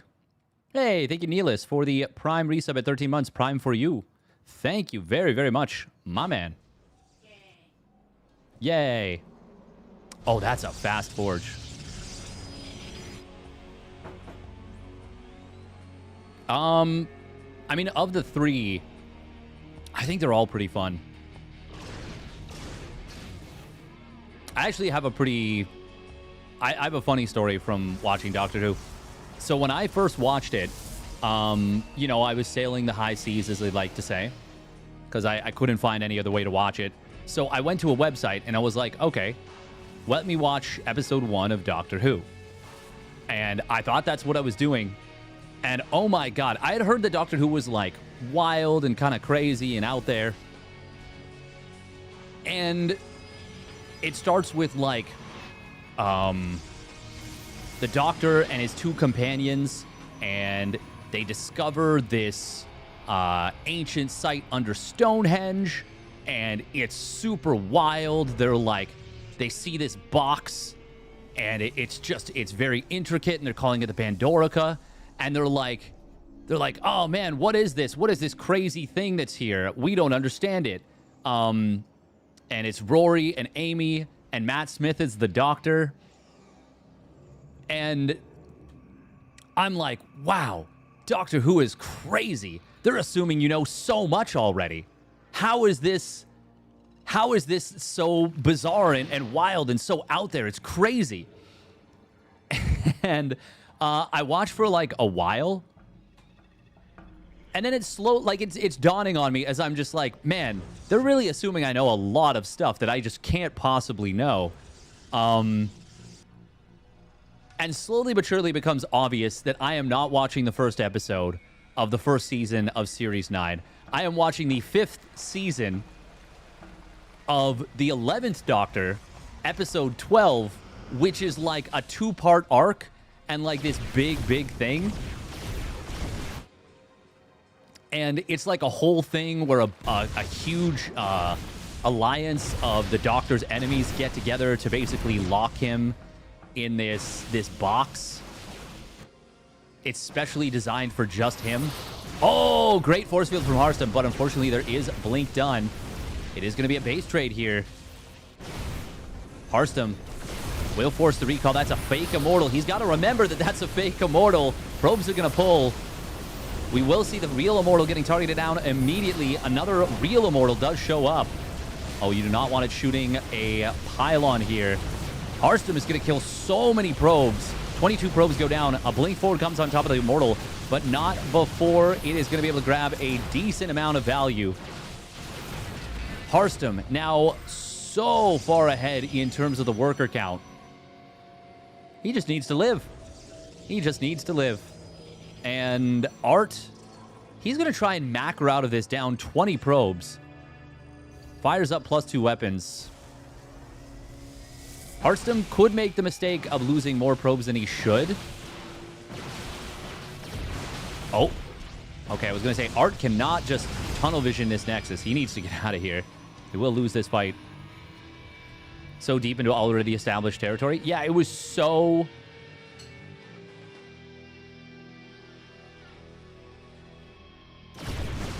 it was so tough. It was so tough to, like, see this and see how cool it was, and then realize I was, like... I was a really long ways away from getting back to that point. 5 probes going down to a double adept counterattack on the other side. Harstem, meanwhile, will find his opponent's adepts. And even if he loses a couple, of probes. He's a little bit more on top of this. He does lose 3 probes to these adepts, but where did he lose 2 more probes? Not even sure, genuinely.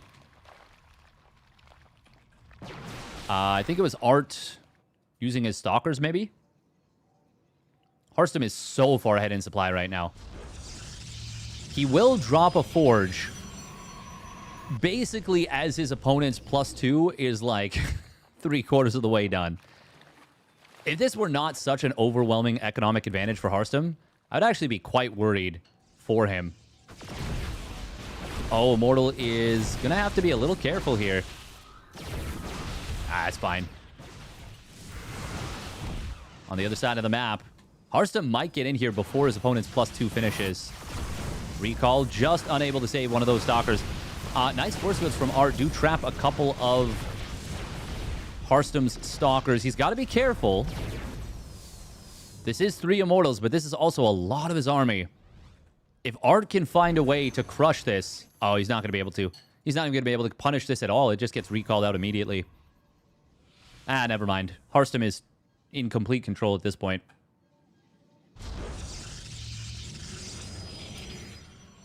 He does need to fix... Wait, where is extra probes? He's on 67 probes. Ah, we did the thing. But... Oh, no, he's only missing 1. Yeah, they were like rallied into gases. There's got to be 1 somewhere on the map or something. Double Adept on the right side going to be getting across the map. This is wild that +3 weapons is started before Harstem's +1 is done. And, like, by a lot, too. Harstem still just pumping units off regular gateways. I do think this is the wave. I do think this is the ideal way to play. Until you're attacking. And then you swap all your gates, and you send it. Where's the Double Adept from Harstem? Did he lose them? Am I crazy? Oh, yeah. Oh, yeah, he did. Yep. Oopsie. 5 Immortals, goddamn. Resonating Glaives is done for Art. But it's only a 1 upgrade advantage to overcome a really massive army value deficit. And he just can't. He just can't overcome that army deficit.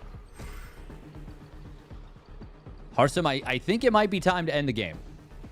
I think maybe it might be time.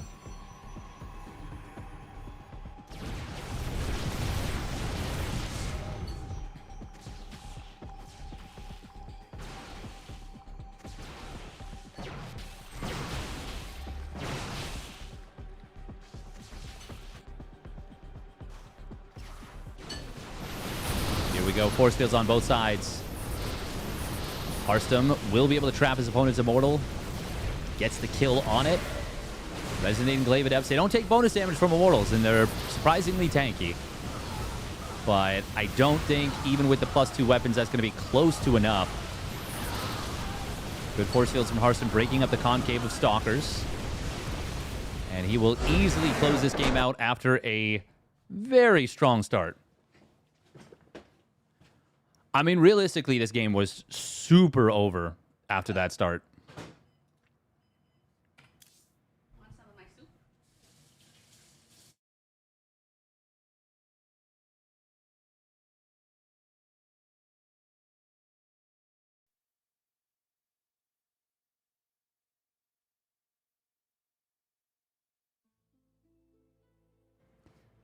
All right, unmuted. We've got this and then 1 more series ahead of us for this OSC midseason playoffs number 1, 2026.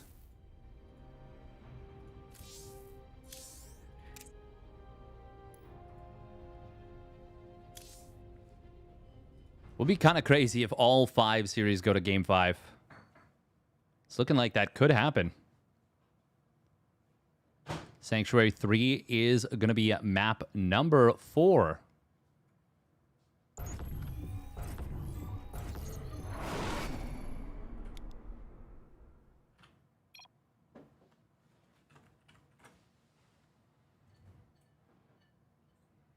Speaking green on the grass map pro camouflage strats. Yes. Wow, we really struggled to get the words out there. Blah, blah, blah, blah, blah, blah, blah. All right, here we go. Game number 4.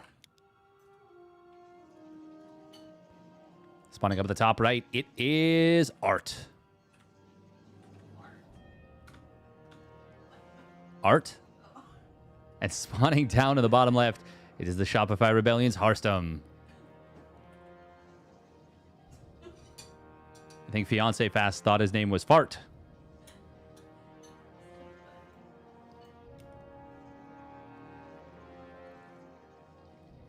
Which honestly would be so great to call yourself that.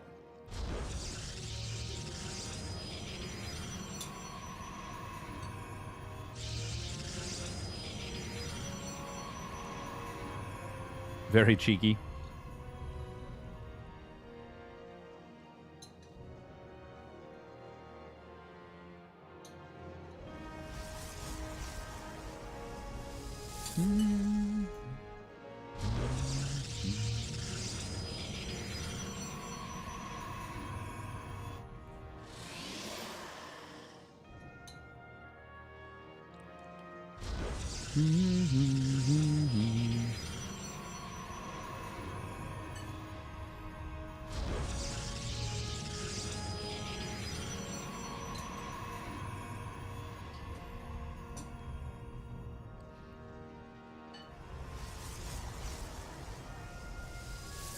Hope peeps are doing well today.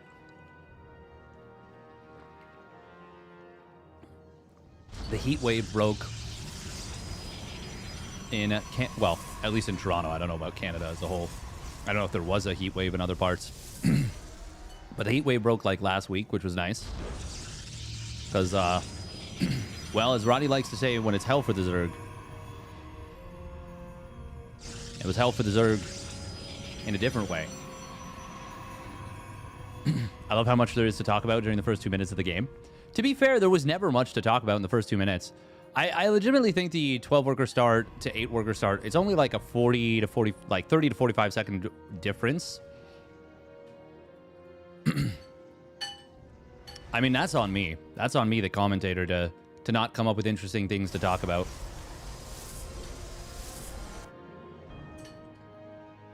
Harstem is going to go for a Gate Nexus. All right. See, like, this is a thing. This is a real thing. I just wasn't paying attention.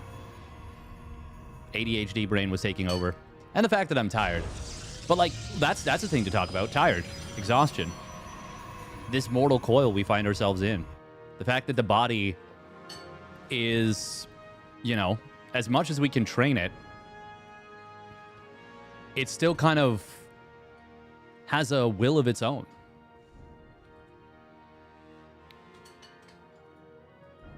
And that's something you just have to realize, you know? Harstem is going to build a blind battery. Waking 4 more probes is exhausting. It's true. Absolutely exhausting. Thank you very much, Xerxes, for the Prime resub at 17 months. Woo, for the caster man. Thank you very much, Xerxes. Appreciate it. And yes, we are the caster man. Want me to take over? Go for it, Highly Dodgy. Take it away. Bake them away, toys. Hey, Chief. God, old Simpsons was peak. Did I do it right? Did I do the thing about talking about how the Simpsons used to be good and now it's not?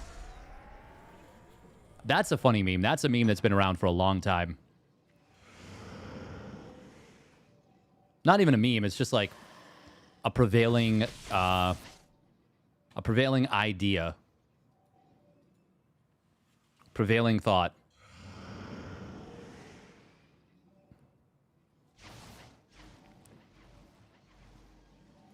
Good job from Art to not be... not fall too far behind against the 1-gate expand. He's down 2 probes, but it could have easily been a lot more. And in fact, he's going to take a very quick 3rd Nexus off the back of this. And if Harstem doesn't scout it, he could be the one finding himself behind.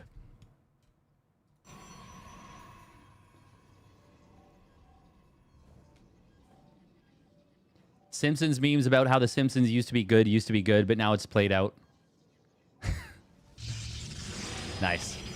Now that is what we call meta humor. It's important to get off meta a little bit.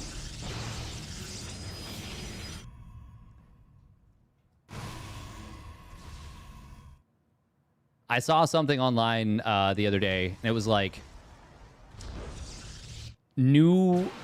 like the meta glasses should, instead of being called smart glasses, be called perv glasses. And I'm like, yeah, all right. Mostly because I think it's funny. And do you really need to like record people all the time with your glasses? I wish they were cool. I wish they were like, I wish I could be like, yeah, all of humanity will use these in a non-wrong way. And I'm just like, nah, they won't necessarily. Maybe some people will. Maybe a lot of people will. Maybe the vast majority. Maybe everyone. Perv glasses. Yeah, like smart glasses, because you can use them to record people. But like, what's to stop someone from doing that in like a bathroom or like a, I don't know. Now, if you ever use it for good, like pirating movies, then I'd be like, okay. Heh. Robin Hood style. Steal from the rich and give to the needy. Take a wee percentage, but I'm not greedy. I rescue pretty damsels. Man, I'm good. Break it down. It's Monsieur Hood. Can we blink forward? Yes, we can. Can we get a kill? Oh, yes, we can. Nice job from Harstem. Yes, we can. That's first blood. Very late into the game, but Art with a big swell of gates. And he looks like he wants to go for a very committed attack. I'll be careful around people in glasses peeing next to me in a restroom. I mean, always a good choice. You know, shifty people with glasses. But I think more so if they start looking at you would be the bigger issue. But to be fair, that's always been an issue. If someone did that without glasses, that'd be... They have a red light when active? Oh, okay. Just cut. Yeah, just be careful ahead of time. The Grotto's got the right call. The best defense is a good offense. Let our enemy know our fury. Uh-oh. Harstem. He's got to be careful. Oh, does turn around and get the snipe on one of these stalkers. Gets another one. A little bit of missed target fire, but he eventually gets the kill. +1 weapon's already done for Art as of right now. Force fields trapped a couple of units, but with 2 immortals behind this, with his own +1 weapons and defender's advantage, Harstem has what he needs to defend. It's up to Art how much he wants to commit here. Harstem just now fired up additional gateways. He is content. He has decided to play the defender. A lot of force fields coming in on both sides, overlapping in a very weird and extremely saturated way. God, that was offensive to the eyes to see. Art is starting to break through. He's killing a lot of probes. A lot.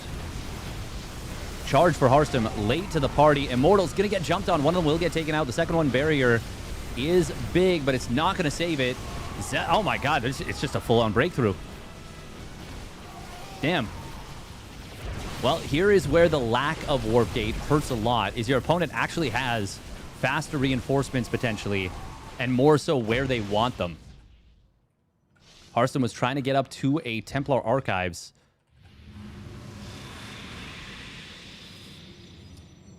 If Harstem had been better set up here, I think he can defend with what he had.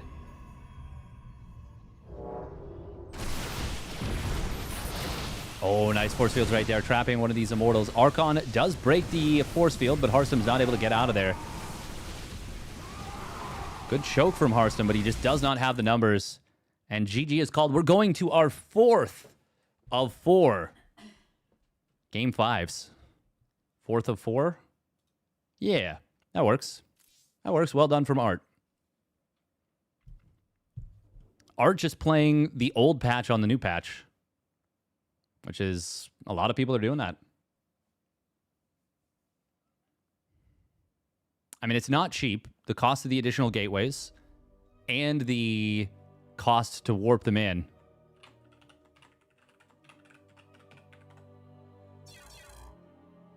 But Art was able to hit his timing and hit it hard. He was able to hit that timing hard.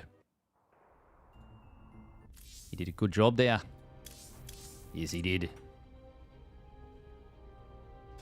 So Zerg Creep still shows up in the Fog of War even after it's clear, so you have to get vision of it to clear before you can have a worker build there. Is that a bug or meant to be there? Very annoying. I'm pretty sure that's always how it's been. Like, until you see that it's not there, you can't actually build on top of the creep. But that's not different. That's the same way it's been for a long time. That's just the nature of things with David Suzuki. That's a Canadian joke that only people who have watched a solid amount of the CBC will understand, or they will, yeah, or they'll understand, even if you haven't been Canadian.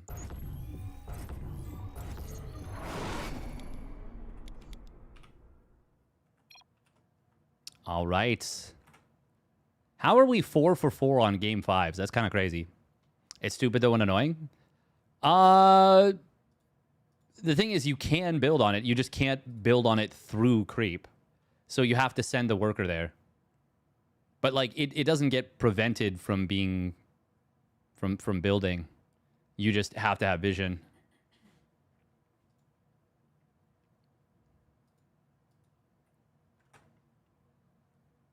I get it. It's annoying, but yeah, you got to go there to see exactly.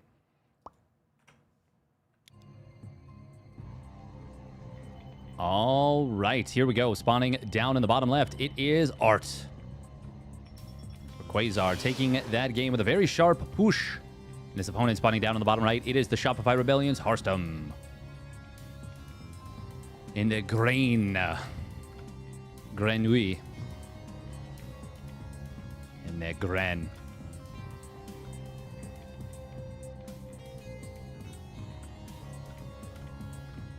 Look at those progress bars. Look at them synced up. Beautiful.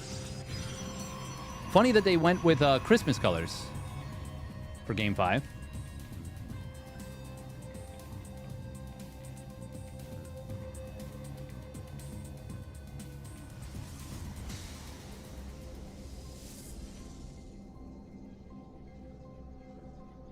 It's the trade-off Zerg gets for not being able to naturally wall off. I guess just race asymmetry in general. But you can make an argument that, yeah, that's like the compensation they get. If you can't wall off your natural without having creep to sit there and build on, you might be entitled to compensation. Harstem, by the way, blinking first and actually building a wall when his opponent doesn't. Get mogged or something. I don't know, whatever Zoomers say. But Zerg can wall off? Yeah, they can once they get creep.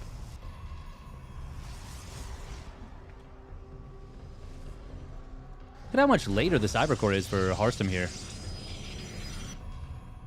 All because he didn't put this at the natural. It's like 4 seconds later. But I mean, like if an OV is pooping on your expansion, yeah, and then you kill the Overlord. You have to see the creep clear before you can build something on it. Unless you mean the creep being there, and it's not until you clear the creep.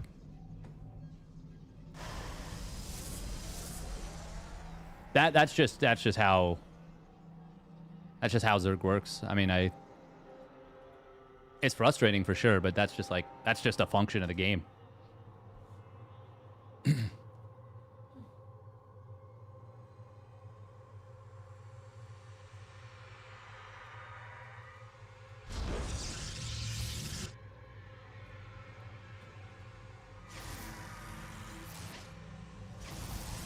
Even if it's already clear? Yeah, no, exactly. You need to have vision of it.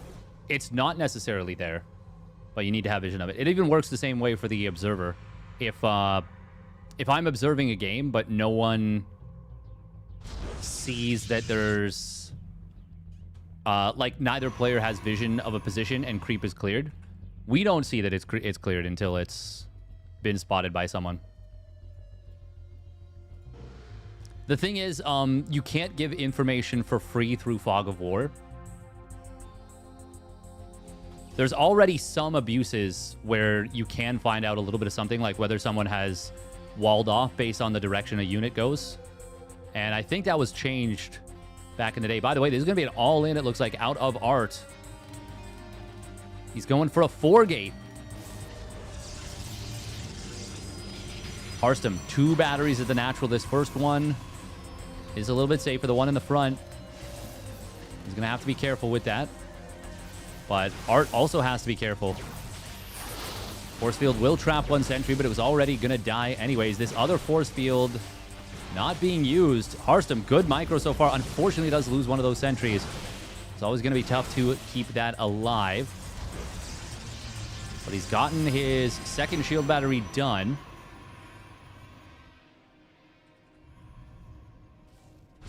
Art will be morphing his gates. Oh, please tell me he's... Okay, he is morphing the 4th one. Ooh, 1 sentry goes down. Other one is going to get taken out eventually as well. Not initially, though. And the force fields are actually pretty good. That 3rd force field coming in was a really nice one. That will enable Harstem to hold for the moment.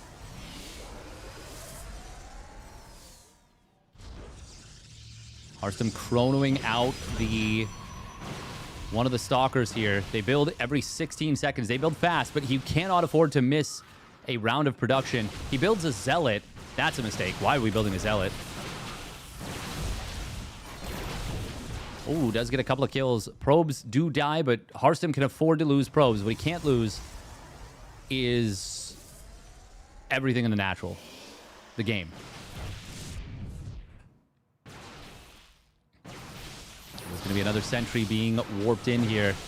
Well, not just warped in, built. Art is the one warping into sentry. Shield battery does get recharged here. That's going to help Harstem a lot in this fight, especially as the numbers of units get lower and lower. Good save right there from Art. Harstem needs to target that 1 stalker down. Oh, that was not a good... What was that? Force field? That was very, very awkward.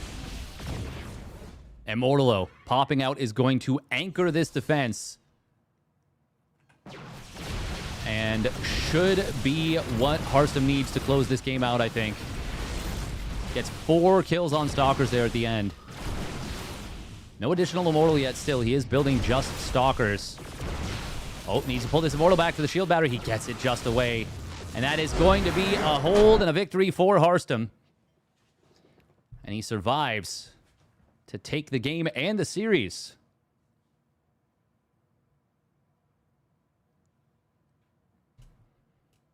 Shouldn't the creep disappear from Fog of War? I mean... I don't really think that's, like, a big problem.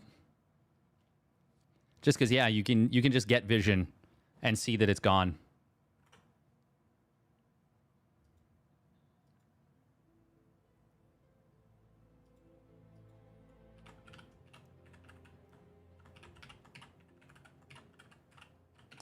So it's the same way... Okay, so think of it this way.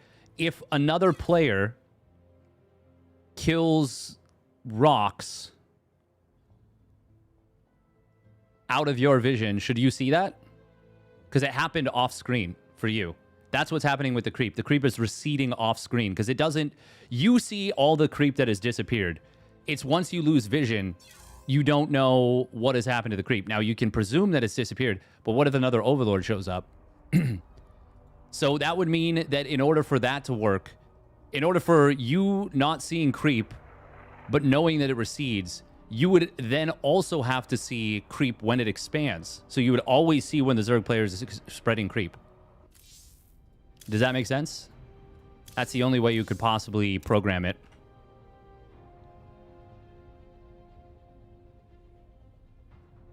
It's annoying if you shit-click a worker to go build on expansion.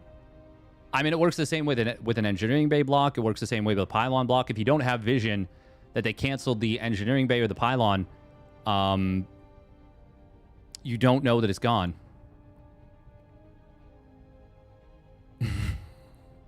That's really funny. Another Mr. Ellis. Why is it when I play peekaboo with someone, it looks like they disappeared, but then it turns out that they never left? Is that bad game design, chat? Oh, that's a good question.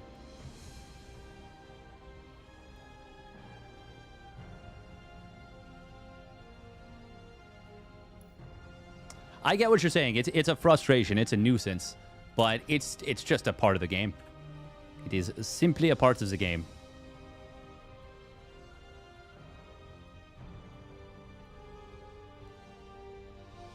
All right, quick 1 minute of ads, and we will get into the next series, the final series of the day.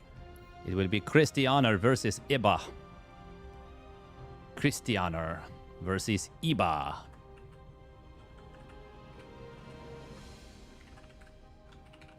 I had some delicious curry made by Fiance Fast.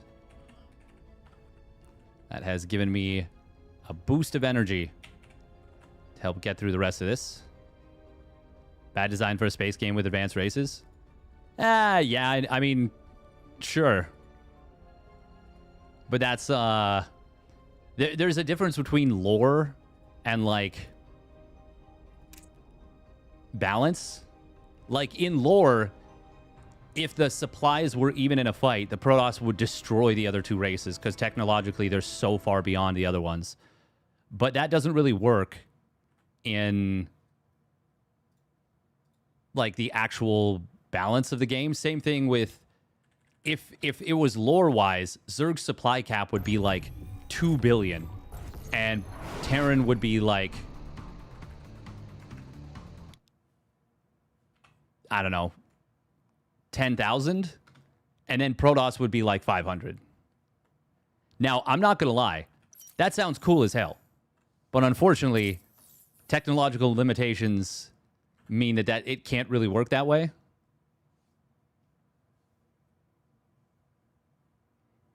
To be honest, it really felt that way in Brood War. I wish SC2 could keep that expensive but really strong in a few units feel. It'd be nice. I would enjoy that.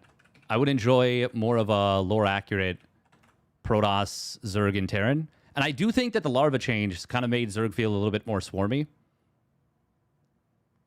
The initial larva change, much more so. The current larva change, not quite as much.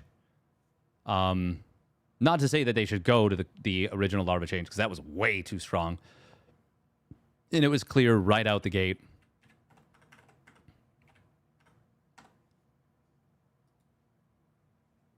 As soon as you tech past unupgraded Ling Zealot Marines, that dynamic is out the window in SC2. Give Zerg 400 supply, Protoss 300 supply, and Terran 0 because they suck.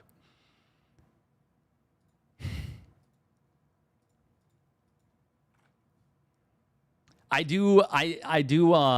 guilty of this myself, but I do always enjoy seeing how quickly it is easy to... How quickly it is easy? What? How easily it is... What? Brain just had a total malfunction. Full system failure right there. Completely biffed it. Zerg is the only race with 0.5 supply units. That's true. Brain got a poop. And it sure did. Protoss also doesn't have any one supply combat units. Right? They have the Observer, they have the Probe. Obviously, the Probe can attack, but it's not a combat unit. It is, in fact, an economy unit. Bring back normal worker start and make supplies 300. That would be kind of cool.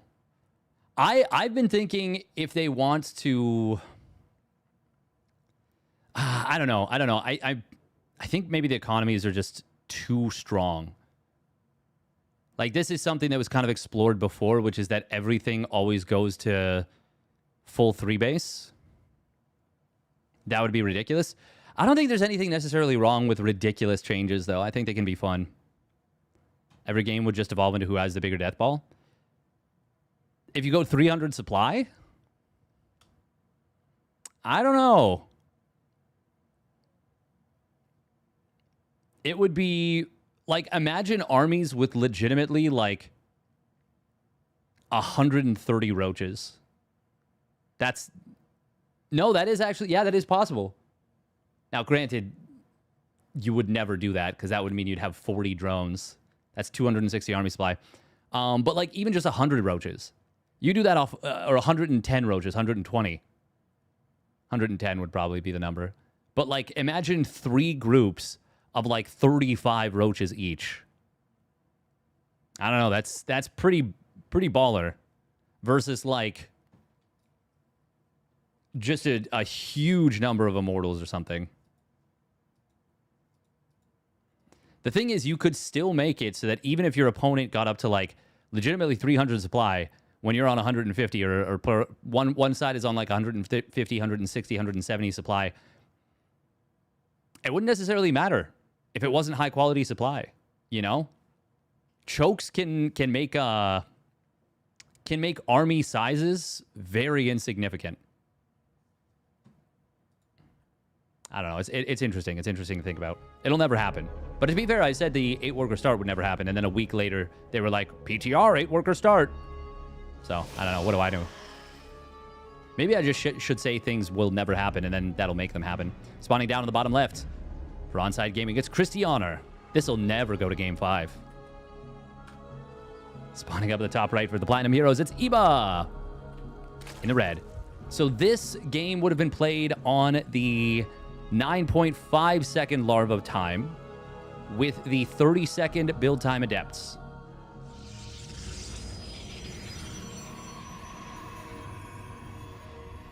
It feels wrong to me that MMM can often easily win over tier 3 armies.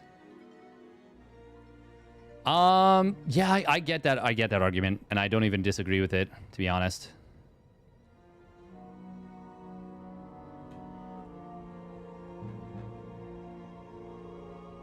But I also... Yeah, I don't know. Oh, Iba was looking to hide this drone. Oh no, he is just gonna go pool first. He still is gonna hide the drone.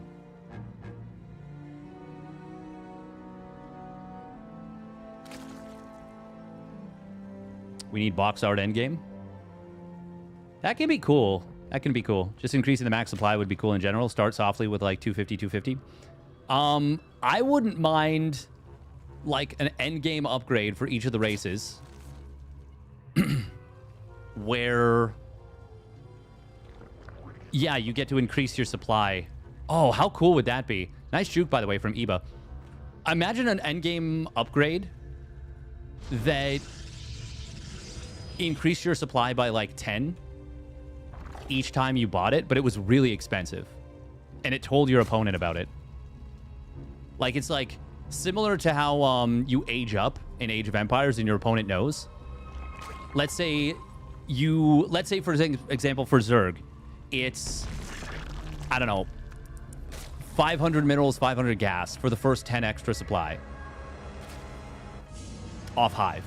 And then the next one is like 750, 750. Then like 1,000, 1,000. Then 1,250, 1,250. And then 1,500, 1,500. To finally get to 250 supply. And each time it tells your opponent that. What if every minute past 20 minutes, the supply starts increasing? That would be kind of cool. A new era of turtling until 300, 300 max out.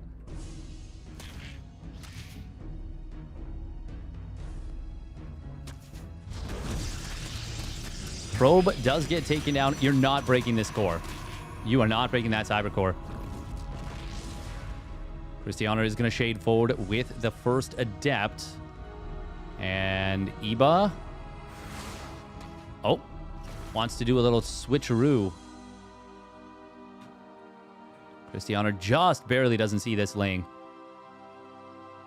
Oh, Twilight Council coming in. Okay.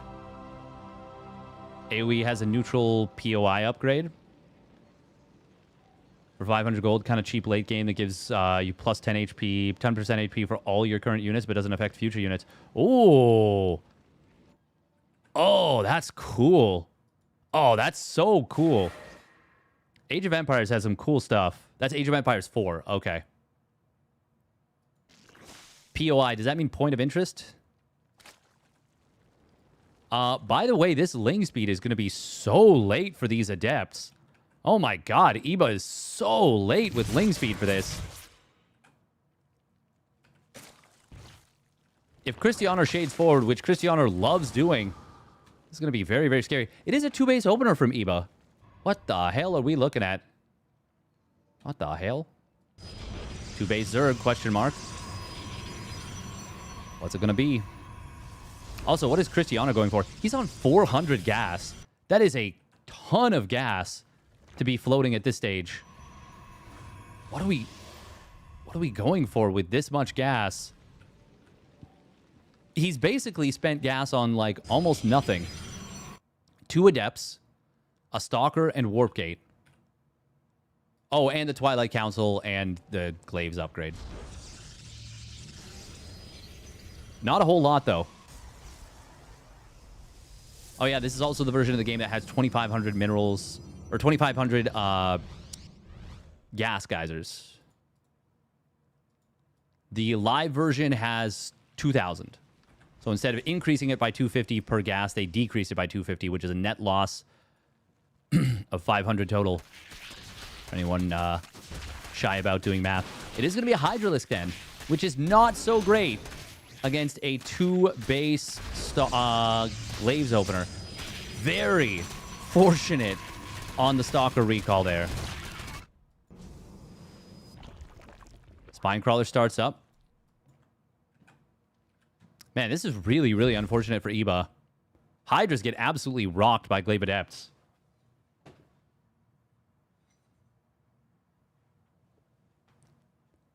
They get destroyed by them. DT Shrine after this. Now, if the Hydras get out into big enough numbers... Oh, man, that's a big if, though. There's no wall. He canceled the spine. No, that's so unfortunate for Iba.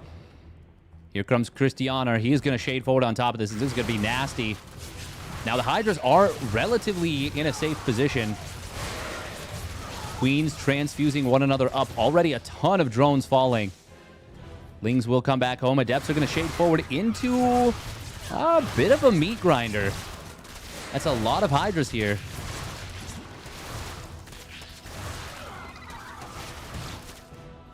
Adepts will shade in the natural and join up with the next round of reinforcements. The main thing right now for Iba is that he needs to tank for his Hydras. He needs something to tank at all points. Queens are great tanks against Glaive Adepts. There is an Overseer at home, so the DTs will be answerable.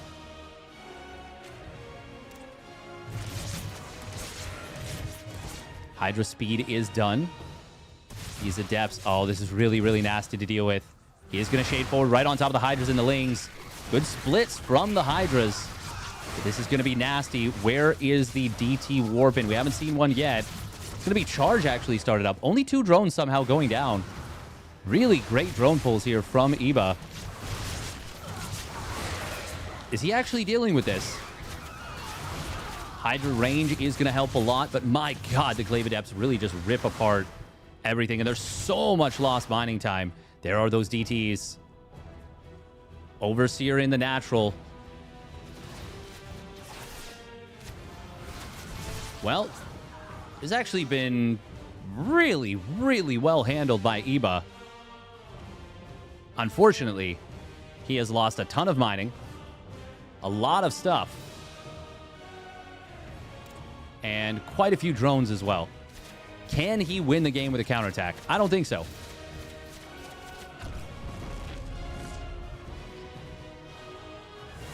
But he kind of needs to. Charge is done. That's going to be very good against this. Oh, this is the patch of the super loud Archon. You will herald my arrival. Iba's cooked. He needs to retreat away from this. He's going to try and turn and fight on this with the Lings showing up. He's got a good number of Hydras. Iba will successfully retreat, but that just means Krystianer gets to enjoy a huge eco lead. And once again, it's a 2-base Zerg to very shortly a 3-base Protoss. If Krystianer continued to try and attack down on 2 bases, maybe there's a chance.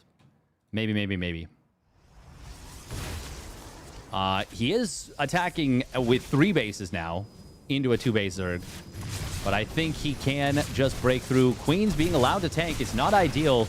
No transfuse on that frontline Queen. The Zealots are just getting on top of everything. It's really good kiting from Iba. But it is not going to matter. Krystianer too far ahead off the Glaive Adept timing.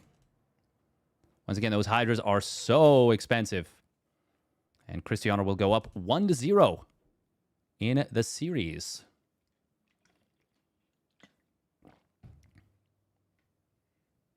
Water bottle. Important to drink your water. Drink your water.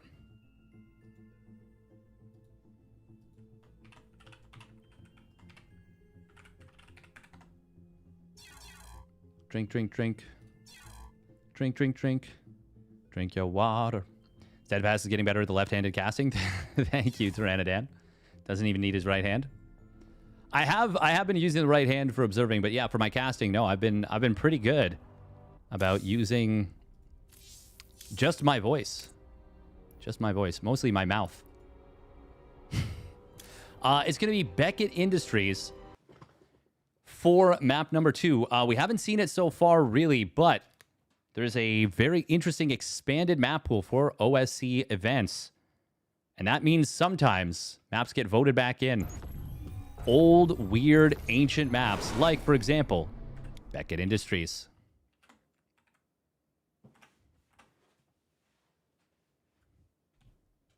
With the red right hand. All right, here we go. Spawning down on the bottom left. For Onside Gaming, it's Krystianer. There he is. And his opponent, spawning up at the top right. For the Platinum Heroes, it's Iba. Yes, it is. There he is. In the red. With the red right hand.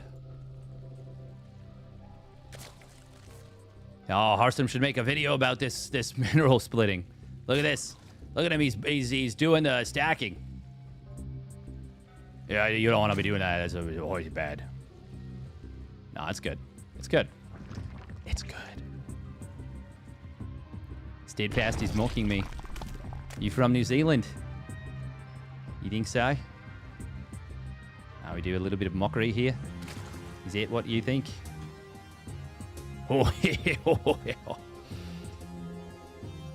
ah, mocking the Peaky Blinders. By order of the Peaky fucking Blinders. Offer.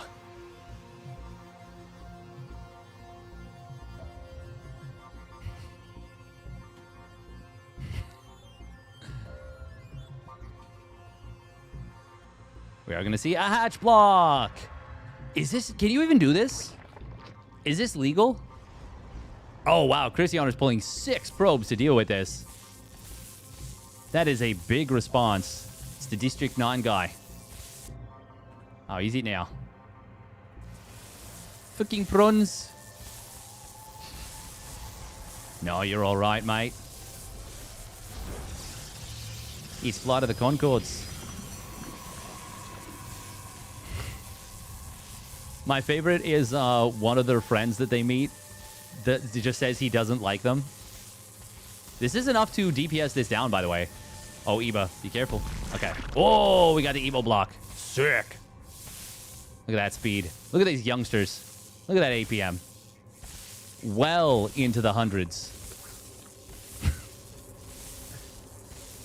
God, the Evo Chamber gains HP so fast. Even with the creep receding. I feel like this was super successful from Iba, no? Oh, don't let him get hatched out. No, Krystianer. Oh, outplayed. He's pulled 10 probes. Whoa, wipe out. Oh, he gets the Evo Chamber down again. Oh my god, Iba is actually stunting on him. The Adept is out. Krystianer's he's been mining with so little, he can't even afford to build the Nexus now. He just now starts it. Holy guacamole. Did Iba just double extractor? Look at how much money he's lost from this. Now, this is crazy. Iba, why are we sending drones across? We know the Adept is coming. We know it's here. Krystianer, please. That was 3 dead drones if he went for it right away.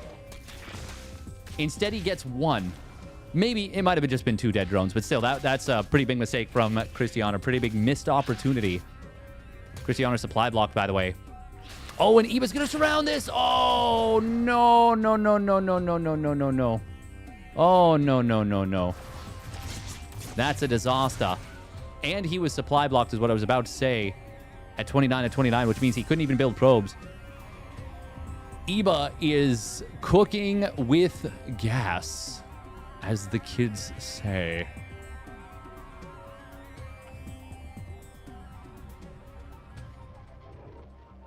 Now, Iba does get supply blocked himself at 32 of 32. Well, technically 31 of 32 at the moment.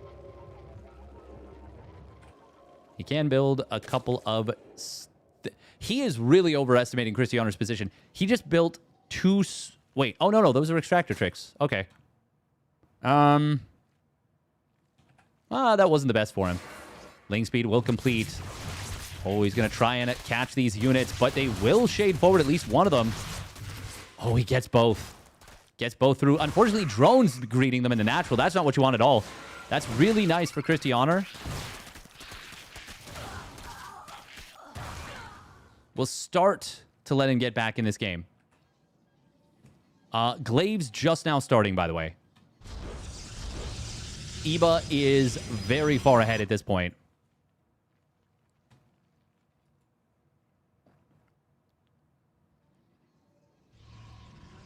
It could have been even worse for Krystianer, by the way. Like, a lot worse. He should save this Adept. Yeah, it will finish its shade. Krystianer says, I don't care about no stinking gateways. I'm going to swap-a-roo, swap-a-doo. Joey Jojo Jr. Shabadoo. Under attack. Beckett, man, I forgot how far away the third in the is from the natural on Beckett. This is such a, like, bad map for Zerg in ZvT. Iba, by the way, is having some issues with supply blocks. Holy moly.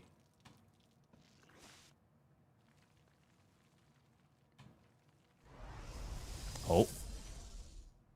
Ling looking around here. Oh, is he going to scout this? I think so. I think this is easily scouted based on where it's going. Yes, he does. Yes, indeedy. Yes, he does. Roach is going to start up. Ling's going to start up.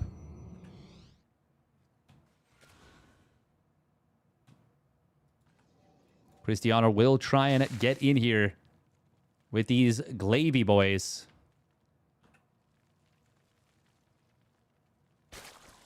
Creep filling out nicely to the edges. Much like battering a cake. Icing a cake? Icing a cake. You don't batter a cake. You make cake batter. You can make a cake. You don't batter a cake. I think if you do, you're doing something pretty wrong. Transfuse could have saved that one Roach. Unfortunately, he does not. Adepts are going to shade forward into a bunch of Roaches and Lings. Honestly, probably the best position Krystianer could have gotten in the scenario until the wraparound comes in right there. Then a little bit less so. Adepts will shade forward into the main base, and there are a couple of units there to greet them. 6 Adepts at the third. Spine Crawler there to greet it as well. Spines are so handy against this. They're actually kind of goated. against this particular attack. We don't really talk about it a lot because it's a big, expensive endeavor. Krystianer is quite far behind in supply, but if Iba can't drone up, which he hasn't been able to yet, or he hasn't elected to yet, I actually think he probably could now. This becomes very uncomfortable, where he, like, has to get something done all of a sudden on the other side of the map. Did he see that third Nexus? Yes, he does. He's building a Spore because he knows that DTs could be on the menu. This is actually not a great position here for Iba. Nowhere near as good as it should be. Iba's trying to bait Krystianer into warping in more Adepts there.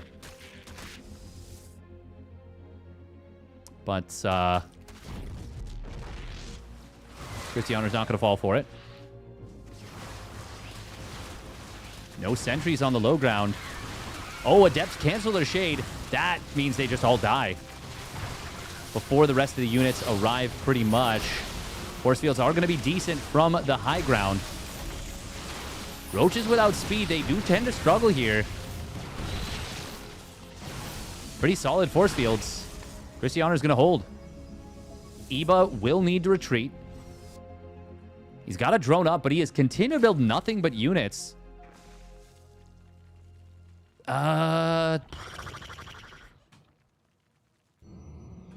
Krystianer has not built a probe in a little while. He is spending all of his cash on units. And maybe Iba is correct then to not drone up, but I do think he needs to trickle in drones here and there. How many force fields does Krystianer have? These... Okay, yeah, they're back up to one force field a pop, although one of them has... I guess didn't cast a force field before. Or, no, he energy recharged it, surely. Yeah, he did. I think? I don't know, maybe not. Either way, there are Ravagers available for Corrosive Vials. This is before the force fields could not be broken initially. Ling counterattack on the other side of the map. It's not getting in there just yet. But now it does. We'll get it on top of the base. Krystianer with Guardian Shield. It's nice. But the Spine Crawler, the Transfuses, the Ravagers is quite a bit nicer. Meanwhile, Iba is going to kill this Nexus. Krystianer is starting to break through here a little bit. I mean, these are, like, once again, speedless roaches. He's warping in directly into the fight. Corrosive Vials do connect on 2 Adepts. 1 Corrosive Vial did. Hang on. Is Krystianer doing it? I mean, slow roaches are just brutally bad sometimes, even against Blinkless Stalkers.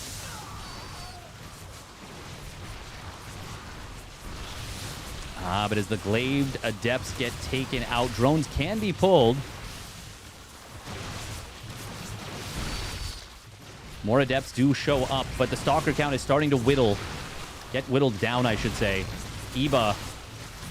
Oh, that one Ravager in the back, barely surviving. And that draws those Stalkers further and further in. Transfuse keeping that one Roach alive. This is going to be a hold for Iba, and this is going to be a victory for Iba. Almost certainly. Oh, we're going to morph Ravagers. That might be a little bit too bold. He's going to have to cancel these. Adepts should cancel their... No, they actually shade forward. Okay.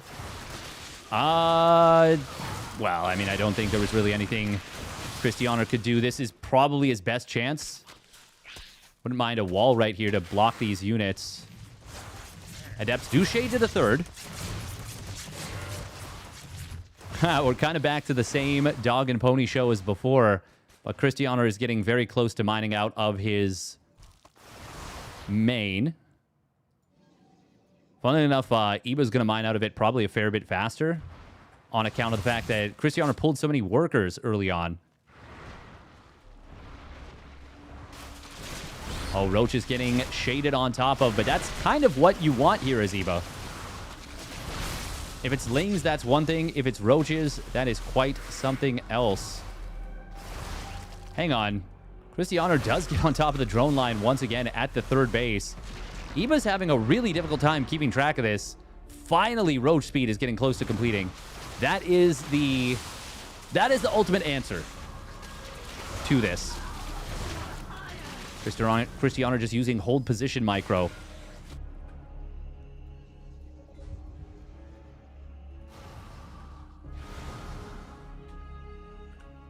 Iba. Now with roach speed completing, he can more successfully go hunting for these adepts. It's until that's done. Until that's done, it is not so easy. Once it does complete, yeah, you're cooking. Roach is going to be able to intercept here. Krystianer will get trapped. Will get caught. More adepts shading into the third base. But on the other side of the map, a massive Zerg army arrives, and Iba will take game number 2. And we somehow managed to get every single match, avoiding a 3-0. And once again, we might get all 5 matches ending on a game 5. It's looking like that is increasingly possible.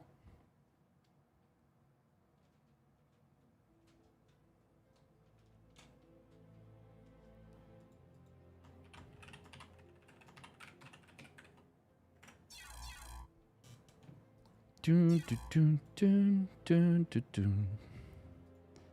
I wasn't really paying attention to that. Yeah, the extractor survived the whole game, didn't it?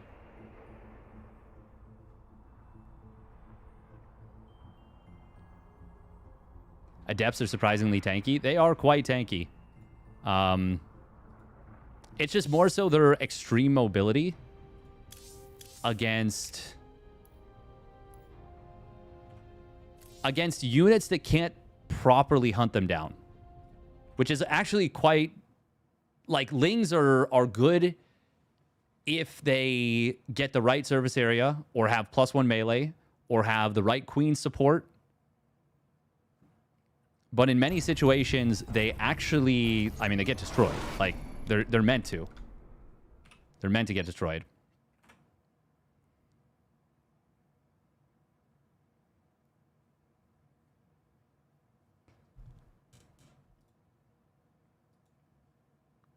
Do adepts have base armor? I should know this.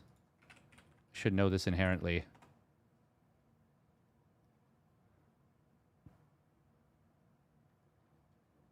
Yes, they do. Yeah, they do. Yeah, they do. Yeah, they do. Obviously not to the shields, but to the yeah, regular setup. Okay, we do have to run a minute and a half of ads. May have to run some a little bit later on, but we'll see.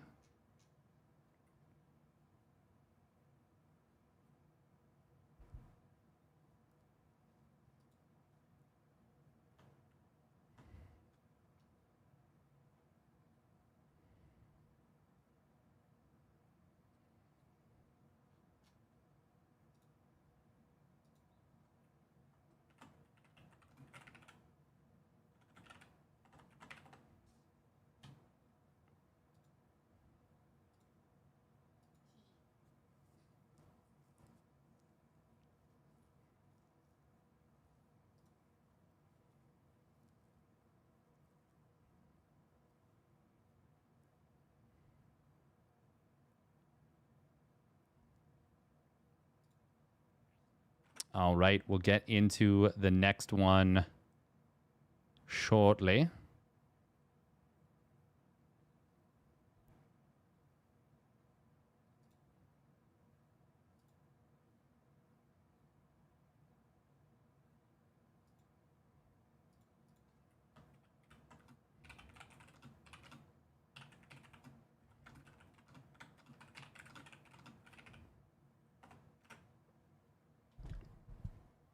Just want to let those ads clear. As always, thank you to the peeps who subscribe, support the channel, and don't run ad block as well. Even if you're not subscribed, it does help a lot. Ads are surprisingly the biggest form of revenue.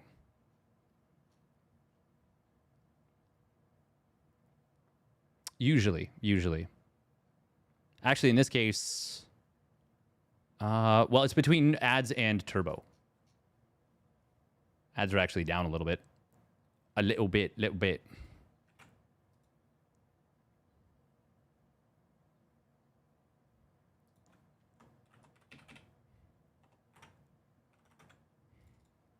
All right, let's get into game 3.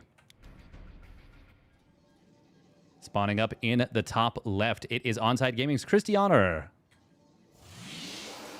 In the blue. And his opponent spawning down on the bottom right. It is the Platinum Heroes, Iba. In the red. In the red. In the red trunks.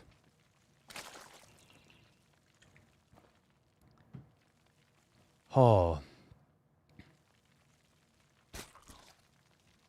Now, this was once again played on the previous patch.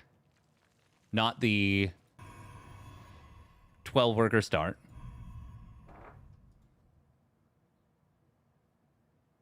But it was played on the first version of the patch that hit live servers. So 9.5 second larva spawn time. What else? What else? What else?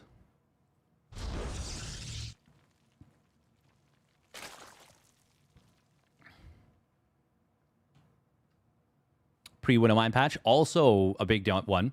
Something that would have affected the previous game, the force fields. The force field change.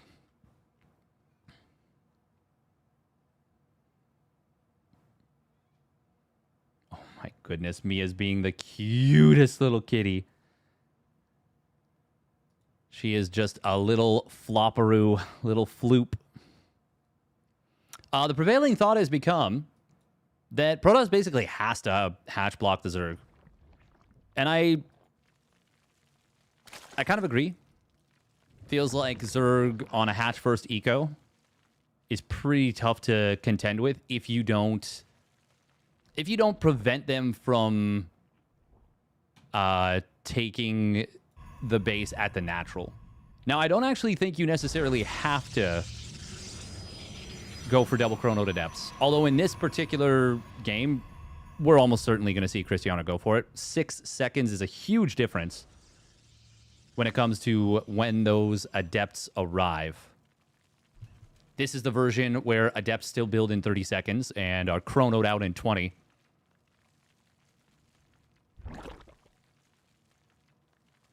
I feel like adepts didn't need to be nerfed by 3 seconds on the build time. Like, if they wanted it to be a little bit of a nerf, they could have done 1 or 2. I think that would have been okay.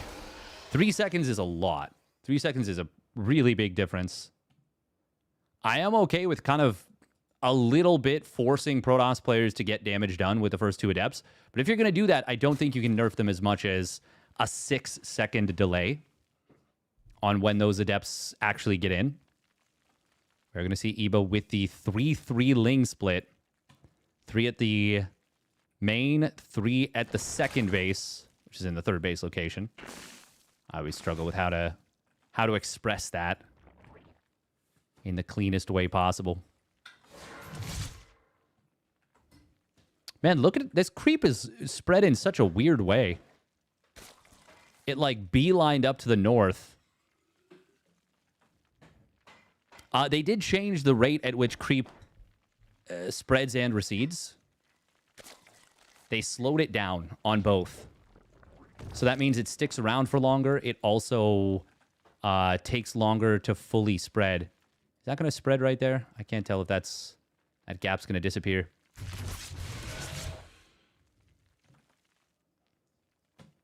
Krystianer, you know he's shading forward right now. You know he's going for this. Oh, but the pin. A little bit of a mistakey here from Krystianer, letting himself get pinned up against the gas. 2 drones fall. Third one will be saved for the moment. Fourth one, no save. That is a lot of lost mining time. Iba is going to let this Spore Crawler finish. And I've said this a few times. I'm okay with that. I don't mind that one bit.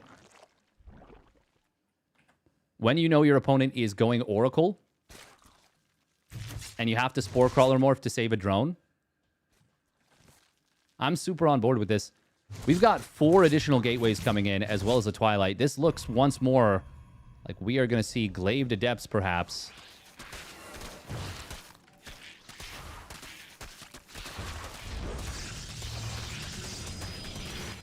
Adept will survive, meanwhile.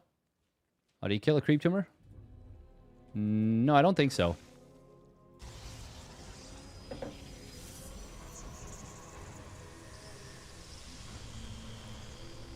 We do have the 3rd base in production. Krystianer. Oh, he is going to find an opening here in the natural. Iba not prepared with a Spore. Did not have enough Queens either. I was going to say, I think you just go straight after that Spore right away. Very, very quick swap from Iba. Nice bit of damage coming in. Krystianer finding good value. Iba, 14 more drones in production. Yeesh. Yeesh. Sheesh. Glaves again. Yeah. He takes the triangle, so might as well get Spore, I think. Yes. This is interesting. It's going to be 2 Adepts before Glaves. There's a bit of a fake out here from Krystianer. Where is he warping in his Adepts? He's just kind of putting them wherever.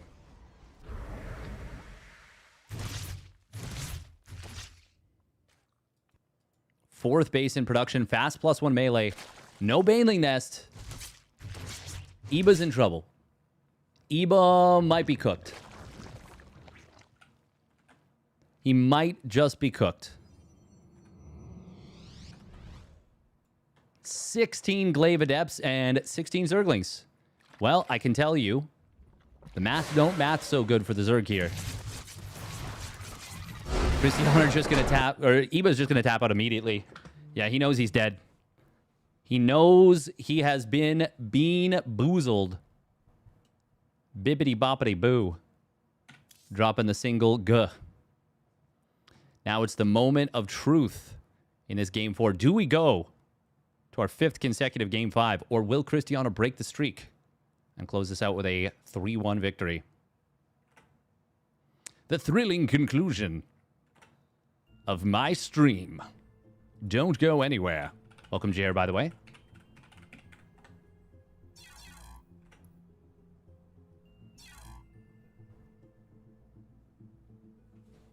I would say so, Victor Charlie. I would say so. I do think Protoss players have not yet really identified the best way to macro. I was going to make a joke about Protoss players and not reading, and then I remembered that it was Raynor and Cyril who got caught on the couch not having read the patch notes, or like not realizing the warp gate changes, the gateway changes, and I was like, oh no, we're never beating the allegations. It's never happening. All right, quick minute of ads. Welcome, Bulmy.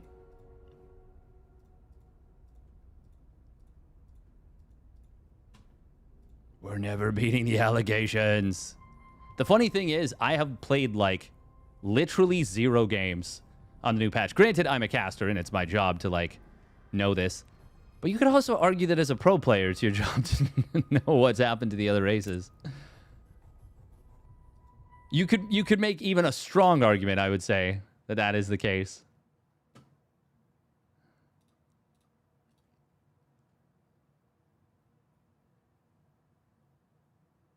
Protoss players don't know how to read patch notes. Zerg players just choose not to. To be fair, I feel like it is entirely possible that they just looked at the patch notes and were like... Or they just looked at the Zerg patch notes and were like, oh, this is heaven. This is heaven on earth. And just didn't... entering a state of pure euphoria, they lost the ability to read for the remainder of the day. Perhaps even blacking out.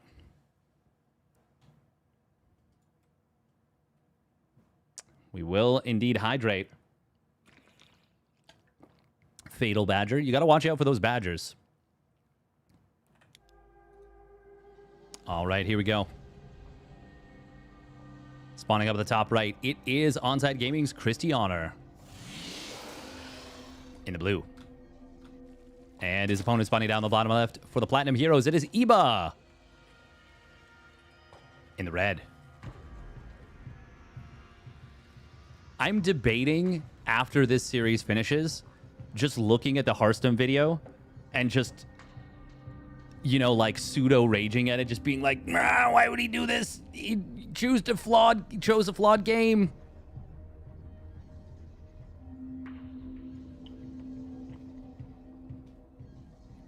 Oh, wow. That is good broth. Mm-hmm.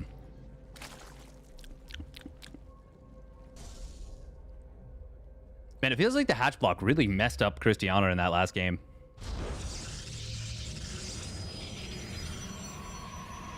Really messed them up.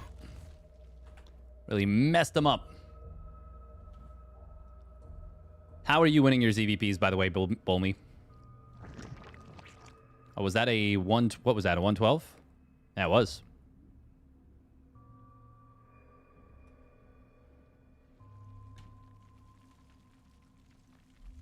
Feels like if you see Warp Gate, you can send 2 lings around to find the pylon. Maybe. Something like that, yeah.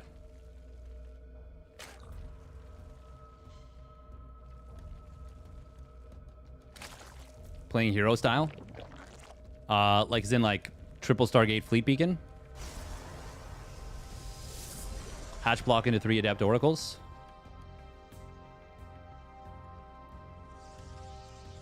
Sometimes Sky Toss. Yeah, definitely Sky Toss will... I mean, Sky Toss will always work in some way or another.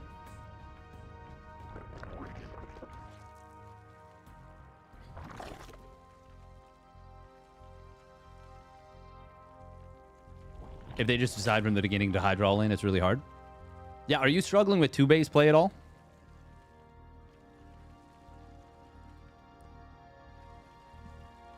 Have you fallen victim to any Shinspirational plays? 2-base play from Zerg? I feel like I've mostly seen it more in CBT, but I'm just curious if you run into it in CVP at all.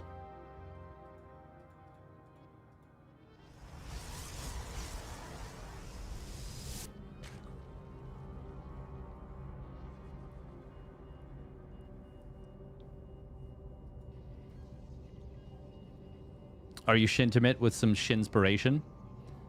I have not yet been Shinspired on account of my broken wrist.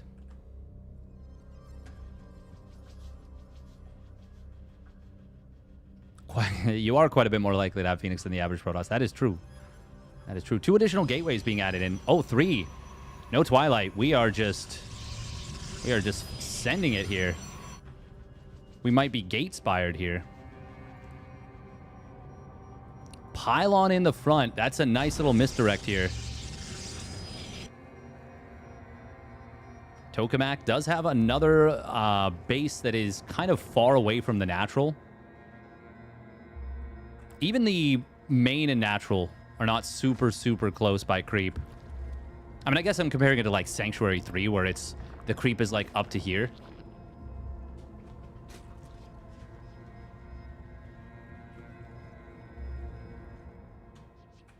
Shintimate is...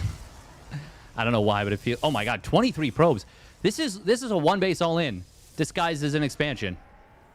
This is legitimately just a straight-up 1-base all-in.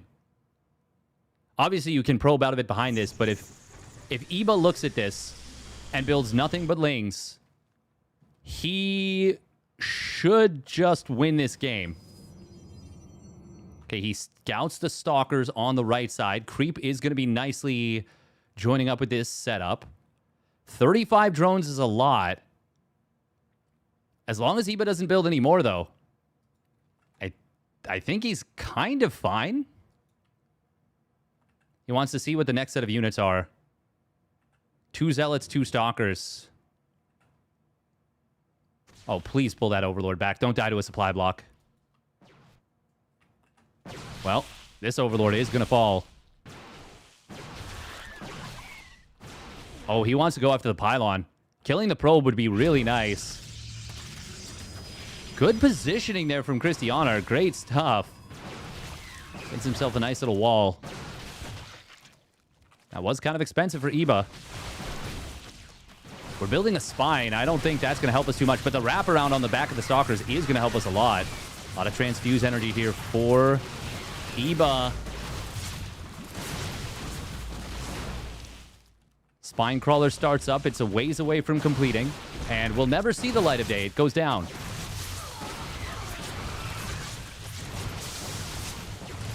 Transfuse is helping a lot. We do have an Adept from the backside. This one Queen just barely getting enough energy to transfuse and being saved quite nicely. Yeah, Iba's got this, no problem. Neat little play from Krystianer.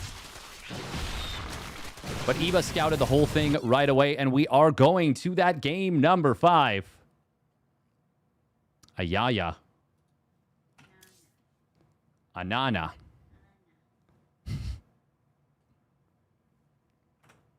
Five series and 5 game 5s. So happy to see multiple series going to game 5. Yeah, it's pretty neat. Pretty neat. Welcome, Poriforion. Welcome, welcome.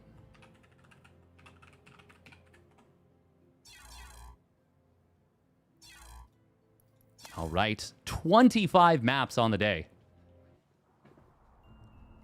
Call it a marathon. But don't call it a comeback. Something, something, something, something. True balance has been achieved. Have you played any games, Jer, on the new patch? Had a chance to check it out at all? Bum, bum, bum, bum. Bum, bum, bum, bum. We do have to run a quick minute of ads. The dreaded. A few, it's so tough getting used to the new timings. Yeah, I feel like the supply block timings are pretty rough, pretty brutal.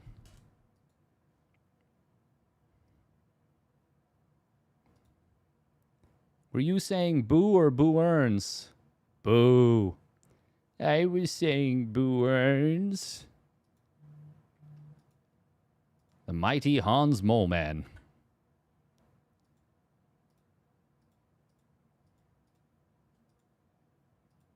Bum, bum, bum, bum. Doing a bit of random to get a feel for all 3 races. Everyone's muscle memory timing for supply blocks is gone. Yeah, it's actually brutal, I think. It is actually pretty rough.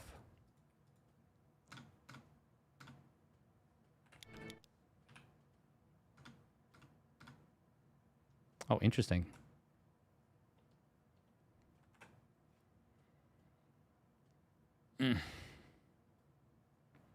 God, I can't wait till this is off.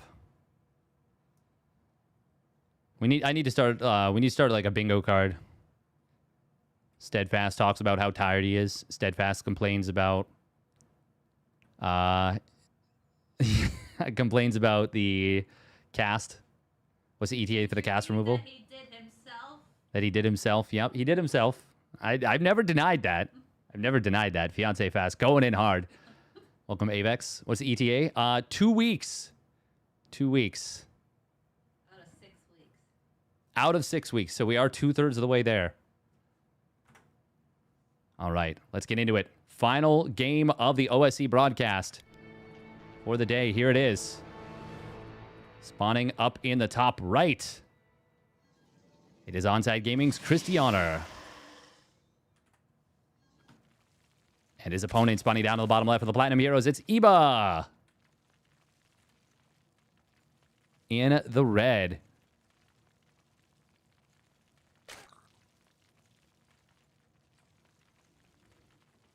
It's going to be really interesting if I actually do learn something from the Harstem video after trying to be like, old man yells at clouds. Like, are they going to tell me that boosting your close mineral patches is worth more than double worker pairing them early on?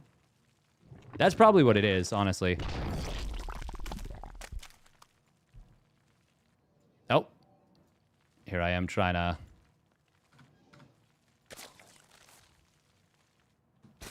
I also think I need to lower my DPI. I think I need to start lowering my DPI until I'm more accurate with my mouse. Because right now, I am not accurate with my mouse. I am, yeah, I'm just not. Not at all. Samuel Witwicky. Welcome, Dan Archon. It's him. It's Jim StarCraft. Oh my god, that's actually... It doesn't work when that's actually the name of the real protagonist. I was like, I'll just think of whatever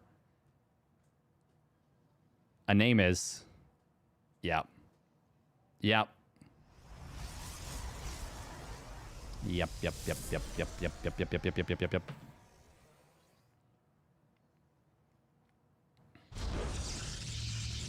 What are the lowest values for pro players? I heard Clement Kelleser use 450 DPI and Harstem uses 400. Damn, 400 DPI is so low.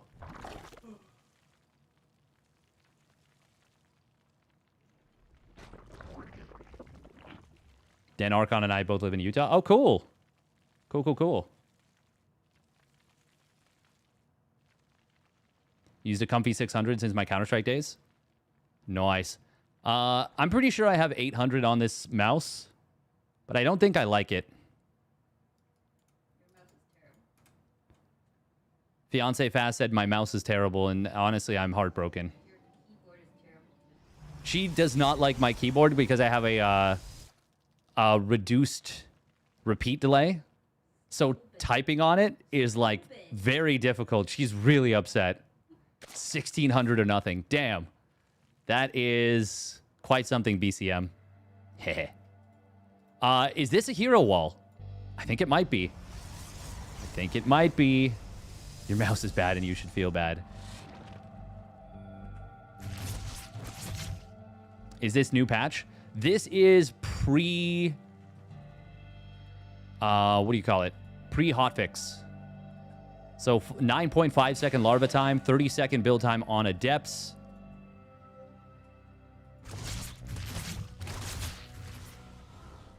Before they increased it to 33. New patch 1. Yes. Oh, I did. Meow, meow, meow. Meow, meow, meow. Speaking of which, Mia's just meowing around. Just being cute as a button. She is cute as a button. Mia's so cute. You guys have no idea. Did she try making 200 Zerglings? I don't even think I'm, like, using my setup properly either. Oh, really nice block here out of Iba. Good defense so far. He's lost 2 lings, but that is nothing compared to the power of the dark side. Sorry, compared to the power of losing drones. Ling speed will complete. Oh, he fakes out which drone he was targeting. Nice save, though. Does save that last drone. Thank you very much, Ned Vedley, for the Prime subby. Very much appreciated. That's first time. Thank you. Oh, it's not a hero wall. He's actually able to build a proper wall with this. Robo facility behind it. We are going... Wait, what are we going? Uh-oh. Uh-oh. Is that Adept Shade in time? I don't think so. He's going to lose that Adept. He's going to try and recall it. Worst case scenario.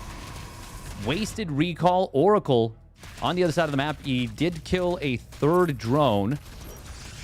This is looking very unpleasant for Krystianer right here. Krystianer Ronaldo. Oh, juked. There's the Twilight Council. It's going to be the Archon drop, baby. Oh, wait a minute. Oh, wow. Iba's going to see the canceled gateway. Oh. Hey. It's a fake. And it's an Archon drop. I can show you the world.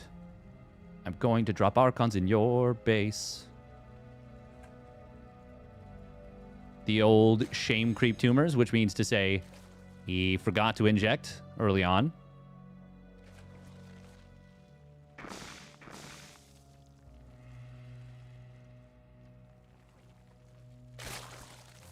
Hey, thank you, Ned Vedley. I appreciate that. You're too kind. These Adepts. Oh.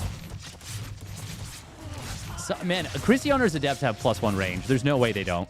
You cannot convince me otherwise.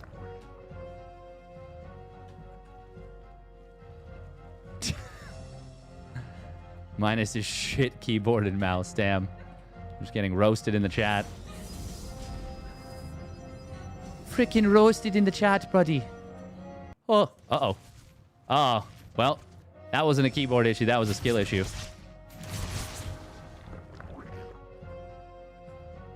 Absolutely freaking roasted. Let's not forget his broken wrist.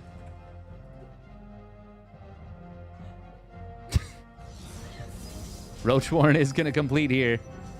Layer is halfway done. Archons. Wait for him. Wait for these loud introductions they're about to make. Actually, I think when you load it instantly... Yeah. Oh, no, we still got it. It's like Pingu when he turns his mouth into a trumpet.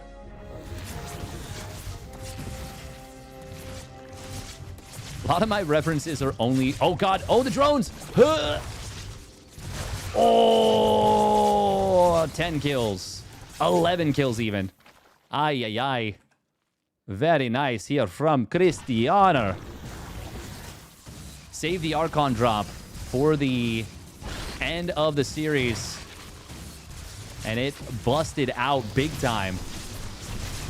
That one Roach has experienced a lot of physical pain, but it will survive. At least for the moment. No, no, no, no, no, no, no, no, no, no, no, the drones, no, no, no, no, the drones, the drones. Oh, gets another big set of hits. He's going to kill multiple spores. Negative micro, unfortunately, there from Iba. He just ends up paying an additional 150 minerals. God, this start is insane. Oh, can he get the prism at least, though? He gets the prism. It might be salvageable. It's out. Psych. You fucking thought you were going to get that prism. Krystianer's like, I'm not a thought. What's wrong with you? This is an insane Archon drop. 22 kills on one of these Archons. Oh, he will get the prism this time, maybe? No, it still survives. How it survived? Someone check him PC. Oh, man, oh, man, oh, man. Did I turn off music? No. Why is it, like, not playing music now? Shit music, too. We're getting roasted, chat. Someone protect me. The music has been bugging out. It might be because it's a replay, and it might be because I hit back accidentally. God, this is an insane start for Krystianer. He's now on 3 bases. He's got a lot of Immortals already out. And he just finished up his second Robo. Double attack upgrade Zerg. All right, all right, all right, all right, all right. Now, fellas. Yeah. I said, what's cooler than being cool? Not losing 28 drones. All right, all right, all right. This is... I mean, this is not going to be defended. Oh, but look, we can shame Krystianer. He didn't morph his Warp Gate. Everyone point and laugh as he wins the series 3-2. Iba does have some Ravagers. Krystianer just going to put some units, not so much necessarily on hold position, but maybe a little bit. Iba could have saved or canceled that base. +2 starts up. No Bane speed, no +1 missile, no +1 melee. Force fields are going to get pretty much immediately broken. I don't think it matters even one bit, though. He needs to eat the biggest corrosive vials of his life. Feast on them, really. A GG well played is going to be called the Archon drop. Dread it. Run from it. Krystianer will hit you in the face with it nonetheless. It happens on live, too? Okay. Well done. Oh. Even my mic stand's apparently shit. No, everything's shit. Well done, Krystianer. We got a broken wrist. We got a stupid keyboard and mouse. We've got a... Shit. Everything's shit. As per fiance fast in the background. You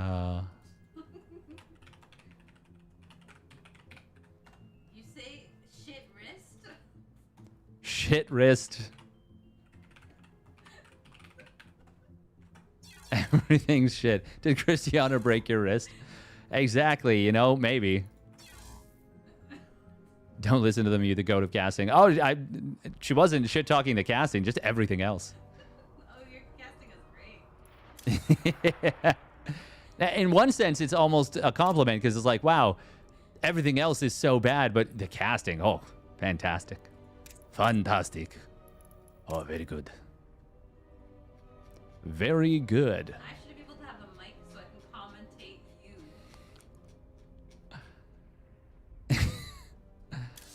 I won't say no. Fiance is lobbying for a mic for her to be able to just chime in and just talk shit. I think that's the kind of thing that we would do for a subathon for sure. For sure. You missed it, one. Krystianer, yes. Yes, indeedy.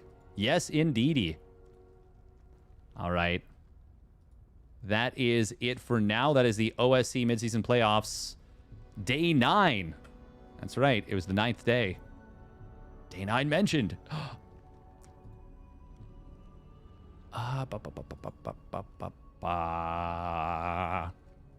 Going in the favor of...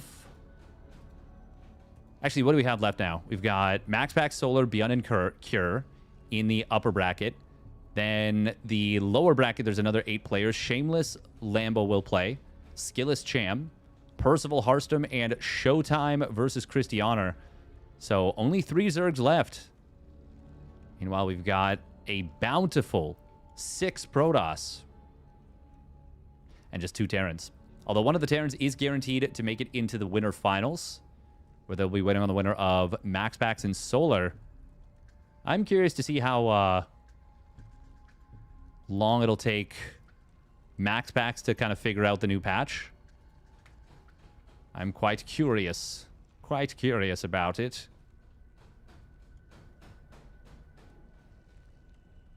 Mia is letting us know she's using her Shit box. Yeah. Fiance Fast. Fiance Fast is having a good time. Tell them I said shit box. She said shit box. I was going to say her litter box.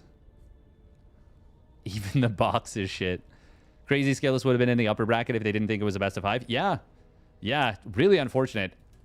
And more so than that, he was in a great position for at minimum the first 4 out of 5 games. I think even in game 5, he was in a very, very playable position. Can you use the cast as an excuse? What do you think I'm doing, Drillarius? What do you think we do? Oh, I'm not supposed to get it wet. Oh, I'm not supposed to get cat poop on it. Excuses, excuses. All right. Who we gonna raid? Ghostbusters. Boop, boop, boop, boop. Boop, boop, boop, boop, boop, boop. Who cleans the litter box? Shit box. Fiance Fast almost always cleans it anyways, to be fair. But I'm gonna step up for that. We split chores in many ways. Except for the cat poop scoop. Except for the cat poop scoop. She has the better sense of smell. I do. She actually does, yeah, it's true. Shit sense of smell. I have a shit sense. Oh my goodness, Mia's got the zoomies after having a good poopy. She's just running around the unit. Absolutely adorable. Absolutely adorable. Mia Bera's so cute.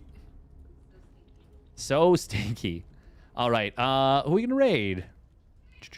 Oh my goodness, she's just zooming. I would show her on stream, but I'd have to catch her first, and there's just no way that's happening. All right, let's raid up. We can raid up either Tempo or Jaguares. I mean, we could also raid up Vibe, Special. What are people thinking?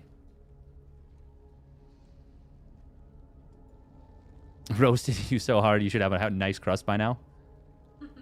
Poop for ya. Oh, hello. Okay, she wants to go on stream.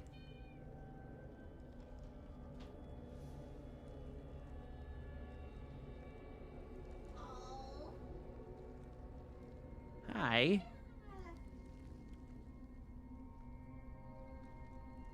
Look at her. She's so cute. She's so cute. Oh. I've never seen a cat do that. She just backed out. I've never seen a cat have... I didn't know they had reverse. But she reversed out. She was like, fuck this shit, I'm out. I am not sticking around. I'm not your prop. Tempo? All right, we can do that, Falling Ninja. We can do that for a former Tier 3 subby. Ciao. Yeah, she just was like, I am out of here. What are you thinking? What is wrong with you? All right, thanks for tuning in, chat. Plans tomorrow, I think, are going to be for a stream at, I think, 6 p.m. I think we're doing a cast tomorrow at 6 p.m. Mia's so cute. I'm gonna give her scritches. Gonna say hi to the wifey. Fiance. You show up and it's time to leave. That's exactly it. It's definitely not that I've been casting for 6 hours. 5.5? No, 6.5. It's definitely not that. You should take it personally. Just remember. Just remember. When in doubt, always take it personally. All right, yeah. Death SC is organizing a tournament tomorrow for Vespine.gg. It's the Vespine Cup. Number 1.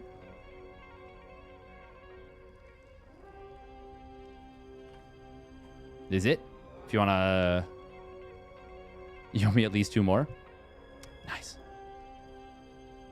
Yeah, you can sign up there. Uses a new tool. It's pretty neat. Gonna take a look at it later. Well, pretty much. Yeah, a little bit later. A little bit later today. All right, enjoy Tempo. This is gonna do it for me. Bye-bye, YouTube. If you're watching on YouTube, make sure to like the video. Make sure to subscribe. Make sure to, I don't know, be good to each other. Whatever. You know all the things. Oh, apparently I'm rating already.